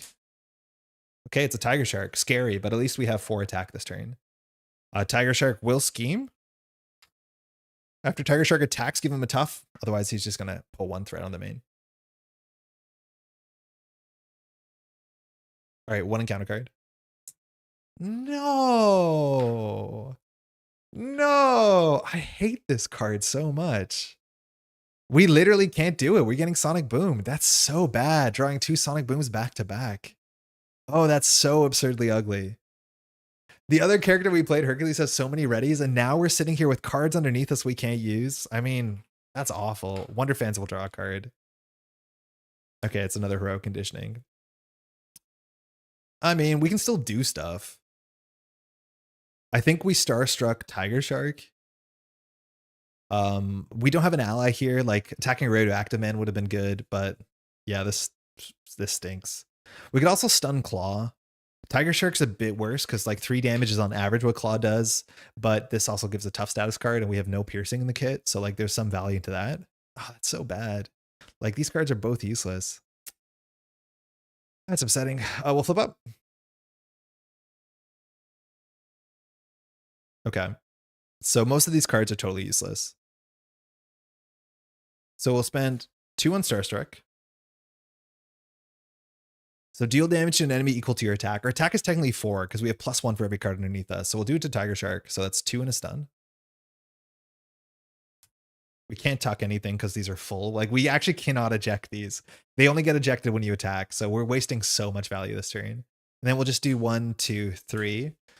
Yeah, and we'll play an heroic conditioning, which I'll just slide this over. So at least we have a bit more health here. So we'll recover 3 or heal 3. And we have 3 thwart, which is not super important, and we'll pass. So we're going to get beat up a bit. We're going to have to discard a card, but I mean, could be worse. Draw 5. Energy. There's our double. Ionic Blast. This is the big damage one. Active Altruism. That's our thwart one. Starstruck is another stun, which we appreciate. And a Battlefield Benevolence, which is a confuse. So we could jump down and recover this turn as long as we do some damage. Man, Radioactive Man was so easy to take out with Hawkeye, and unfortunately the Sonic Boom was terrible. This goes to 2. Klaw's attacking for 1 and 2 cards. I don't think we're allowed to block this legally. I think we need to be ready, just so that we can get these cards underneath us out of the way. So 1, 2. We get a Weapons Runner. So we take 2 damage. Weapons Runner is going to attack us for 1. Radioactive Man's going to attack us for 1. Tiger Shark isn't, but we have to discard a card from our hand. It's our choice. Oh, no, it's not our choice. It's random. I keep forgetting. So Radioactive Man says after he attacks, discard randomly a card. We'll do 1 on left. It's 1. Bummer. We lose our energy. Maybe that's okay. All right. If we draw a gang up, I think we die. Oh, that's fine. So plays a pursuit counter. We had to discard an upgrade or a support we control. I think I'm going to get rid of Wonder Fans. That's not the most important. This is +3 health, which is kind of important as much as the thwart isn't. And obviously we can't get rid of this. It's permanent. And that's our turn. So yeah, Hawkeye will do the thing. So Hawkeye will thwart for 1. Now, it's funny how Hawkeye has more arrows than health, but this is after any ally makes an attack. So, or thwart, excuse me. So Hawkeye will thwart this, and we'll just do 2 damage to Tiger Shark. Okay. A stun is good. But we need to get these cards out from underneath us, because Starstruck is like, whatever. The amount of damage on this scales with your attack. I don't think that actually does actively matter. Calling Team Z Wonder Man hates his fans. I mean, it was the villain's fault. What do we do here? Overpaying for Starstruck is super important, but then we just play Active Altruism to get it underneath us and heal 1. I think that's kind of fine. So I will... I'll attack for 4 into Radioactive Man, which forces us in our hero mode. It says, after Wonder Man makes a basic attack, discard each card tucked under this, and this is forced. So we're doing this in the weird order on purpose. It's strange, but the ordering here is actually really important. We'll now play Active Altruism. Sorry. Yeah, I guess we have to play this. That's okay. So Active Altruism just removes 1 threat, but then we can tuck it underneath us, which heals 1. And then we'll play Starstruck for overpaid. So we're overpaying with the energy because we're paying with the physical. That's a weird thing they have to watch out. Deal damage to an enemy equal to your attack. So we're going to do 2 damage to Klaw. And we overpaid, so it also stuns. And then we can tuck this card underneath us, which recovers 1. All right, we're back in it. This is actually sick. I'm a believer again. That was a cool turn, and then we'll pass. That's actually a really cool turn. We definitely want another ally because Hawkeye's wasting some value here, and then we'll drop to 5. Bombs away again. Okay, we definitely need as many events as we can get. Active Altruism, which is a threat removal. Blast is more straightforward damage. Jarvis is not going to be played, I don't think. And Unified Strike, I'm not sure I like that. That's it. Actually, Unified Strike with Hawkeye is like kind of okay. Yeah, the sequencing is so odd that it's like lower damage, tuck, then do this other thing. Like the sequencing is cool. I like that the sequencing matters a lot. Goes to 1, gets stunned. Weapons Runner attacks us for 1. We'll take it. 1 encounter card. The Masters of Evil. We have to go get a master. It's Masters of Evil. So when reveal, discard cards. So no choices to be made until a Masters of Evil minion is discarded. Put that minion in play engage. It's okay. Our hand has damage. We lost 2 little guys. We lost 3 little guys. We have a lot of masters left. It's Melter. Okay. The deck is only like 7 cards left. I'm going to shuffle it because I think I saw the top card. Research Generator is good to getting rid of his tuck cards. I didn't realize the first time he's not like Silk who can overtuck and discard. Yeah, I think I'm realizing that too. We were jammed up with cards underneath us and we want to get rid of them so that we can heal. That card, getting a card underneath you is upside. Strictly upside in some weird ways. I think that's really neat. It's Melter. All right, so Melter attacks allies, which is fine. Jarvis is pretty good at multiplayer. I found he can be useful in solo, but only if he can flip down. Definitely better in multiplayer. The thing is, like, his ability is just done by other cards in the card pool that I also choose not to play. So after an Avenger hero changes to alter ego form, exhaust Jarvis, the identity gets +2 recovery until the end of phase, or discard a status card from the identity.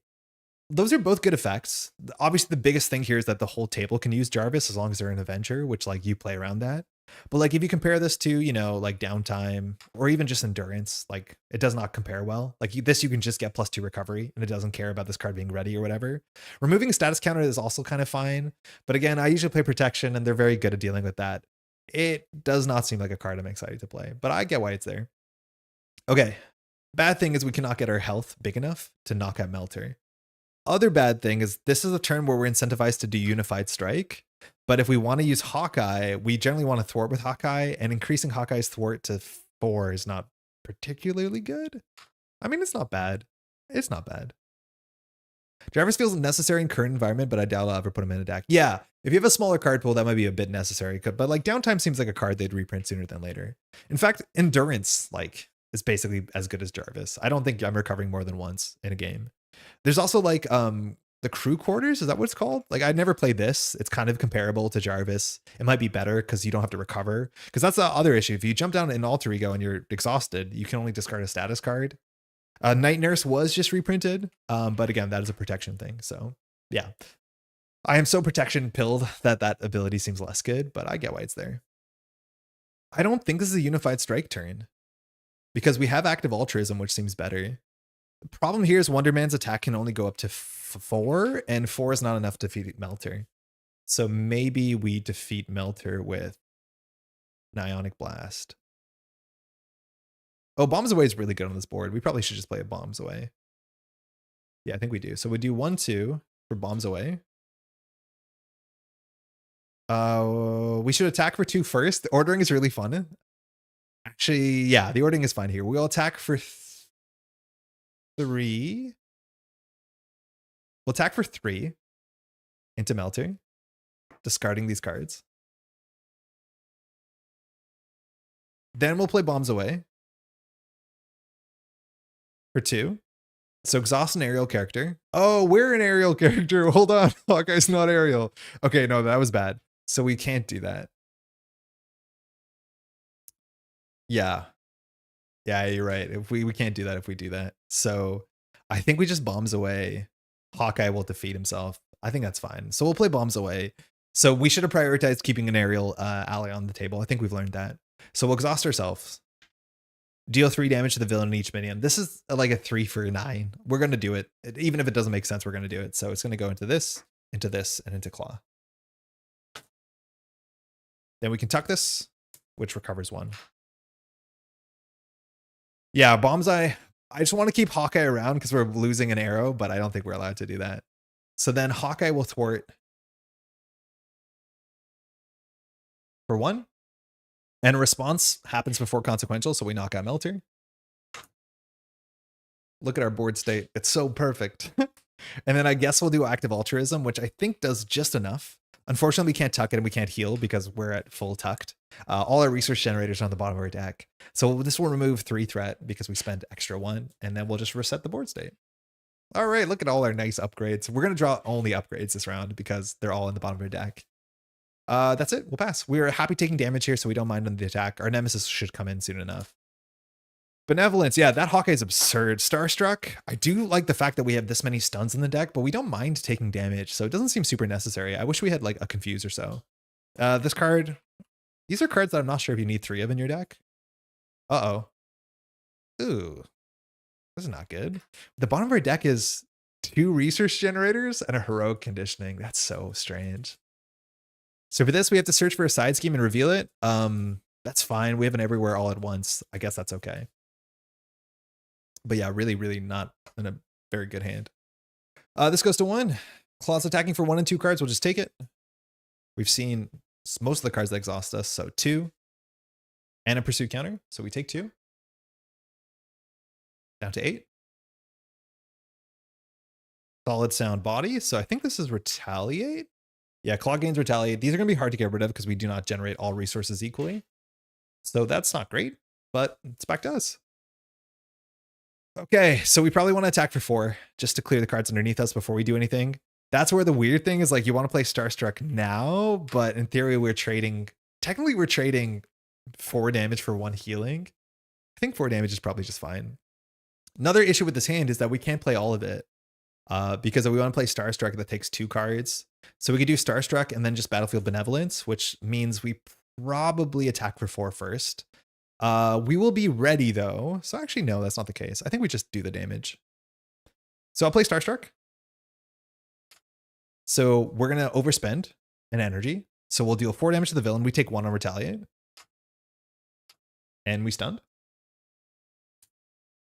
Okay. Then we'll do Battlefield Benevolence. Will we attack for 4 first? Yeah, I guess we will. So we'll attack for 4, clearing all this. The villain takes 4, we take 1. We'll do Battlefield Benevolence. There's so many stats going up and down this turn. Like, we took 2 retaliate, we're going to heal a bit. Battlefield Benevolence, excuse me. So the villain heals 2. We confuse. And then we tuck this. Oh, this is not a physical, an energy. Okay, so we don't tuck it.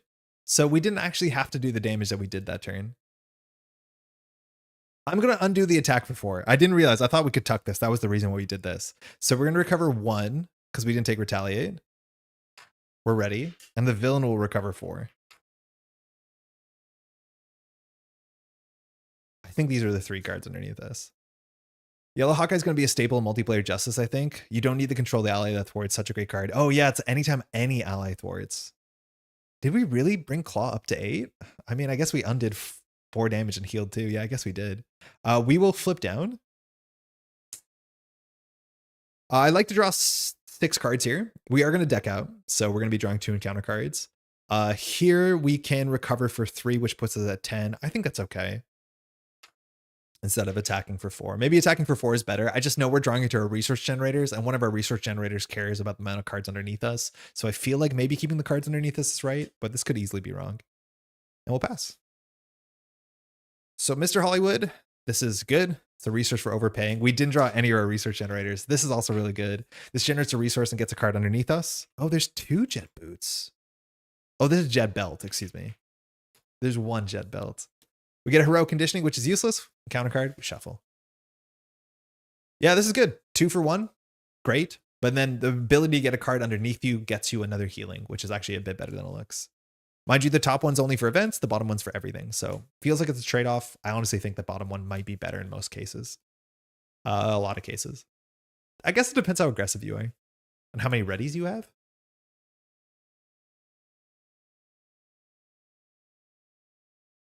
We're in Alter Ego. We're going to get a couple more cards here. Mr. Hollywood is crazy. It seems good. 1 for limited, 1 research generators are like the most fun. Unified Strike, useless. We definitely want to keep our allies around. We just haven't been getting our allies down. Not a good card. Starstruck. So overall, not great. It's nice that we're going to be able to play this, but at the end of the day, yeah, heroic conditioning should not be a 3 of in any deck in the game. So easy fix. Goes to 2, confuse. 2 encounter cards. First one, Arms Factory. It's illegal, in fact. So this comes in with 4 threat. We want to clear that. I think our hand has no thwarting. Sound manipulation. This is just take 2, heal 2. So we take 2 and villain recovers 2. Okay. So we have 1 event to play. That's mostly it. I would love to be able to clear this, but we're short 1 thwart. There's no way for us to clear this. So we're going to draw 2 encounter cards next turn as well. Bummer. So we'll do 2 into Jet Belt. Okay. So this is a nice little modal card. These missing the, or now being out of this cycle is pretty good. Unified Strike will play Mr. Hollywood. So this generates to overpay. Cool. So we can do the cool thing. So we will flip up. I think here we have to thwart 3 on this.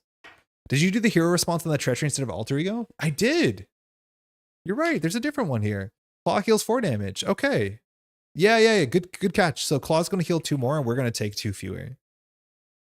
Yeah, that's the fine. That's probably better for us, actually. Good catch. Wait, Mr. Hollywood doesn't exhaust? Wait, what? Oh my god, it doesn't exhaust. It's just limited once per card. Whoa, I didn't realize that too. Let me take that off. Wait, that's awesome. That's really, really cool. That's super sick. Thanks for pointing that out. I also would have missed that. They both exhaust. Okay. So we're going to do this thing in the right order. So we're going to use Jet Belt. We're going to exhaust Jet Belt. We're going to get rid of one of the cards underneath us. This is actually important because these cards miss the cycle. So managing this is kind of nice. So this generates an energy. We'll play Starstruck. We'll generate an energy to overpay for that card using Mr. Hollywood, which does not exhaust this. So this is going to do 2 damage to Klaw. So the villain's going to take 2. We're going to stun the villain, which is useless. Why are we doing this? But we recover 1, so we're going to dodge the retaliate value. That's it. Fine. Yeah, that is wild. That is really, really cool that it doesn't exhaust. 1, Starstruck. Okay, that one at least does something because the villain will attack us. We get a bombs away, which if we get minions, I think we've seen most of the minions. We have so many cards that are only good with allies and we're not finding our allies. Confuse. Okay, at least we have Hawkeye, which is good, especially because there's 1 threat here. Goes to 3, stun, 2 encounter cards because of the arms factory. We're almost decking out. First card. Okay. This one we can clear immediately. Oh, I don't have the card for this one, excuse me. So I'll just have to show it to the camera. So cannot attack, exhaust Simon Williams, which is our alter ego, or discard 3 cards tucked. No matter what, we have to get to alter ego. So this might be a Battlefield Benevolence play. Oh, okay, we just decked out. So now we're going to have to search and a shuffle. So Masters of Mayhem. If no attack was made this way, search the counter deck and discard Pelver Masters of Evil Minions. So it's up to us what we want to put in play. The problem is we can't attack, so the Masters is probably going to stay in play. The fact that this is only an alter ego action is really scary. Luckily, our deck has a bit of confuse in it, but yeah, we just cannot deal with whatever comes out. So if that's the case, I'm just going to grab Melter. I don't know why I'm shuffling. Melter's text isn't super relevant, and now we'll shuffle. I honestly don't feel like we can do that much. I think that's largely because we're an event-based deck, so we have to kind of get lucky. But our attacks here are not very useful. We can do 2 damage to Melter. Secret Rendezvous is going to have a lot of threat on it. We didn't draw any thwarting cards. Yeah, we might lose this turn. It's not unreasonable that we lose. Oh no, we can thwart for 3. We'll be fine. Never mind, we'll be okay. But yeah, this is Mr. Hollywood's also really good with everything everywhere, everything all at once. That's really good. All right. Feel like we're flailing. We still don't have a mental, so we can never get rid of Solid Sound Body. So we can't play any of our attacks. So we're just going to do attack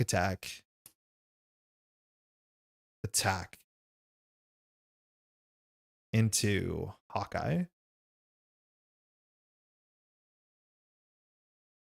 No. You know the drill. 4 arrows, 3 health. Going to thwart for 1. Clearing illegal arms factory. Bombs away is an attack? No shot. Oh, wow. It's not an attack. You're right. Most AoE cards are not attacks. I mean, that's acceptable. I think this is more important because we have to jump it down. But yeah, thanks for pointing that out. That is totally true. This does 2 damage to Melter when one of the arrows comes off. This should be at 3 arrows. We have to thwart for 3. Battlefield Benevolence. We'll use Jet Belt. That's fine. That's acceptable because it doesn't care if this is not an energy effect. So we'll spend 1 for Battlefield Benevolence. I feel like we're just healing Klaw. So we're going to heal 2 from Klaw. We'll get the Confuse on so we can safely jump down. We will jump down. And then we're just going to flush this out. Like, I can't tell if flushing it out is expensive or not. Sorry, I keep trying to search for this card.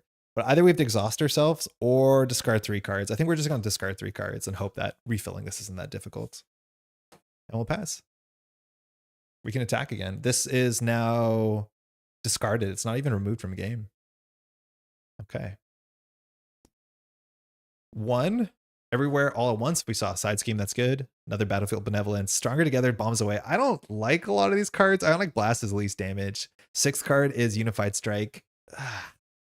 I made a silly vision meme deck where he sits intangible and uses bombs away to do damage. Oh, that's awesome. Yeah, not an attack. Legit. Goes to 2, goes to 3 with Melter. We could lose here if we get a thing that thwarts. We have, in fact, a different minion. Whirlwind. 6 health. This feels much less powerful than Hercules, I'll be honest. Much less powerful. I thought it was going to be the opposite. How little we knew. Okay, we technically have 1 attack. Thwarting for 3 is reasonable. Everywhere all at once, we could play technically for free, and it removes 1 for Jeb Belt, and it removes 3 threat. Can you use Stronger Together to keep Hawkeye alive and heal and tuck? We can, but on the other end, we could also use Unified Strike. Like, they're both very similar. The problem with Unified Strike is we're incentivized to thwart with Hawkeye, so I think we don't. So I think we do Stronger Together Hawkeye, and then we just thwart with Hawkeye regardless. Like, we're going to have to use it. This is like Hawkeye wants to thwart. We don't really want to use our stats to boost Hawkeye's thwart because it's ridiculous. So we will use Stronger Together. When a character other than your hero would take any amount of damage. Oh, I forgot. I thought we had to exhaust ourselves for this. This is way better than I thought it was. We'll flip up. I guess we'll start with Hawkeye trying to thwart for 2. So technically Hawkeye first exhausts. Thwarts for 1. Just things an arrow at here.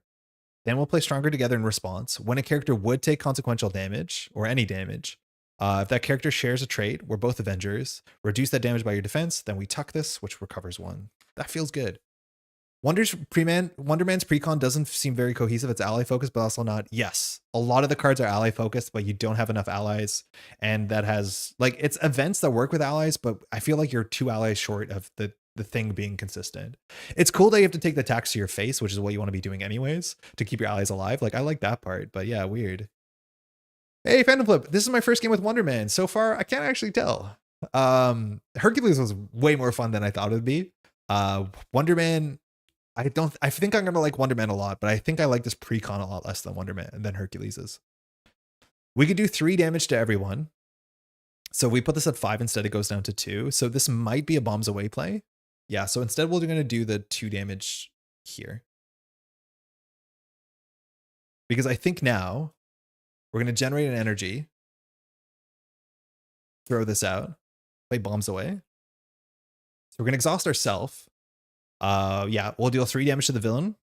This doesn't take retaliate because it's not an attack. We'll knock out Melter, put Whirlwind at 1. Tuck it. Recover 1.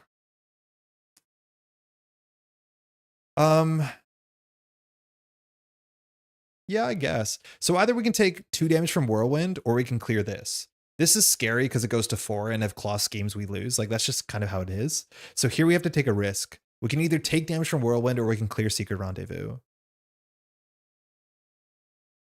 I think it makes more sense for us to clear Secret Rendezvous for safety because we died to an advance. We've already died to an advance once today. And yeah, I think that's fine. So we'll just do 1, 2 everywhere all at once. So X is 1. We'll remove 2 threat. Technically, we can make it 3 by overpaying. And Ionic Blast will worth holding on to because we could just massively damage Klaw. And we'll pass. Does this deck have any mental resources in it? Like literally any? Because this retaliate thing is really sucks. 1, 2, Sentry. Battlefield Benevolence. Everywhere all at once. Yeah, like these hands are just not it. And we can't get rid of attachments. It's really frustrating. That's how precons tend to be because they insert extra copies of redundant cards to get full playsets. Sure, but some precons are like totally playable. Like some precons you can change no cards and still beat things on expert. Precons that have like these, you know, heroic conditioning type cards, those are the ones that I feel the worst about. Where you draw these and they just like don't do anything. I was down in Connecticut this weekend for a Champions event. I watched your whole Wolverine campaign play through driving home today. It really makes me want to try the campaigns now. Oh man, if you haven't played campaigns, they're so good. Campaigns are incredible. I cannot recommend them enough. Hopefully your thing in Connecticut was good.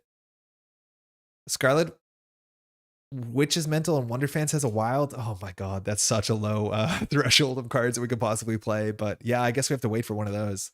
So we look at a discard pile, not a single mental. Energy and physicals for days. For days. All right, Claws attacking. We're not going to block. 1, 2, 3, 4, 5, 6. Massive damage. We'll take 6. Ow. Whirlwind's going to attack. So we're just going to take 2. So we're down to 4 health already. 1 encounter card. Okay, so we're just going to discard cards until we find a side scheme.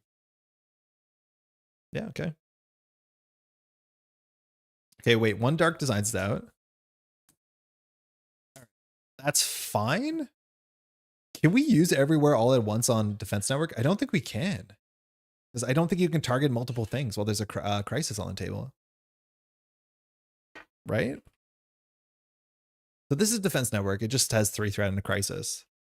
But I think we actually can't use it. Because everywhere all at once says choose X schemes, remove threat from each of the chosen schemes. I don't think we can choose a crisis in the base scheme, right? After a few games, I found the Wonder Man's precon not to be as consistent as Hercules. To not be as consistent. I agree, Master Hero. Two-Gun Kid and Unified Strike was a fun interaction after moving to aggression. Yeah, I would definitely want to give that a shot. Two-Gun Kid is a really fun one to increase his stats. Yeah, I don't think we can do this interaction. That sucks. Yeah, we can't choose the main.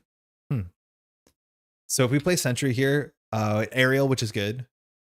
Search and counter deck for a side scheme and reveal it. Honestly, that might be the play.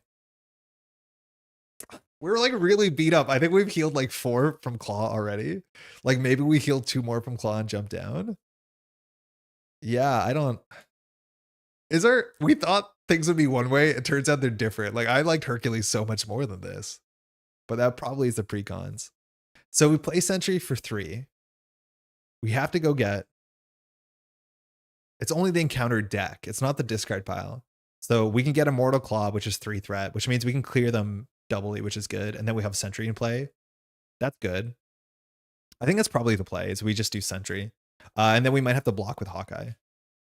Yeah, I think that might be the play. Oh, why did I shuffle? We're just going to grab it in a second. Oh, wow. There's a lot of minions clumped to the bottom.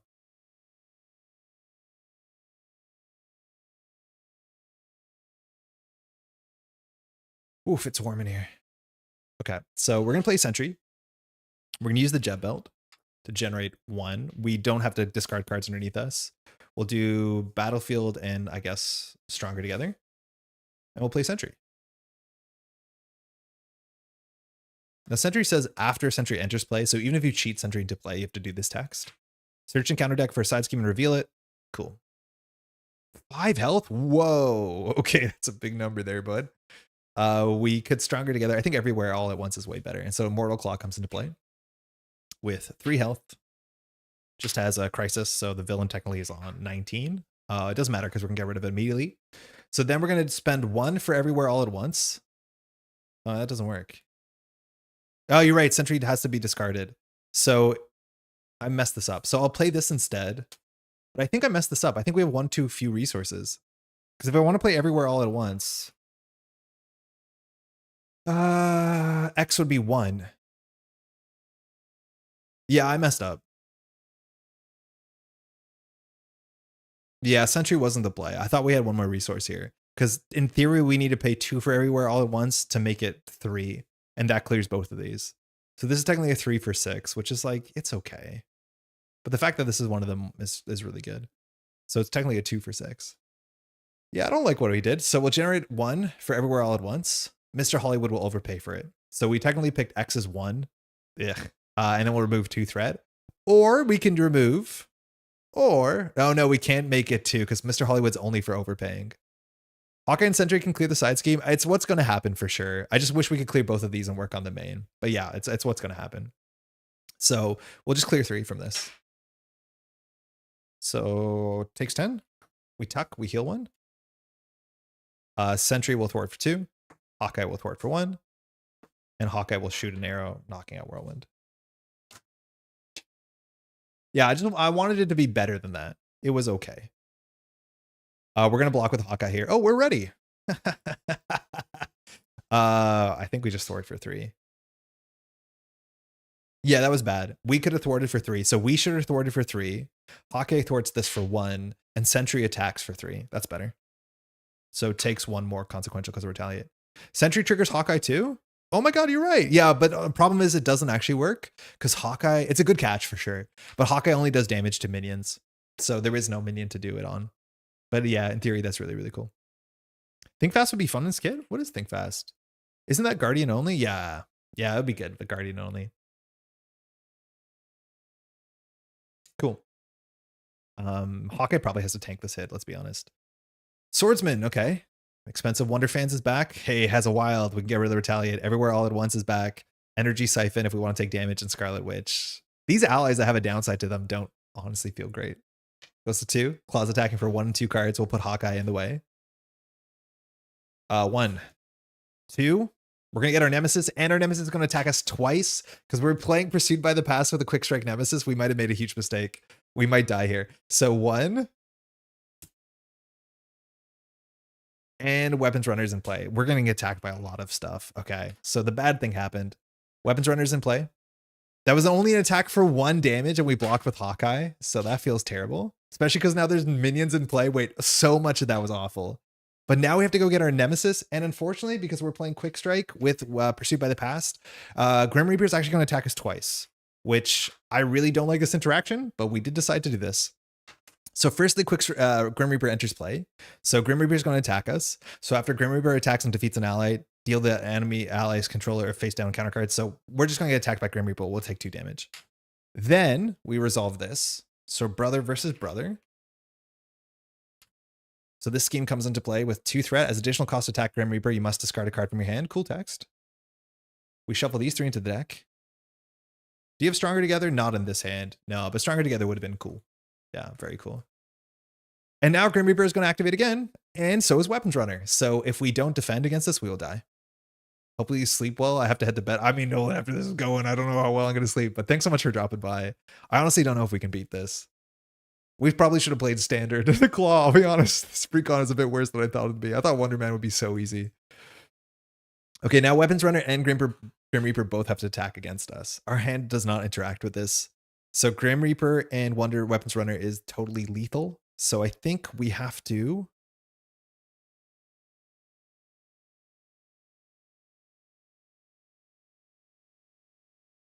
We have to exhaust against Grim Reaper. So Weapons Runner will take 1. 1 encounter card.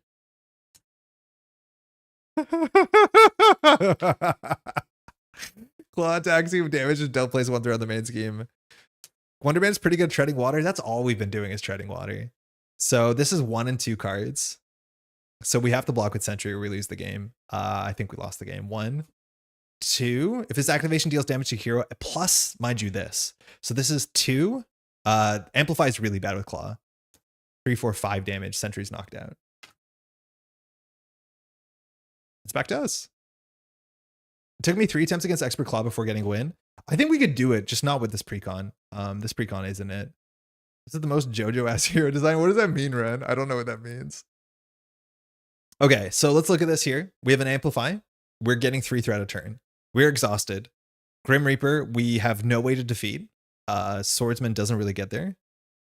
They couldn't put a 4 Justice in this Precon. I think a lot of the times the Precon comes down to, well, firstly, this needs a wild icon, sorry, mental icon, so they're just not going to do that.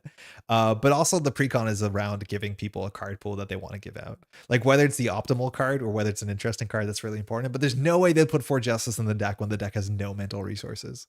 So I know where you're getting at. Clear the area has to be mental, right? Yeah. Same with the other one. Multitasking needs a mental. It's probably an energy. Oh, it's physical. Okay. Wait until you try Herc and Protection with Taunt. Oh, that sounds fun. Phantom Flip. How's it going? Okay, so we're cooked here. It's 11 o'clock. We'll probably have to go and throw in the towel in on this one. If we look at what we have here, what can we possibly do? Like, we can clear these, no problem. But then we have to jump it down. Scheme for 1, 2, 3, 4, 5, and a card plus 2. We're unlikely. Yeah, for Justice is in the core box, but I don't think that stopped them. Like, I'm pretty sure they've reprinted Clear the Air. What's it called? The one that if you defeat a minion, you get to remove 2 threat. Like, they do reprint core cards. Like, our last card that we just played, the last deck just had the Helicarrier in it. Like, it doesn't stop them. They do it every once in a while. JoJo's Bizarre Adventure is an anime. It's just full of flamboyant, over-the-top himbos, and just mean aesthetically reminds me of it. I mean, that's kind of it. I feel like both of these characters kind of embody that. Okay. We play Swordsman. Swordsman, like, technically protects us. Swordsman is our whole turn. Actually, no. Well, we can play Energy Siphon for 2 resources. So 1, 2, 3, 4. That's not it. That's not it. Stealth Strike? I mean, that's a thematic miss, right? Oh, that's also mental. There's no way they put a mental in there. It only has to be energy, energy all the time. Yeah, I think we're gonna throw the talent in this one. No good. No good whatsoever. Yeah, the precons of Tigra was, I think, just totally cracked out of the box, and the precon of Hercules, Hulkling was cracked out of the box. This precon is not speaking to me. I think on this precon, I need to prioritize setting up a couple more allies on the basis that the allies are really important because you have cards that don't do anything if you don't draw allies. I also think our 2 research generators at the bottom of the deck wasn't great, but like we were totally treading water for a while, that's for sure. But yeah, that wasn't a good turn. The double Grim Reaper quick strike is like actually way more important than it sounds like. I wonder how well Herc and Wonder Man played together with the precons. The game seems to be flavor multiplayer out of the box. I don't know. Tigra and Hulkling were like really good solo, like very, very good solo. Yeah. Yeah, I don't think we have anything here. Does the top have a win revealed? It doesn't, so that's cool. But that's Scarlet Witch. Yeah, I'm gonna toss it in. That's another win for Klaw tonight. Really interesting. Like what we thought about these decks was kind of backwards. Like it was so much smoother to play Hercules as much as you had hands that bricked. But like the bad parts of the precon were less clumsy than this.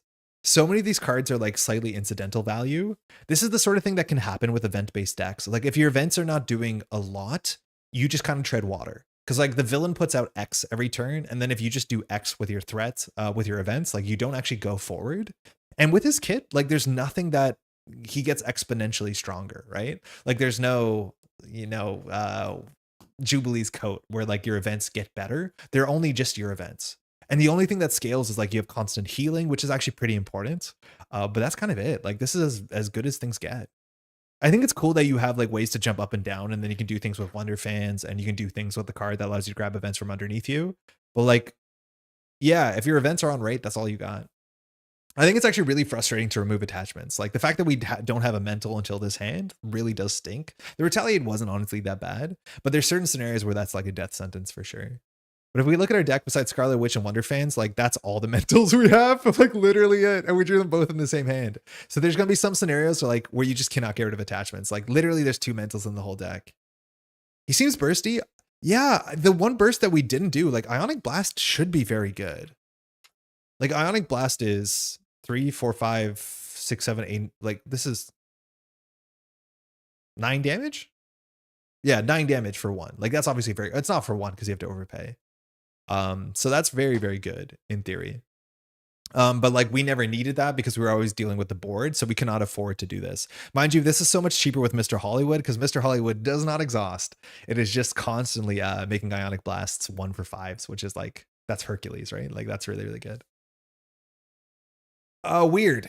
I thought I would enjoy this so much more. I'll take another shot at this. I'll try and play one more with this, and I'll modify the precon. I think there's a lot to learn, and some of it is playstyle. I have no doubt that this is a good deck. I think we just have to unlock it. That one Venom Goblin attachment that's like +3 to each of the stats would be so brutal with Wonder Man. Well, every Wonder attachment in Venom Goblin is going to be a problem. There's the Venom Goblin attachment that requires you to discard attacks with 3 or more cost. No shot. Like it has to be half our hand. The most expensive attack we have is 1. Like that is just going to be a problem, and that's fine. But like the most expensive attacks we have is 1 because Bombs Away, as we found out, is not even an attack. Yeah, really, really difficult. Weird. Really weird. Also, if you're exhausted, like you need to be basic attacking consistently, because if you're not basic attacking, you're not progressing. And if you're not basic attacking, you're not clearing these. And if you're not clearing these, you're not healing. I think that's a really big thing we learned is like we have to be ready constantly because readying allows us to attack. Attacking allows us to put cards underneath us. And then that's how you keep healing, because technically you stall out. As much as Jeff Belt is a really nice way to not fully stall out. Weird. Really weird. Man, so our like valuation of this was like super, super backwards. That's fascinating. Overpay is such a neat idea for a hero. Hope it feels better in maybe a different aspect. Overpay is a really cool idea. Energy deck building is a really cool idea. Like eventually we'll see the mental and physical versions of this. I have no doubt. I'm imagining Professor X would be a perfect mental, and then like you could play any Hulk as the physical only version. I think that'd be really cool. Seems like he'd be great in protection with the readies and healing. I don't know. The ready is like, maybe. It's cool that you can ready use your thwart and then ready use your attack, but technically readying is not ideal because after you attack, your next attack is bad, right? Like the good thing about Redding is you can consistently use hyper stats. The problem is Wonder Man's stats are fleeting, right? It's not like Redding Hercules where he attacks twice for 3. This is attack for 4, attack for 1. Yeah, he's quite different than expected, like really quite different. I thought he'd be easy mode, but like that was far from easy mode. That was like struggle. Anyways, super cool. It's 11 o'clock. We started streaming. We've been streaming for 4 hours, so we probably have to call it here. Things I want to say, I said at the top, but earlier this week, we were very kindly invited as a guest on The Winning Hand, which was a ton of fun. We, mind you, talked about strength and diversity, and we had a deck list that we built. Mind you, it's linked below in the podcast. I'll share the link in the description. I have a write-up and everything. We're probably going to play that on camera in the near future. Actually, maybe not. We probably should, but more so, I probably need to play a bit more of this.